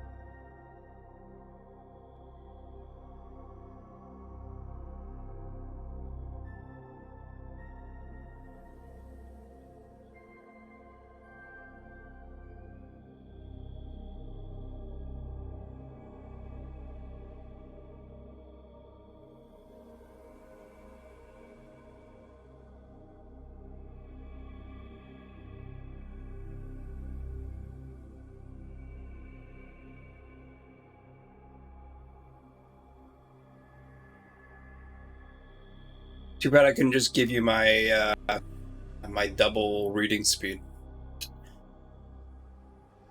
You're trying to. Oh, I'm trying to I don't think you copy. need to though. I think it's just a writing thing you were trying to put down, right? Yeah. Yeah. Essentially, I'm trying to make a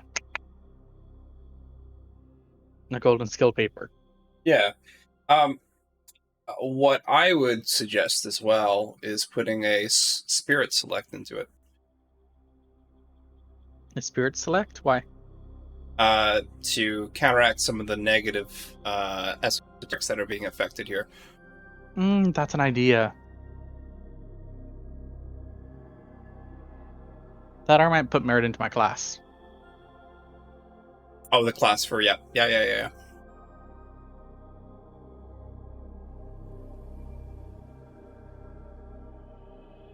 Because one of my ideas of that or build a conflux on the class.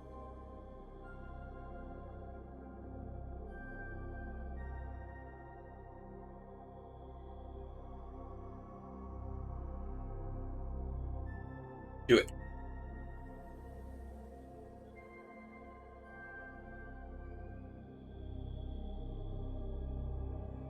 I won't say no to confluxes, that's for sure. I got enough of them as it is. Actually, I have a question when he gets back.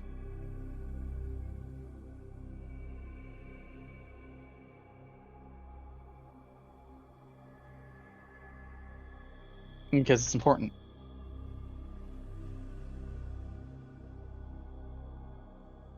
if these would be negative statuses put on me by an elder creature. Yeah. I imagine it would be. I don't know. That's why I'm like, I can see why he says yes and I can see why he says no.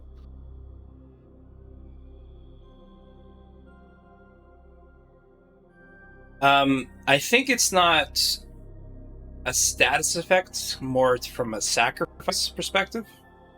But I don't know. you know,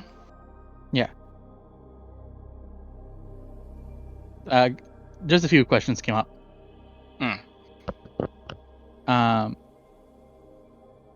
Would be these loss of points be status effects by an elder creature?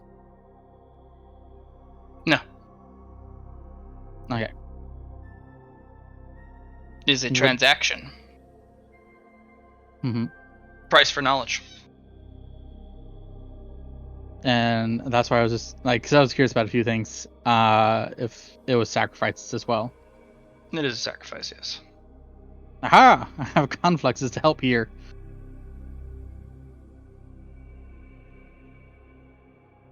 Okay, that's a good start.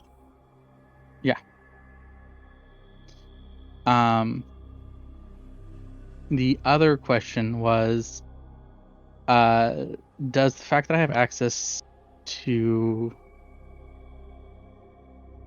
divinity matter here or no? Nope, you're touching the demonic. Yeah, I was just wondering if it would keep protections or not. The transaction's willing. You're giving up your protection for knowledge, in which you shouldn't have.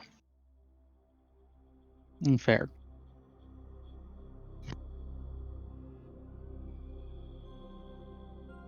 Hmm.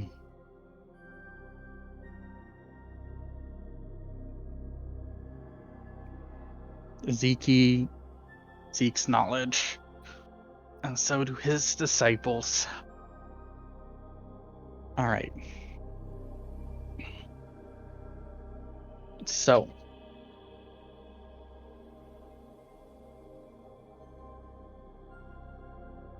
five first fifth talent gives me 3 knowledges.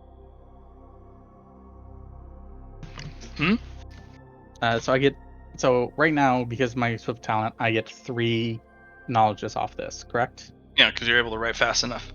You buy this as a talent? This is a talent, yes. Oh, we get to save It's some him merit. writing fast.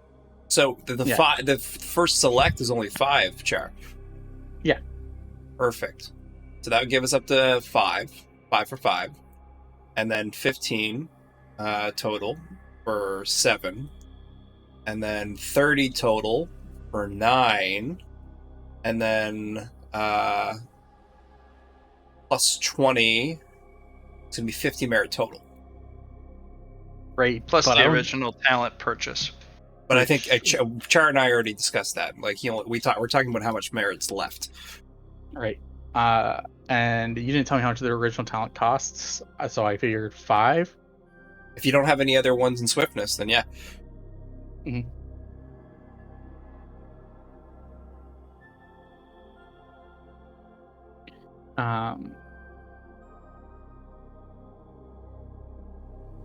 Yeah, I don't have any. Do I have? Oh yeah, no, because the only thing I had was my conflict for the Swift, so I didn't have any Swift talent. Perfect.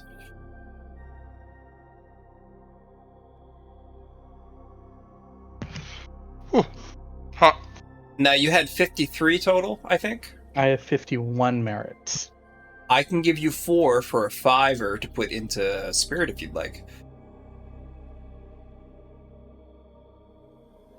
I mean, so that would be a GM question.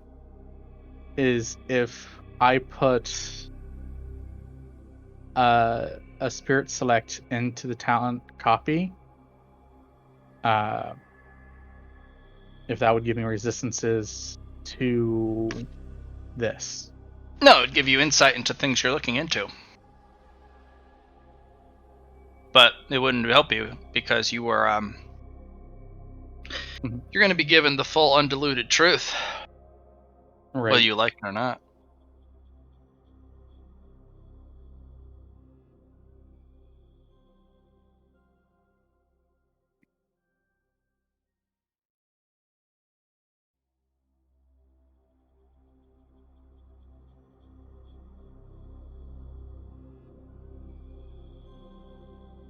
Yeah, then I'm gonna do another swift select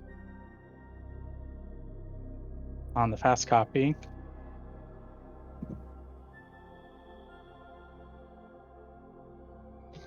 Mhm.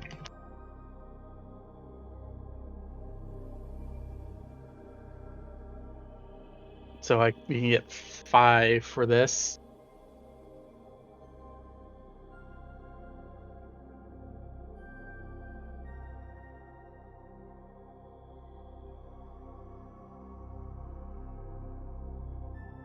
Sorry, I'm trying to eat a little bit. No, that's fair.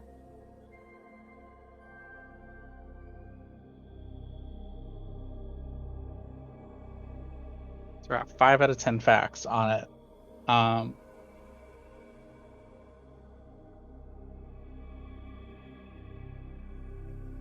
And I haven't figured out any facts on it on my own, right? Hmm. I haven't figured any of the facts out on it by myself, have I? No. Okay. Doesn't mean this book is going to be the only source of information. Yeah. Just the most expedient.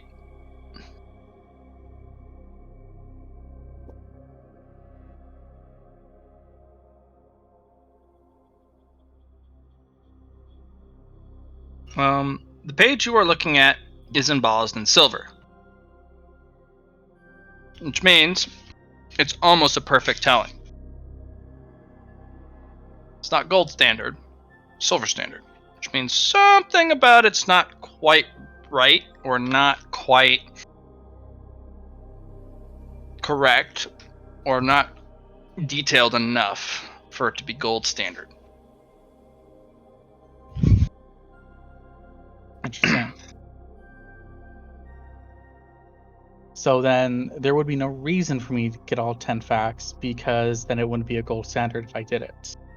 But you may have information this book may, the page may not, because you've been in contact with Notch. Fair.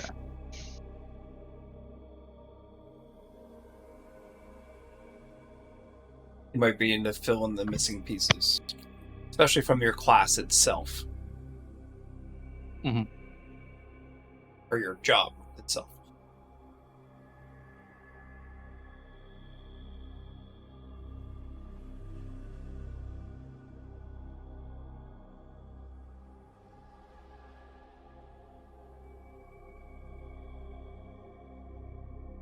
To do this, I think we're gonna have to put on a mantle here.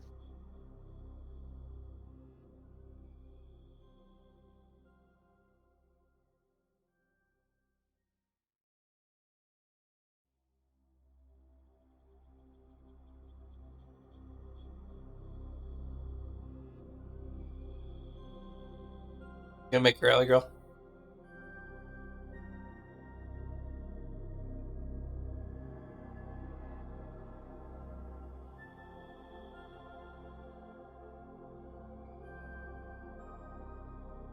For sure.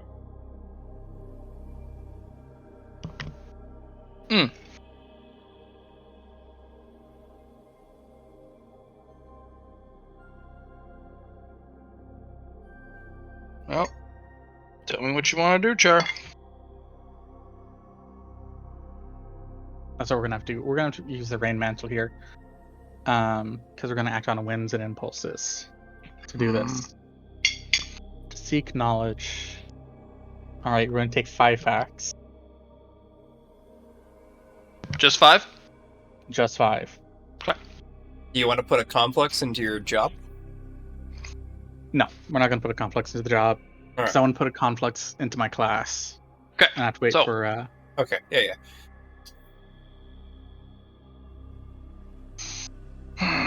We're only so simple. Thank you, roommate, for your singing. We're only so simple. As you write this down, scribble it down. Roll me a willpower test. Let's just get that to start. Back. Ah. This is the hard part.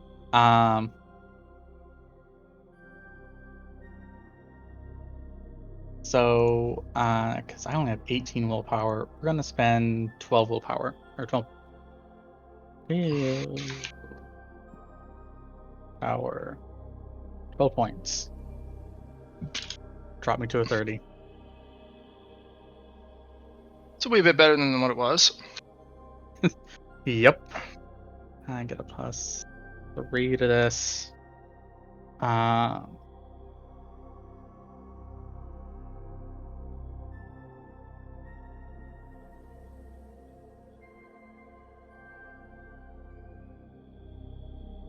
me see here. Anything to help me here?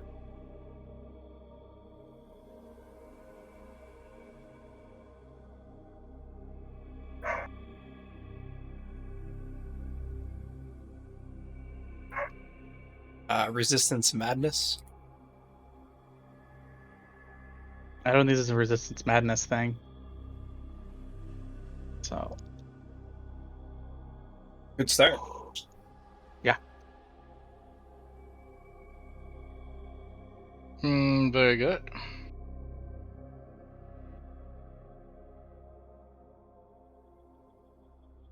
Matt, can we apply lucky here?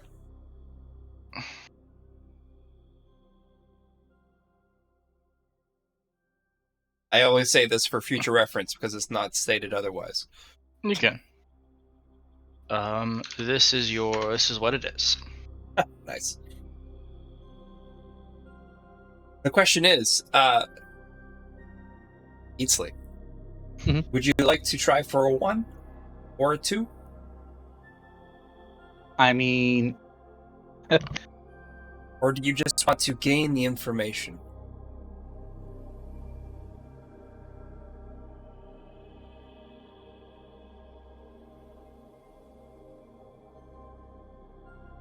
I don't think I can reroll single digits.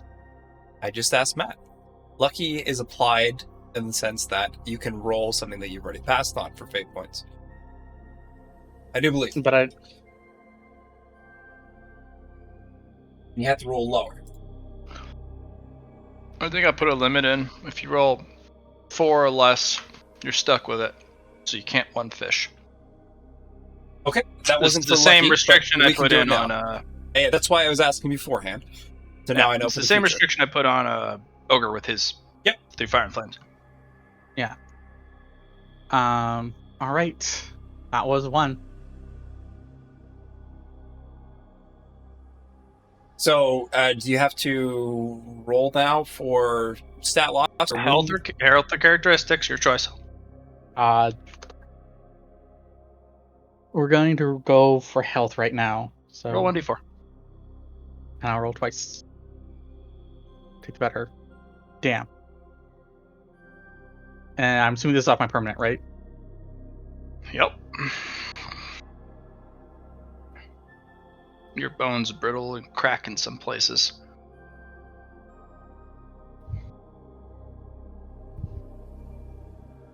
Willpower again. -10.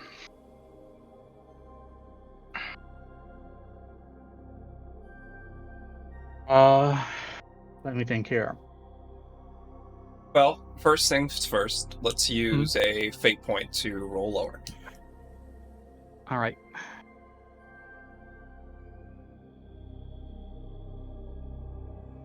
Beautiful. I'll roll my 1d10.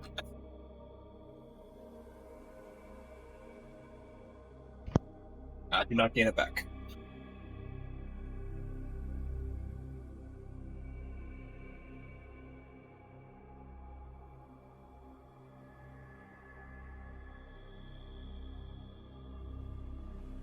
That's the chorus of Jor.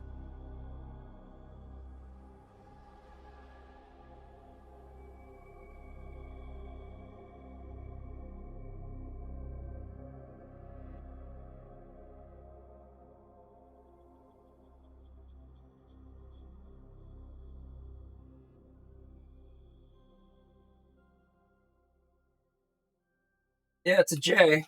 That's for sure.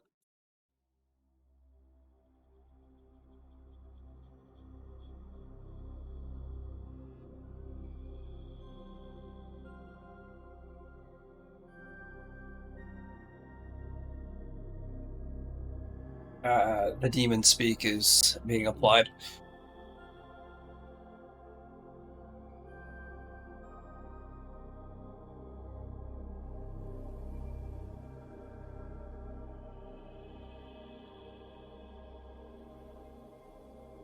Susie will take a hit from this one because she was the one that gave you the fate point. Let's do it through weapons Stats? skill. Yep, stat. Nope. That's no. That's gonna be fellowship. Oh, you don't get to choose? Okay. No. I get to roll how many I lose, though, right? Yep. 6.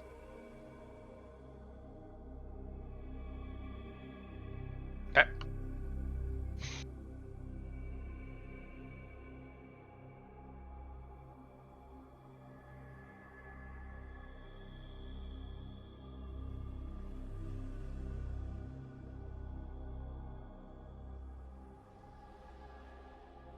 Three.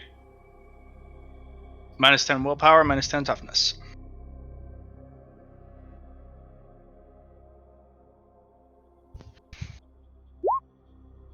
Yeah, that's close. Close. All right. I'm going to spend 2 boons to pass them with a degree of success. Mm. Do you want to save one of them? How many boons you got left? I have 1 boon left. We might need a higher number here sometime soon for a reroll, so if you'd like, we can reroll on the 44. I would rather save the rerolls for things that aren't that close. Okay, fair enough. Because to me, it's like a 11% chance to fail it compared to a automatic success, so. Seems like good odds. But, alright.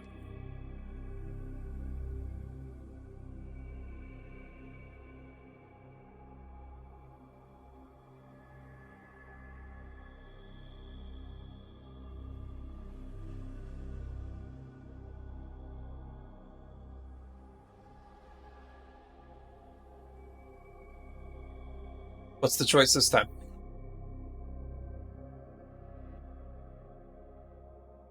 Or does Indrid want to pay the piper this time? My turn? We're currently doing Eatsley's book thing. Would you like to do stats or a wound? Okay. You want to roll 1d4?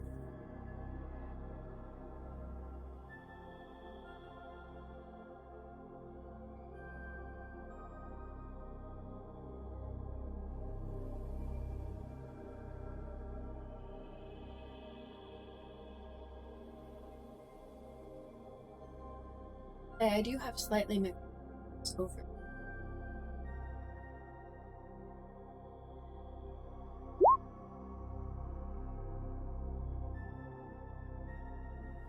You don't have to help if you don't want to.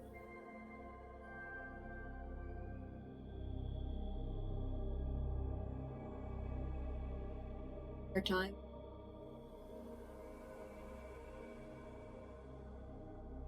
Something else out.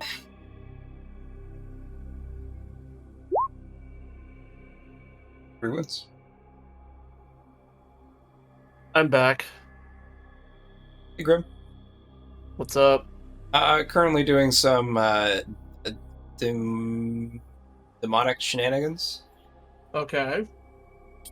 For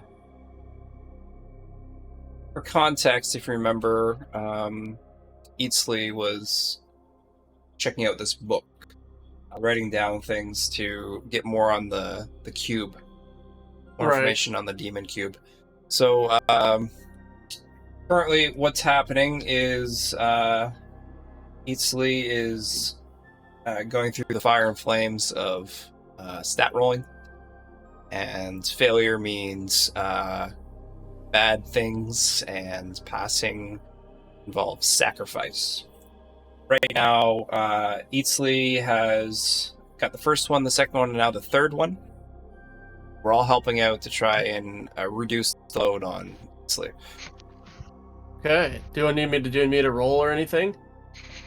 It depends Is one of on those how the kind of next things? one goes. Okay. We might need your assistance enough. for a boon or something, but Yeah, let me we'd know. Okay. Okay, so for the next one, I'm gonna need a minus 30 willpower and a minus 20 toughness, and Minus a 30. minus 10 fellowship. Okay, minus 30 willpower, minus 20 toughness, and minus 10 fellowship. Mhm. All right. See, this is why I wanted to reroll, because we have to fish for one here. Or you can preempt with a boon. I can preempt with boon. So yeah, it's going to be a minus 10. What is it? Minus 10 here. Minus 7 here.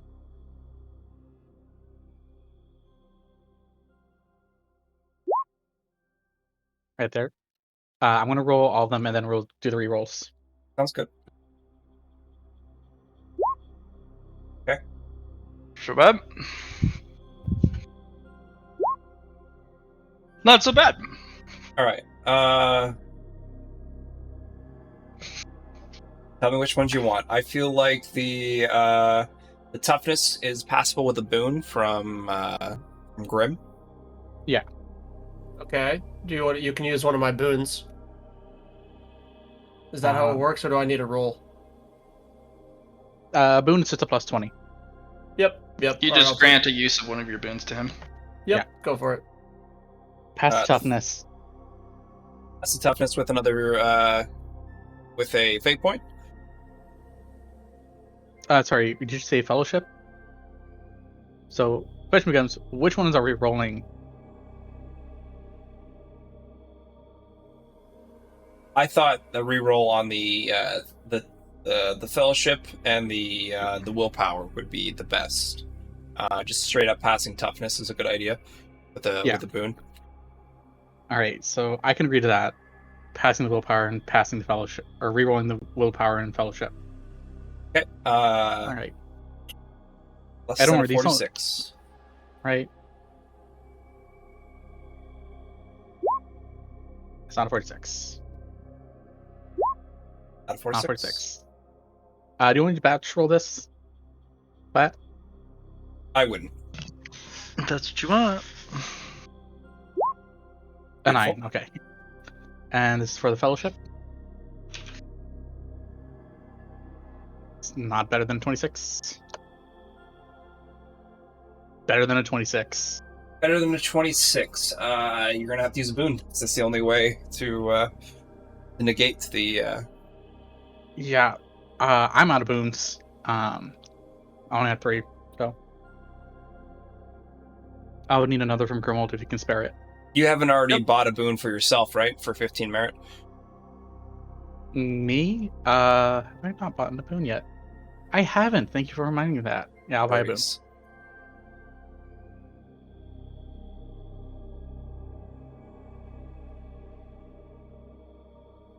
Spirit select. Spirit select. And I'll use that to pass.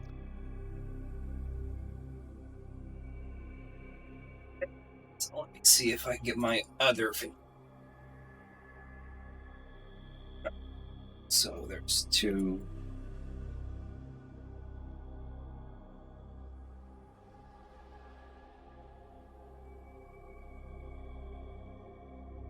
All right. Grim, how many hit points do you have? Hit points? Wounds, yeah. 0, like total, like potential, yeah. Like total Yeah. wounds, yeah.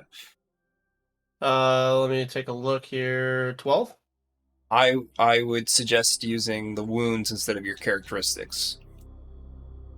Or if you want to help. Basically, every time they learn a fact, somebody in the group pays a price. They're playing a round robin. These are permanent losses of health, permanent losses of stats, if you participate and want to share the load.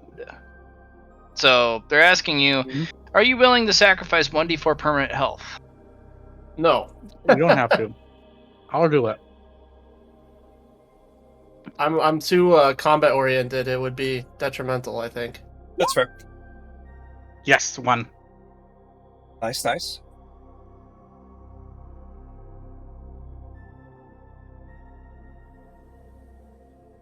Now for the last one. Yeah.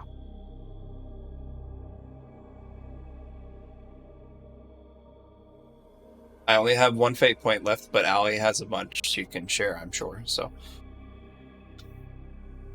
Need a fate point? not yet. We'll see what the negative is, because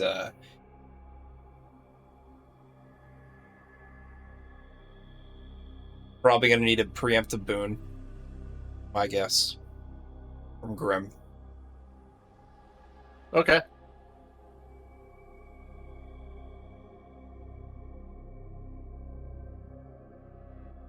Matt's currently typing in his demon language.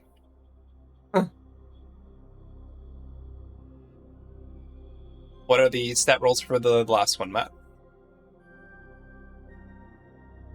Could you stop? I'm trying to do this thing. I will tell you when I tell you. I know exactly what you're Sure, asking. Matt. Give Sorry me a minute. to make you a little...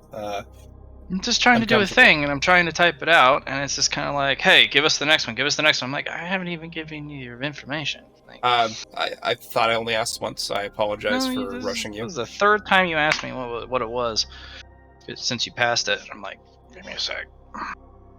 Okay.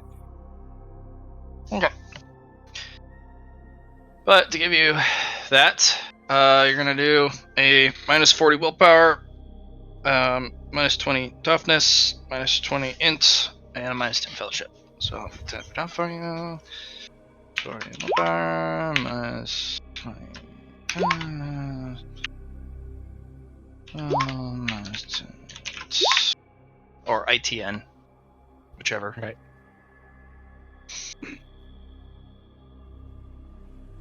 Sorry. And you wanted to go, you were thinking about going for 10. I was like, no. So I was 8.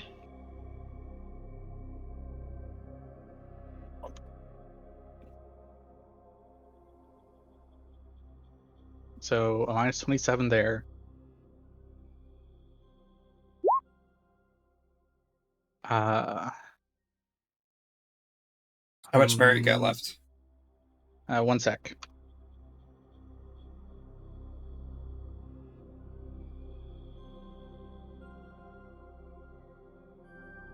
Minus 7 here. You can pass to the boon, though, for the willpower, though. Um, Because you didn't preemptive boon, right? I have not preempted anything. Okay, and then, ooh, very nice. And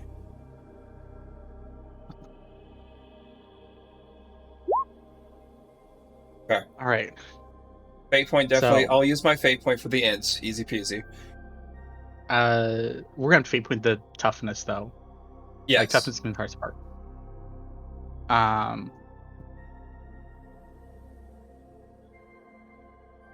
If I could get 2 boons, I could pass the int and the willpower. Toughness has to be a fate point. Okay, I will give up my reroll. I will have 0 fate points left. I'd actually ask, Grimald, how many fate points do you have? I have 4 more boons. 4 more boons? Can I have 2 of them, please? Sure. Thank you. So, just pass the willpower and the intelligence and the toughness. Now, a minus 7. So, before you start, should you not be putting a boon on this toughness test? Yes, I'm going to burn a boon here Okay, cool. for Burning Moons were just a plus 20, right? Or was it a plus 30? I forget. Maybe a plus 40 if you still had the boon. Yeah.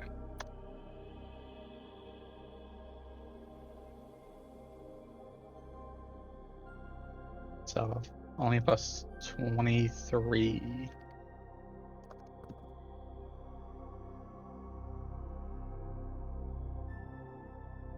Has to be better than a 95. Better than a 95. I will burn another to pass. Can't burn twice. Can't burn twice? I thought you could. No. Okay.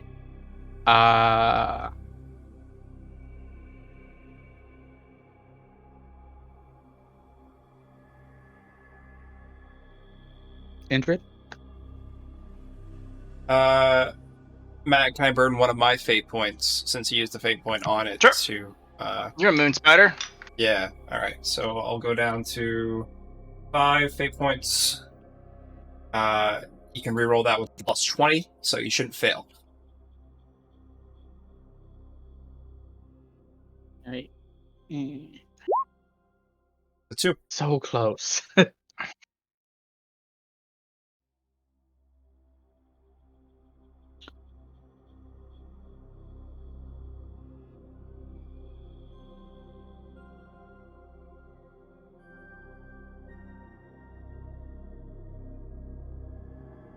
And since I'm in a giving mood, I'll go for a wound drain from my side.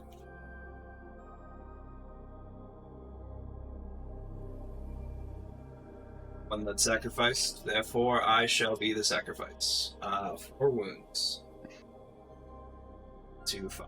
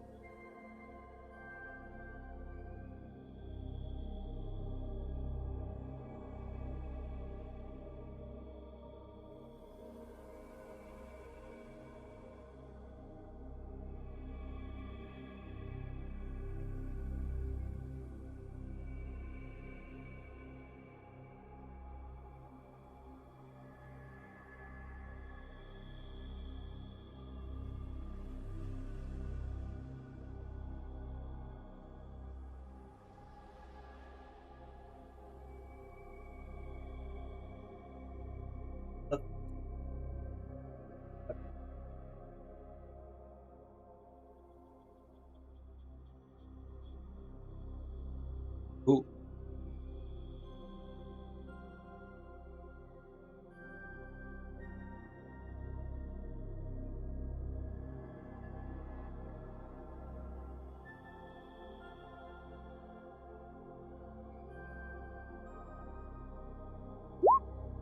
Is the Rain Mantle the thing that's... Do you have a power that's doing this, or is it just a conflux?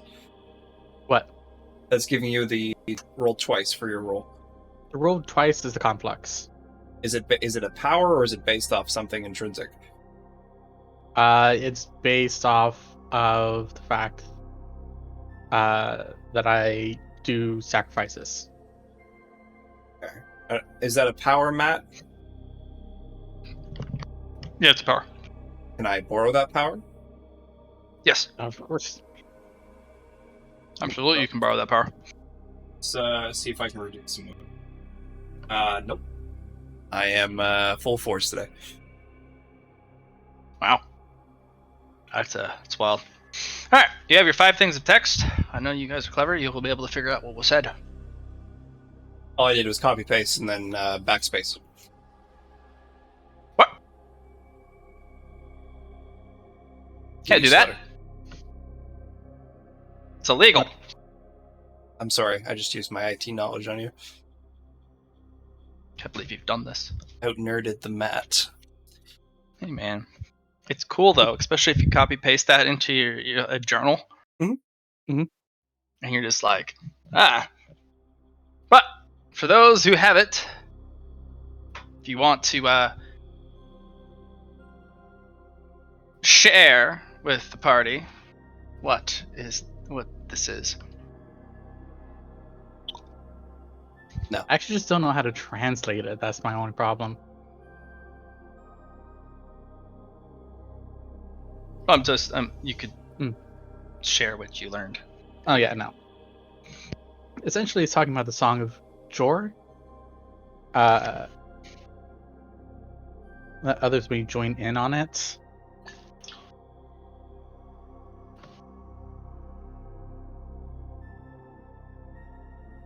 Well, why don't you read each verse?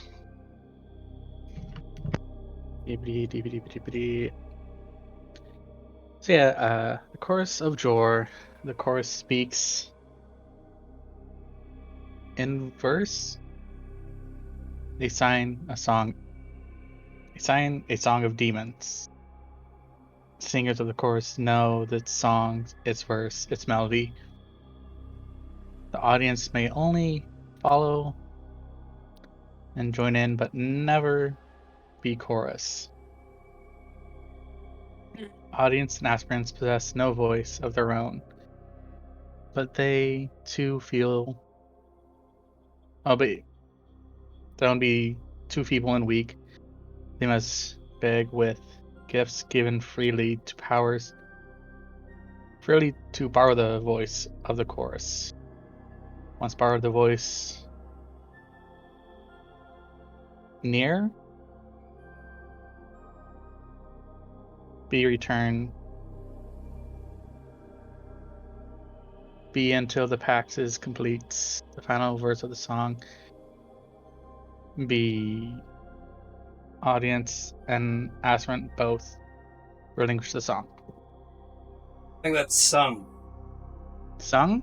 Yeah, SUNG.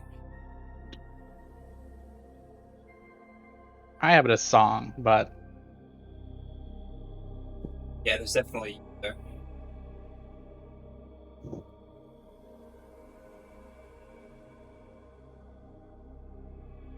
So, what do you think that means?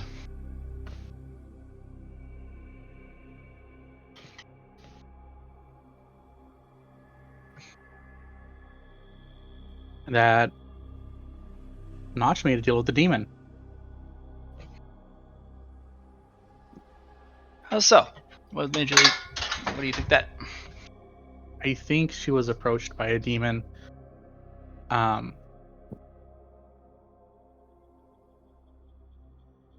It sucks that she herself cannot be. A demon cannot. An audience and the aspirant possess no voice of their own. Be they too feeble and weak. This doesn't singularly talk about Notch. This actually No. talks about the item in question, and this is for anyone who uses it. Yes. But we know they create portals to hell.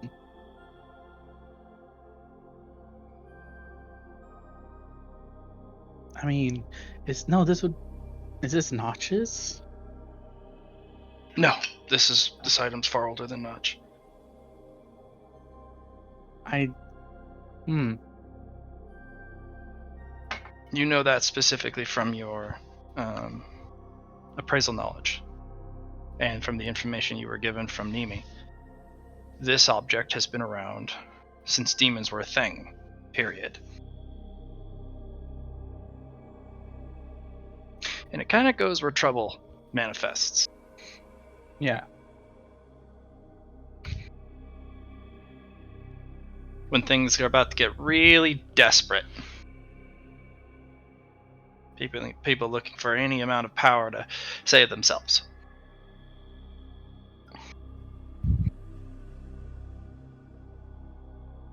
Your drawing, though, is a little different than the ones on here.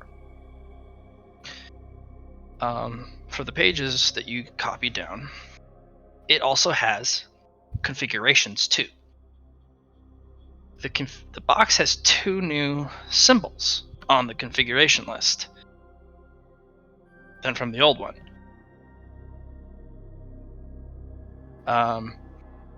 But 2 are also missing from the old configuration.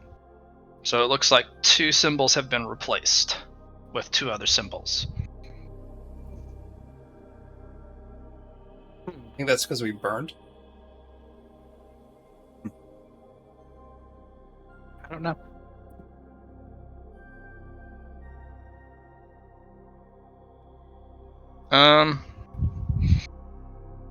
Yeah. What do you guys think?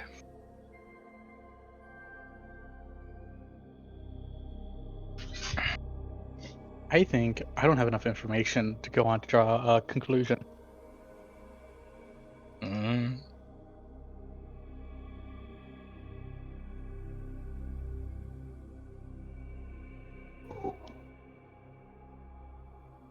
But you got it, so Yeah. that's what matters. Oh, this price heavy. Mm-hmm.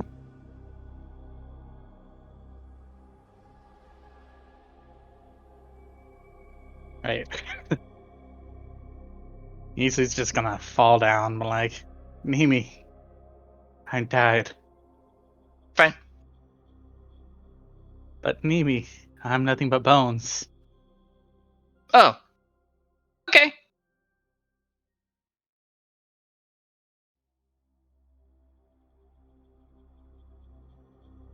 Thank you, Ming. Need some help?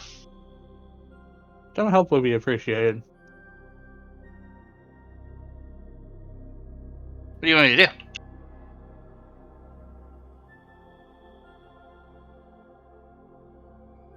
I don't know. I was Ah. just being dramatic, Mimi. Okay.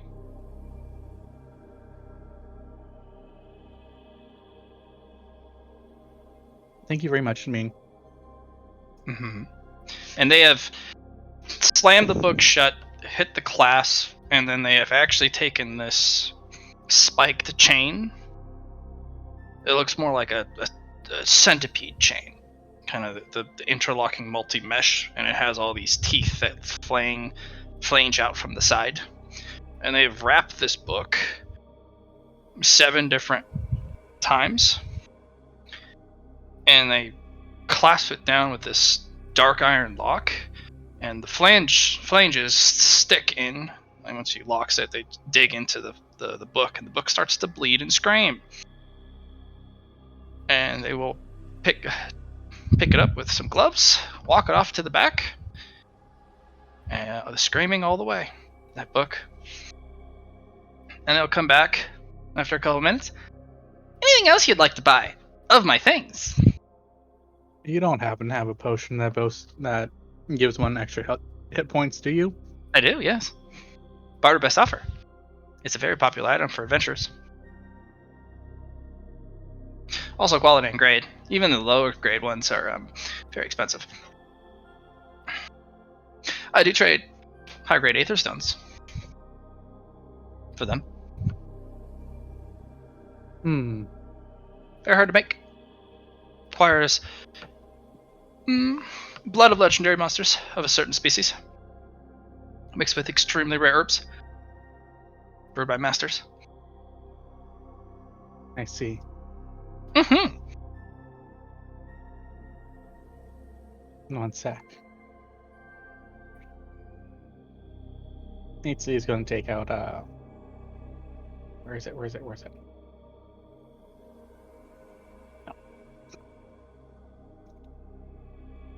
No.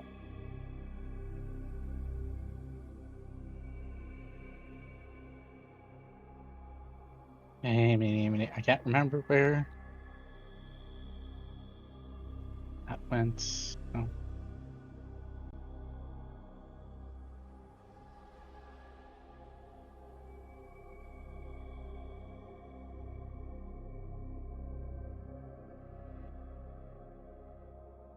At some point, I'll remember where I put that massive list of stuff we have. A desolator loot? Yeah, the Desolator loot and stuff. It should be at the top. Is that at the top for you?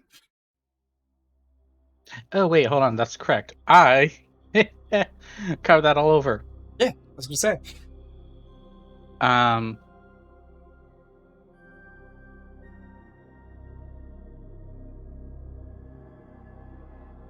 and then Spear, medium aether, Tim's gone.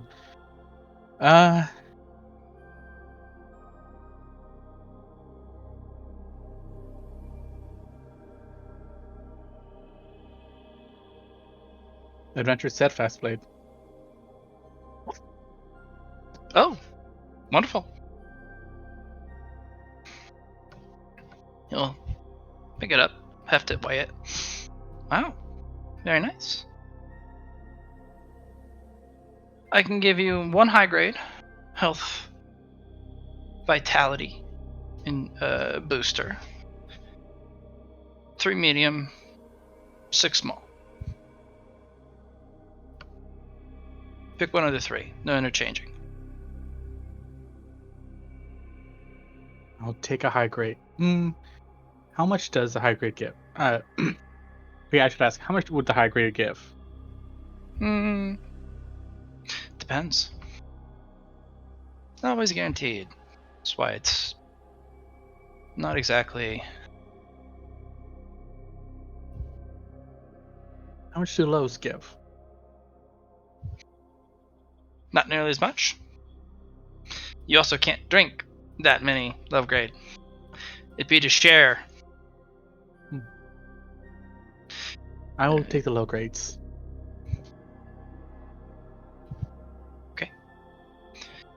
Low grades allow you to gain 1d10 plus 1 permanent wounds. And yes, it's random. Yeah. Cool. I'll give that to everyone who has given me health. Or who had paid health in this. I have paid health. Allie, did you pay health? Health potion booster.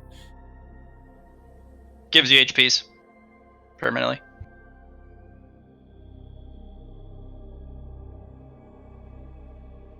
One d10 plus 1.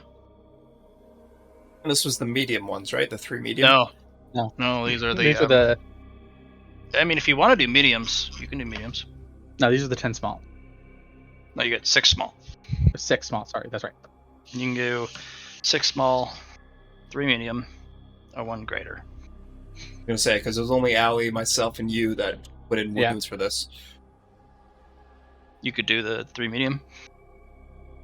No, because in case we have to do more, to have some in reserve. It's your choice. Yeah. So I'll give both of you 2. You cannot drink more than 1 at the same time. Otherwise, they do bad things. Make fine. your muscles grow. Oh no, whatever will I do? I'm gonna pop mine now.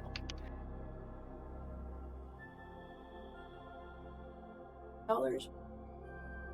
Yikes. Yeah, Right? Your head just hurts. Let's see how I do. Bet I'll get another. Alright, one sec. Huh? I'm gonna use this with my flower mantle. Your flower mantle? Mm-hmm. Okay, I'll put on the flower mantle as well. What does the flower mantle do? I just want to know if this would work. Because it gives you plus 20 to healing. It'll give you Would plus 2 HP when you drink it. Okay. Plus 2. So, you get 4 instead. You get 11. Oh no. Actually, Yeah, you put a plus 2 on the end. Yeah. Well, you get 10, because it's plus 1 to begin with. Oh, You get okay, another and then a plus plus 2 after. I got you.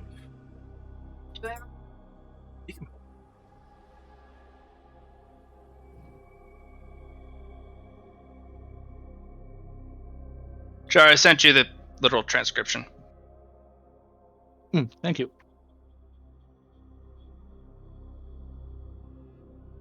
You should put the plus 2 as well, because you can also put on the mantle. Or plus 3, whichever one you wanted. that wasn't a great roll. You want to use your fate point? Yeah, can I? Mhm. I would like to. You can give each a fate point too, so you can reroll. 1 fate point easily? Better than a 1.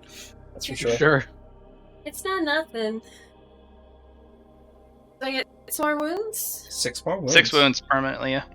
Yeah, and easily you can use a fate point if you need to reroll. Much better. Much better. Mhm. Nimi will actually look over your shoulder. Mhm. I know what it means. You know what it means. Hmm? What does it mean, Mimi? Each sign is a name of a demon. They're a member of a chorus of demons. Chorus is basically kind of like a court, a hierarchy. There can only be so many on the chorus because there's only so many seats. That's why there's a different configuration. There's new demons. Interesting. Unfortunately, to open a portal, you need to borrow the power of multiple signs, multiple voices. Otherwise, there's not enough power. So whoever among the configuration that you use to open a portal, you have to pick the right people who are powerful enough, and then the one who is willing to do the treaty, the pact between you, is the one that you pull through, and then you make a deal, And everything's negotiable. and then with you the demon. borrow its voice or its power.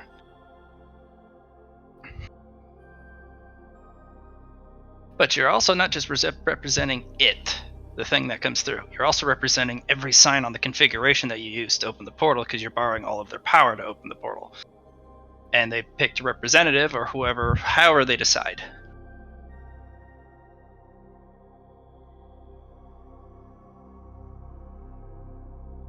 The more powerful the demon, the less you have to pay, but also more powerful the demon.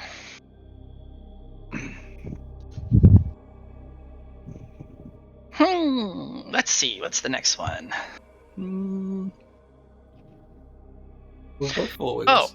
Demons can use this freely. They can just, since they're on this side, they can just, if they get their hands on it, they can just open a portal, and the configuration they use summons the individuals from that side. It's more difficult for them on that side to come here, but on this side, it's like 10 times easier. So, if a demon ever gets their hands on this, they can pull all of their best friends through, or whoever, to here. Mm-hmm. Sounds like a party to me. But since you're not a demon, you have to borrow the power of demons, which is what the confusing speak talks about. Once you get there, once you make a pact, you can't unpact the pact. Right, So no just escape give the power clause. back.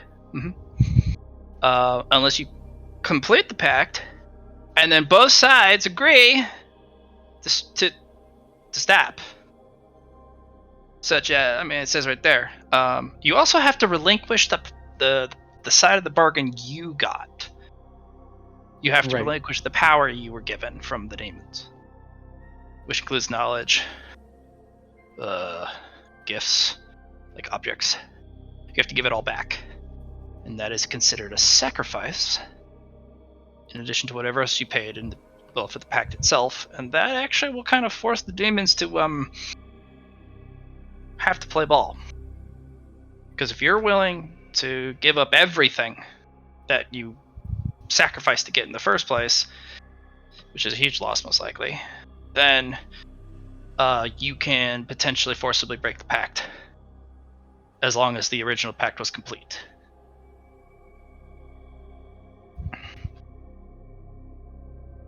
Otherwise, it's forever. It's forever. Very, very specific when you make deals with the demons, I guess. At least it's not the devil. Yeah, he's tricky. Yeah, tricky one. Oh, that reminds me. Ming, Yes. I need a box of nice cigars. Okay. 2 Some gold, please. transaction. Yeah, hand over the gold. Besides you a box of 10 cigars. And put that in pocket. That's just normal tobacco. I know. Okay. It's not for me either. Okay.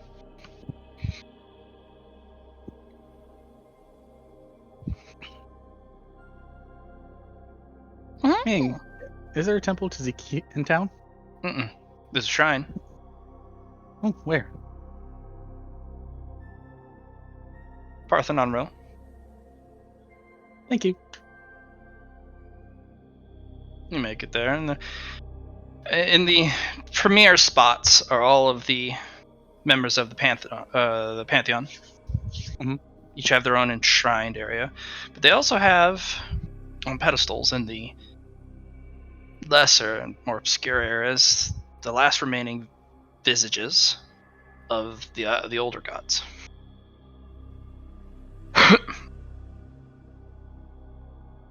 They're all cracked, in disrepair. Mm. Easley's just gonna go in to the temple and pray to Zeke. You figured you want to see what an actual like shrine to Zeke looks like. Help him model one. It's just an alcove. Mhm. And the statue there is actually rather not too lifelike, but the carving actually makes it look like he's wearing a real robe, a real book. And this one, he actually has a sickle, one you would use for, cutting wheat. Mm.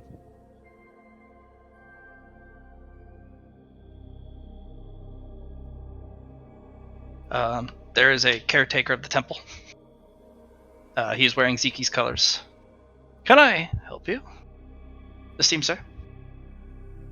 Oh wait, I'm thinking whether Itzy would go into the temple disguised or not. That's you. No, I don't think he would. He 'Cause- still greets you. Skellerman, can I help you? I've just come to pay respects to Zeke. Ah, of course. He welcomes all respect, no matter the species. That is one of the things we all forget. Mm. May he be a guide of wisdom and to the afterlife for us all. I hope Now so. there's just too. there's an offering bowl just right there. And Eatsley is going to put a small offering in. Of What does the book tell me common offerings are? Besides knowledge. tokens of the lost or the dead.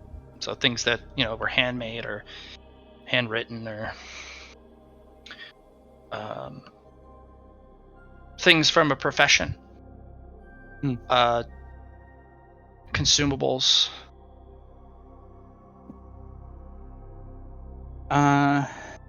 Eatsley is going to put in the. Oh wait, actually, no. What I'm going to put in? Just have it. He is going to put in one of the water flagons that he has that he got from the first adventure party that we ever met.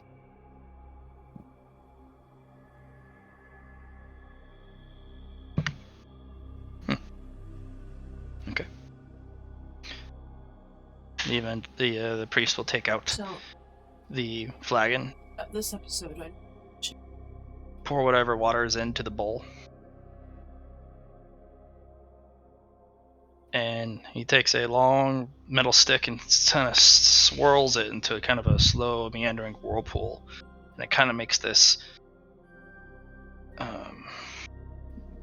melodic, almost hypnotic sound as the tip of the metal stick rings across the bowl, circle and circle and circle, and then you actually see the water spin down to the bottom of the bowl and disappear. There's no hole in the bottom of the bowl. He's just going to look at it and like, amazing. The water is appreciated. That soul has been parched for many a week. Many an eon. He will be very thankful, and potentially less resentful for such a opportunity to quench his thirst. Hmm. Go with peace. Isu bow to him and walk off.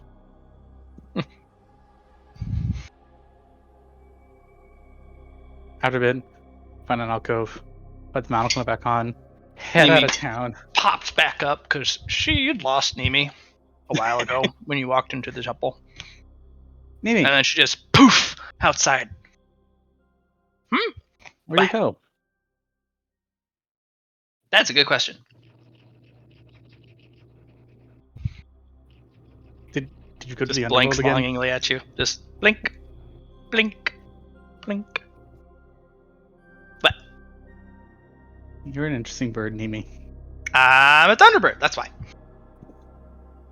And yes, I'm a Nimi. Let's get back to everyone, Nimi.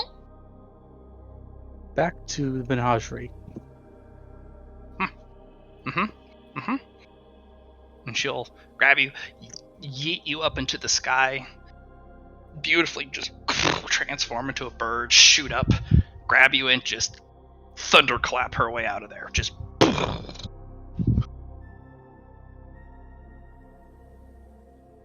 And you arrive and lands down, sets you down from the talon. We arrived! Thank you, Nimi. Hmm? You scare me sometimes. I'm an Emi.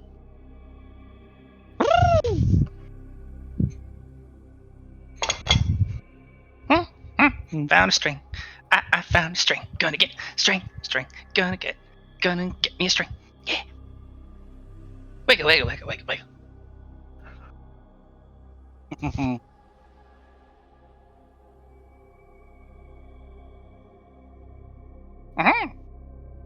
Part of EC's plan has been a great success. Right. We'll do a little bit with Susie, and then we'll finish up with Grimold and Indrid. Susie, got any plans? Yeah, I got plans. Tell me. First things first, I'm gonna meditate underneath the moon and gain some fate points back. Okay. And then I'm gonna use 3 of them with May the Moon Shine Upon You on some magic seeds. Magic seeds! And I have some catalyst items, so I'm going to evolve, but we can do that another time, I understand. So let's roll our lucky. Here's our first one. 33, 333, baby. Very nice. Here's the second one. Here's the third one. Okay, not so great. Alright, those are my 3. We can talk about them at a different time. I guess that's it for One of them's gonna me. be sugarcane. Sugarcane? Okay, got that one before, I'm pretty sure. It was a different type of sugar. Okay, cool. This is tropical sugarcane. Tropical sugarcane, interesting. It needs a temperate, very wet, hot climate to grow, but it also grows stupid fast. Well, we got the hot and we got the wet underground, so I don't know if that would work. You'd have to figure it out. It needs to be humid. But you might be able to engineer it. Who knows?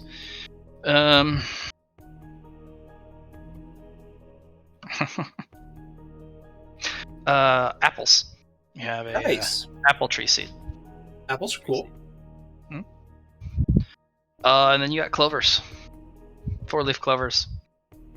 Well, Interesting. not particularly 4-leaf clovers. It's clovers. Clovers, You that might can be find a 4-leaf. 4-leaf clover in there. Mhm. That's where the 333 is coming in. Nice. Okay, and Susie would like the evolution done, but we can do that next time. Since I have the moon stone and the brew potion, and we can go from there. Okay. So yeah, let's just end it off with Grim and Indrid. You all set? Okay.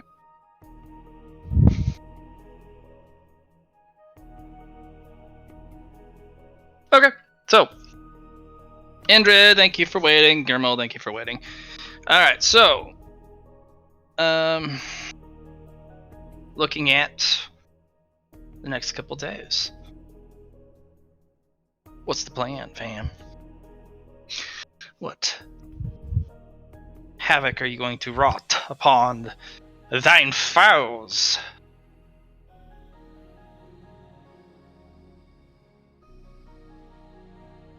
I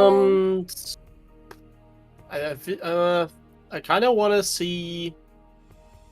Was there any follow up on the desecration of the idols, or was it just kind of like a one and done? We dealt with the problem, or is there ongoing? Can we press on that button? Is what I'm asking. It's a little tough because they've dealt with it. They killed the individuals who let their idols be desecrated. It's not very fair. But everyone kind of carries around their idols now on person, whether it's in a bag or strapped to them. They have it on them, so that somebody can't just sideswipe them like that because they don't want to get killed because somebody stole their idols. So the alert's gone up, so if you're gonna try subtle stuff, it's gonna need to be pretty clever. Because now that the alert status is at 2 stars out of 5, you lost your undetected status. They don't know who you are or what you are, but somebody or something is messing with them.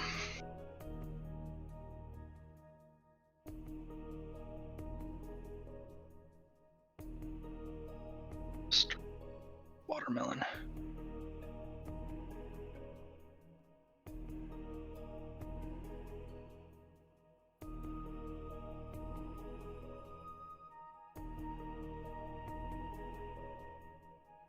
What do you think on that, Indrid? What's your plan for the night?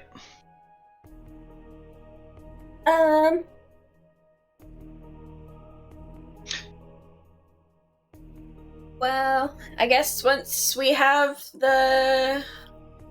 our drug operation well underway, I'm gonna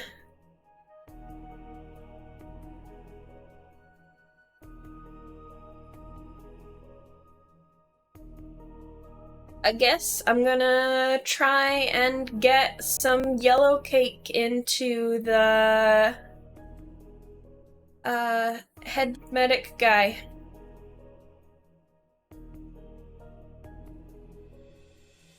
The Magus? Yeah. And How is that it's gonna his apprentice that's selling the drugs, yes. for me, right? Yep. Okay. I'm just gonna try and fly some into his tent while he is sleeping. Those moths do not enter the tent. They don't even get close. No?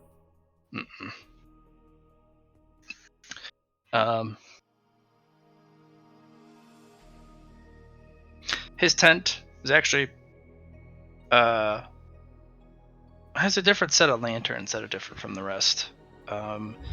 They give off a light that does not emit. It's almost like a negative flame. You can see the flame in the lantern, but it's pitch dark around it. As if the flame gives off no light at all. And when the moths get close, ash.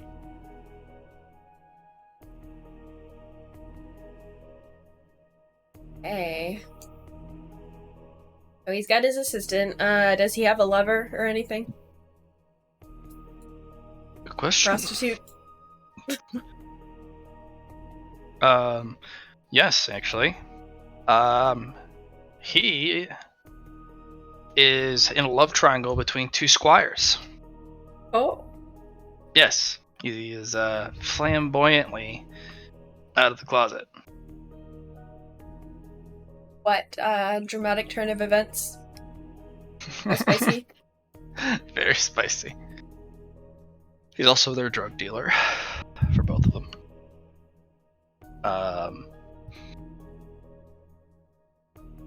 He gets them potions. He's kind of not only their hookup, but also their, it's part of that very spicy triangle. And the two know, they all three of them know that they're in a love triangle, but it's the two squires trying to compete for, affection. And it's once you see the love triangle, actually you can kind of figure out the players in it. Those two squires avidly compete pretty much in everything, whether it's sparring, practice, their duties, their studies. They compete with each other for Quentin's affection, because Quentin is significantly above their status. Also their drug dealer. So that. Well, I'm gonna wait until one is headed towards his tent, and I'm gonna try and sprinkle a little on their clothes. Okay.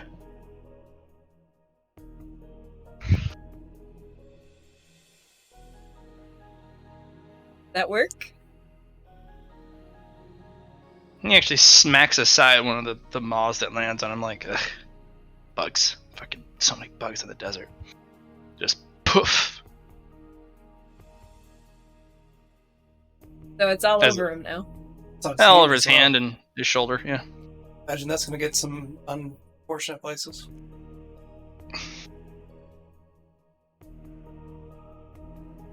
Okay, so,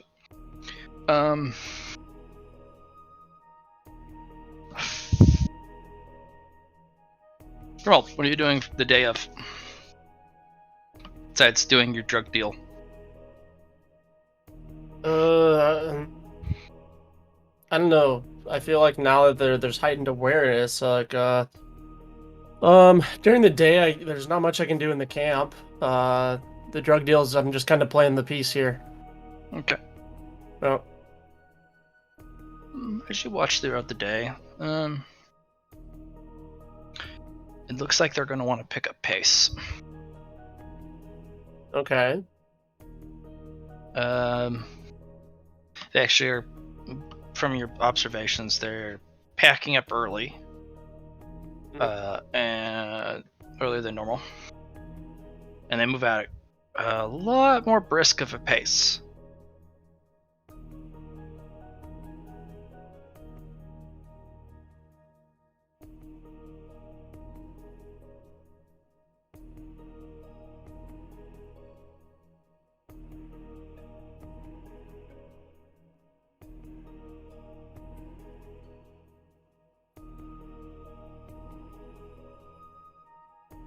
I'm just gonna keep following. I'm paying careful attention to any lagging scouts. There's a couple that lag, but when you get far enough back, you can just hop on one of the wagons, get a drink. Sure.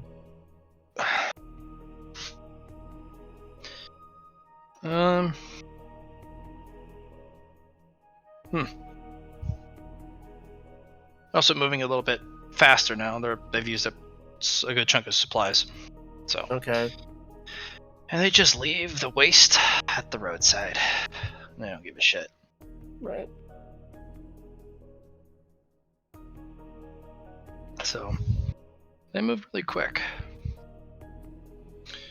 Not much information gathered today, you can tell.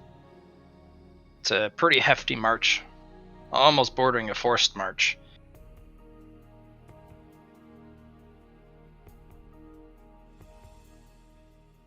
If you want, this would be a good time to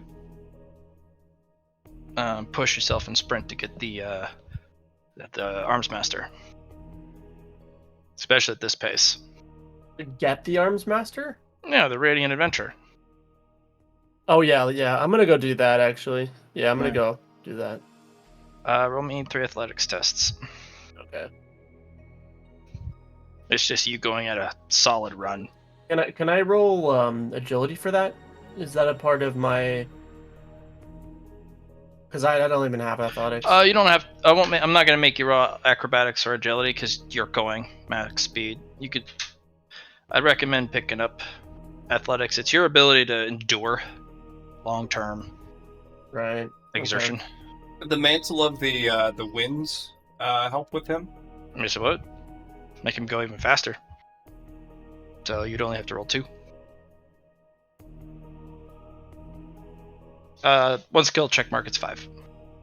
Yep. Done. And you just get 2 fatigue. Okay.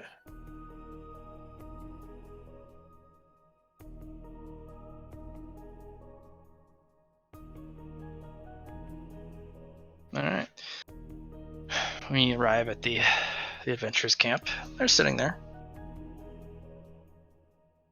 No other company. They're reading a book. I've returned. Oh, is it time? It is time. Very well. They'll close their book and pick up their belongings with precision and practice. Slings it over their shoulder. All right. After you.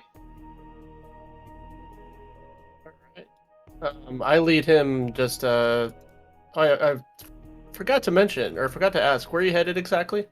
Oh, to the new Temple of Nareem. For what reason? If The you don't mind reasons- me asking, that is. That reason's my own. Fair But enough. I don't mean any ill will. Is there a chance this guy is going to fight us? That's you don't know, man. We have quests though, which is pretty good. Yeah, okay.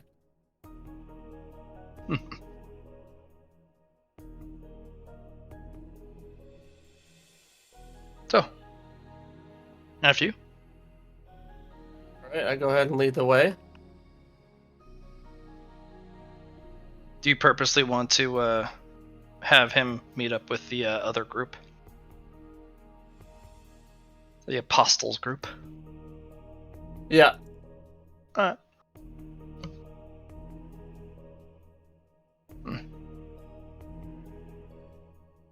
They'll kind of give you a sidelong look.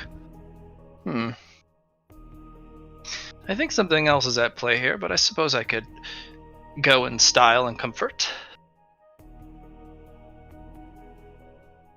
You wouldn't be wrong. There's a big caravan headed to the new, or headed that way that I've been sort of tracking. And of course, you're going to introduce me to them, surely and solely out of my own personal benefit as a guide, without any ulterior motive. Oh, of course. I'll give you a look like, uh-huh. If it so pleases you, we don't have to go that way.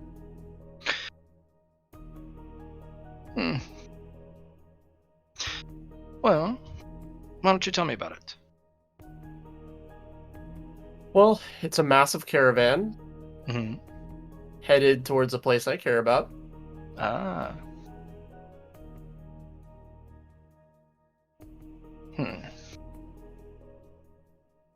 Well, you guys are kind of sitting on the barricade. Or leaning against it, kind of looking in. The guards are giving you, like, what's that? Is there something there? And the adventurer kind of waves them off, like, back to your work.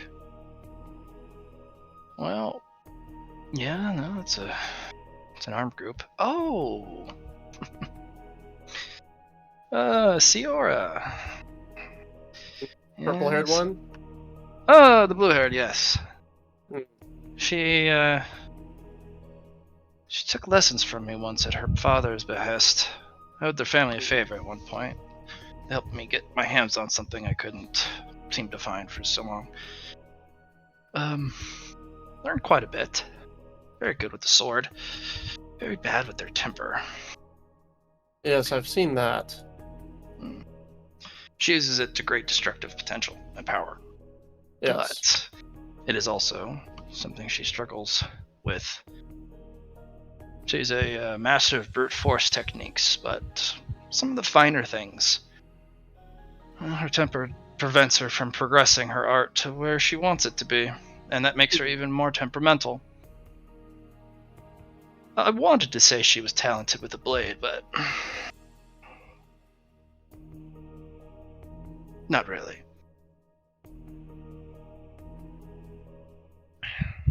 What she does have is wealth of power. She has a heck of a lot of power.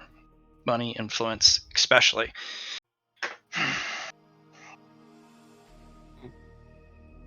So. Doesn't surprise me based on what I've seen. Well, I suppose you'll be stalking along. What's your intent for me to be with this group? I suppose to understand their intentions, see what they're really after, what their goals are, their plan is. If you could give me give me an ear on the inside of their camp, if you'd be so inclined. Oh, that's different. I can tell you what they're after. Oh, okay. They're after your temple. Oh, so you know. Well, it's a giant blue beam of light, pure aether, blasting into the sky, thousands of miles around can see it.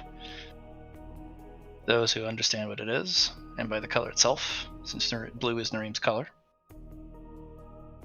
What is your interest in the new Temple of Nareem? That's my business, but I do mean no hostility. That's a better question. I won't answer that. Fair enough. They would be here to take your temple by force. I got that impression, yeah. Yes, their family actually used to run the old temple here, and is a great disgrace upon their family. Generations after generations, 10 generations actually. That they'd had to suffer through. They weren't able to protect the temple, and this is a redemption story for them. How do you think they'll do, personally? They will spare no expense to get it back. Not that they deserve it. I mean, if they truly wish to gain Nareem's favor, they would have returned to the site originally and done what you had done, most likely. Yep. But you know what prevented them from doing that? Shame. Shame. Ah. Yes, but if you truly wanted to be redeemed, you would do it anyway. Seems like they're also driven by quite a bit of pride and self-aggrandizing. Oh, to say the least. So you want eyes and ears on inside the camp. Well, since I don't know your intention, I suppose it's somewhat difficult to ask you of a favor, but Well, for now I can be your companion, and oh, I don't mind. It's a little bit of fun. I get to tease Serena. fair enough. There's Serena. Yeah. It's rather interesting. Will you be sleeping Although- inside or outside of the camp? Oh, they will most likely put up the most grandiose accommodations they could possibly ever get their hands on for someone of my station. They would put me dead center of the camp and spare no expense to keep me pleased, happy, comfortable.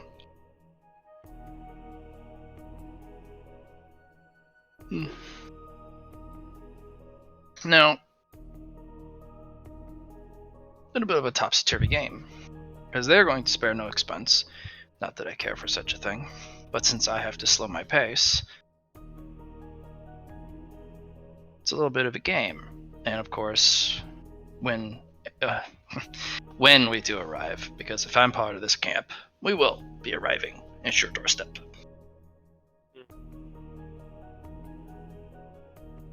I mean to arrive with no hostility, but that doesn't mean they will. And I don't think I wish to step in the way of protecting the place. They'll most likely let me go into the temple first. I will do what I need to do, and then, once I have left,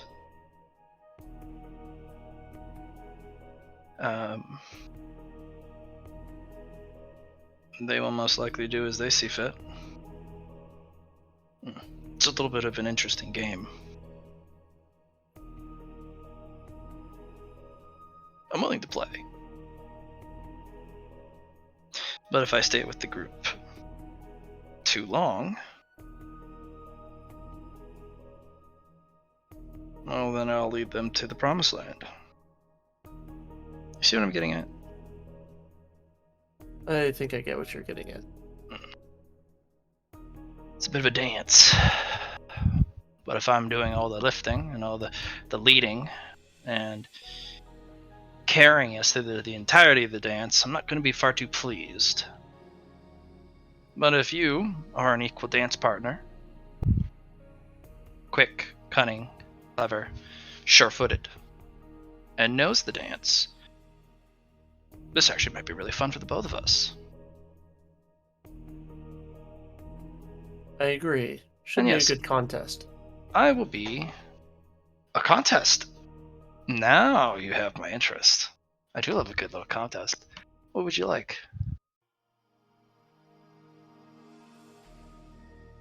I was just feeding off of your energy. It seems like you have something to offer to me. I have something to offer to you. Maybe we can go back and forth on that. I have not had a good sporting contest with the monster in quite some time. I like your contests. They're more to the point, but there's always a bit more complexity, and I don't know exactly what I'm dealing with half the time. The monster are different species. They can do things that humans can't, unpredictable things. So, name a term on your side. What do you want me... sorry, how do we do this? Because we could do it so that we name each other's terms, or we can name something that we each try to accomplish.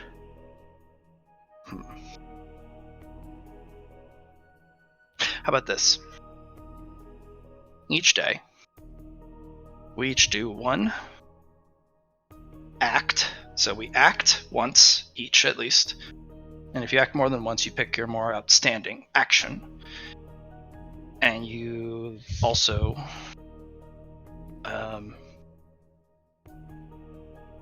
either hear or say something of import. And we compare at the end of each day, and whoever has the better one wins that day's wager. Whoever has the most wins at the end of the journey, we get to ask one thing, no matter what it is, and it must be done. Now, a tiebreaker will be if we tie on each, whoever has more actions than can present, or more words, or whatever.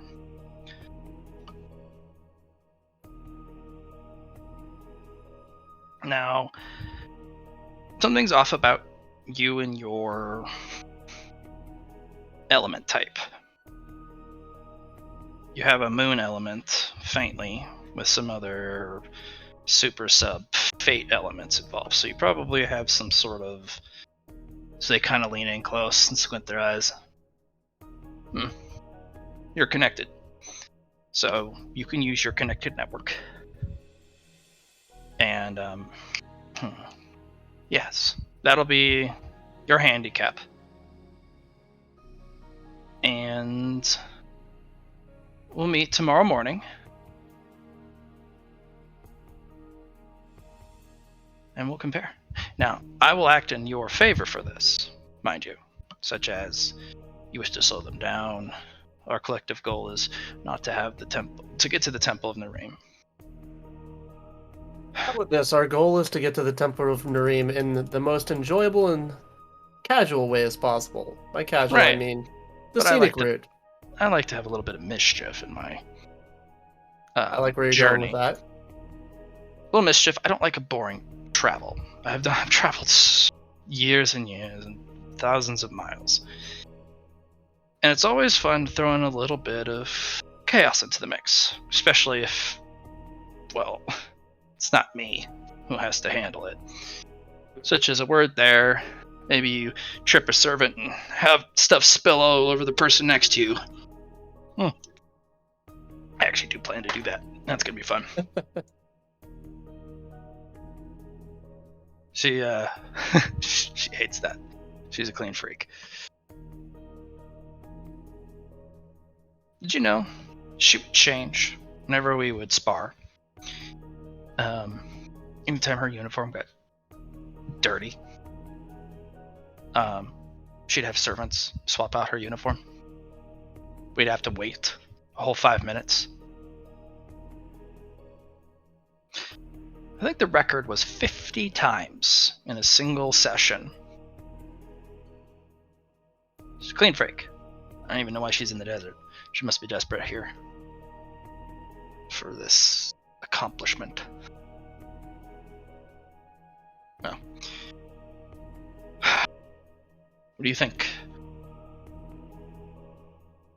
I think that sounds like an excellent idea.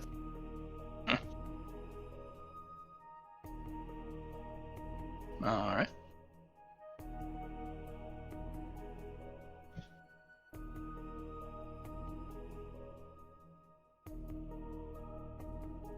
I kind of stroke their chin. All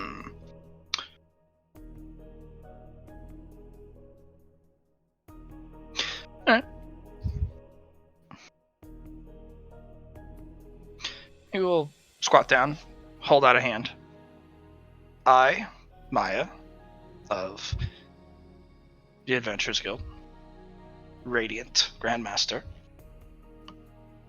agree to this competition with you. And that's your prompt. I, Grimald of the Menagerie, agree to this competition with you. He has his hand out. He's gonna shake your paw. I hold my paw up.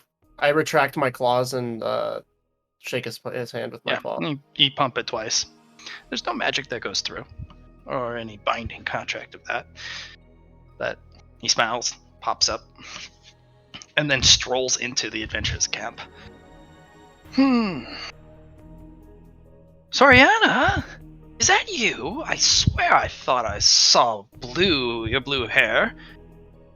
And then there's just an uproar. Like cheers, like they like him, or what kind of uproar? It's a movement of all the other people, movement of guards. There's a prompt and hurried greeting. A lot of bowing and scraping. The entire caravan comes to a careening halt.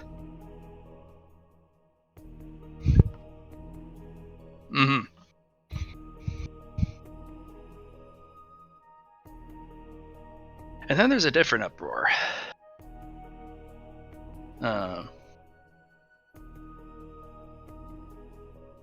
Somebody's screaming in the back. Looks like somebody touched some of the itching powder again. Probably didn't get it all. He's like, it burns my hand! Fuck, ow! Well, lively the desert. And then Allie takes the chaos into the night, seats her little butterflies and moths everywhere. Flitter, flitter, flitter, flitter,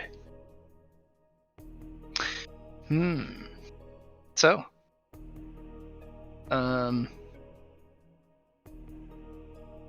nicely done. I have no idea what I just got myself into. The next day will be quite something, Allie. spoken to another set of screams. One of the servants that was attending to the apprentice, fortunately, comes running out screaming, but also throwing up sickly out of the room. The camp is going to be taking the day to figure out what the hell happened.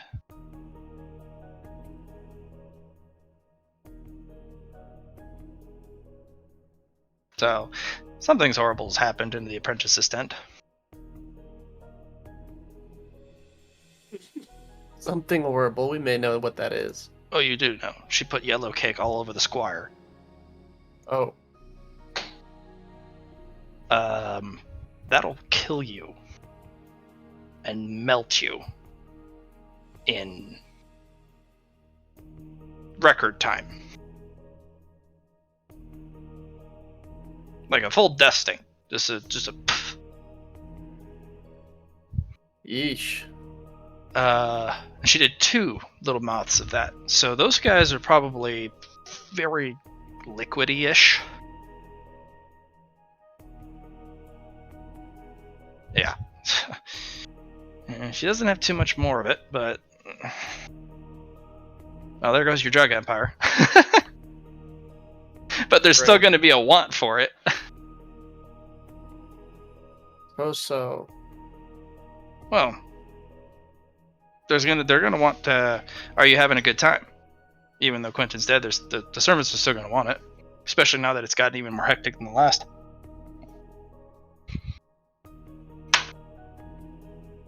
And we'll stop it here. All right. Nicely done. Thanks for playing, guys.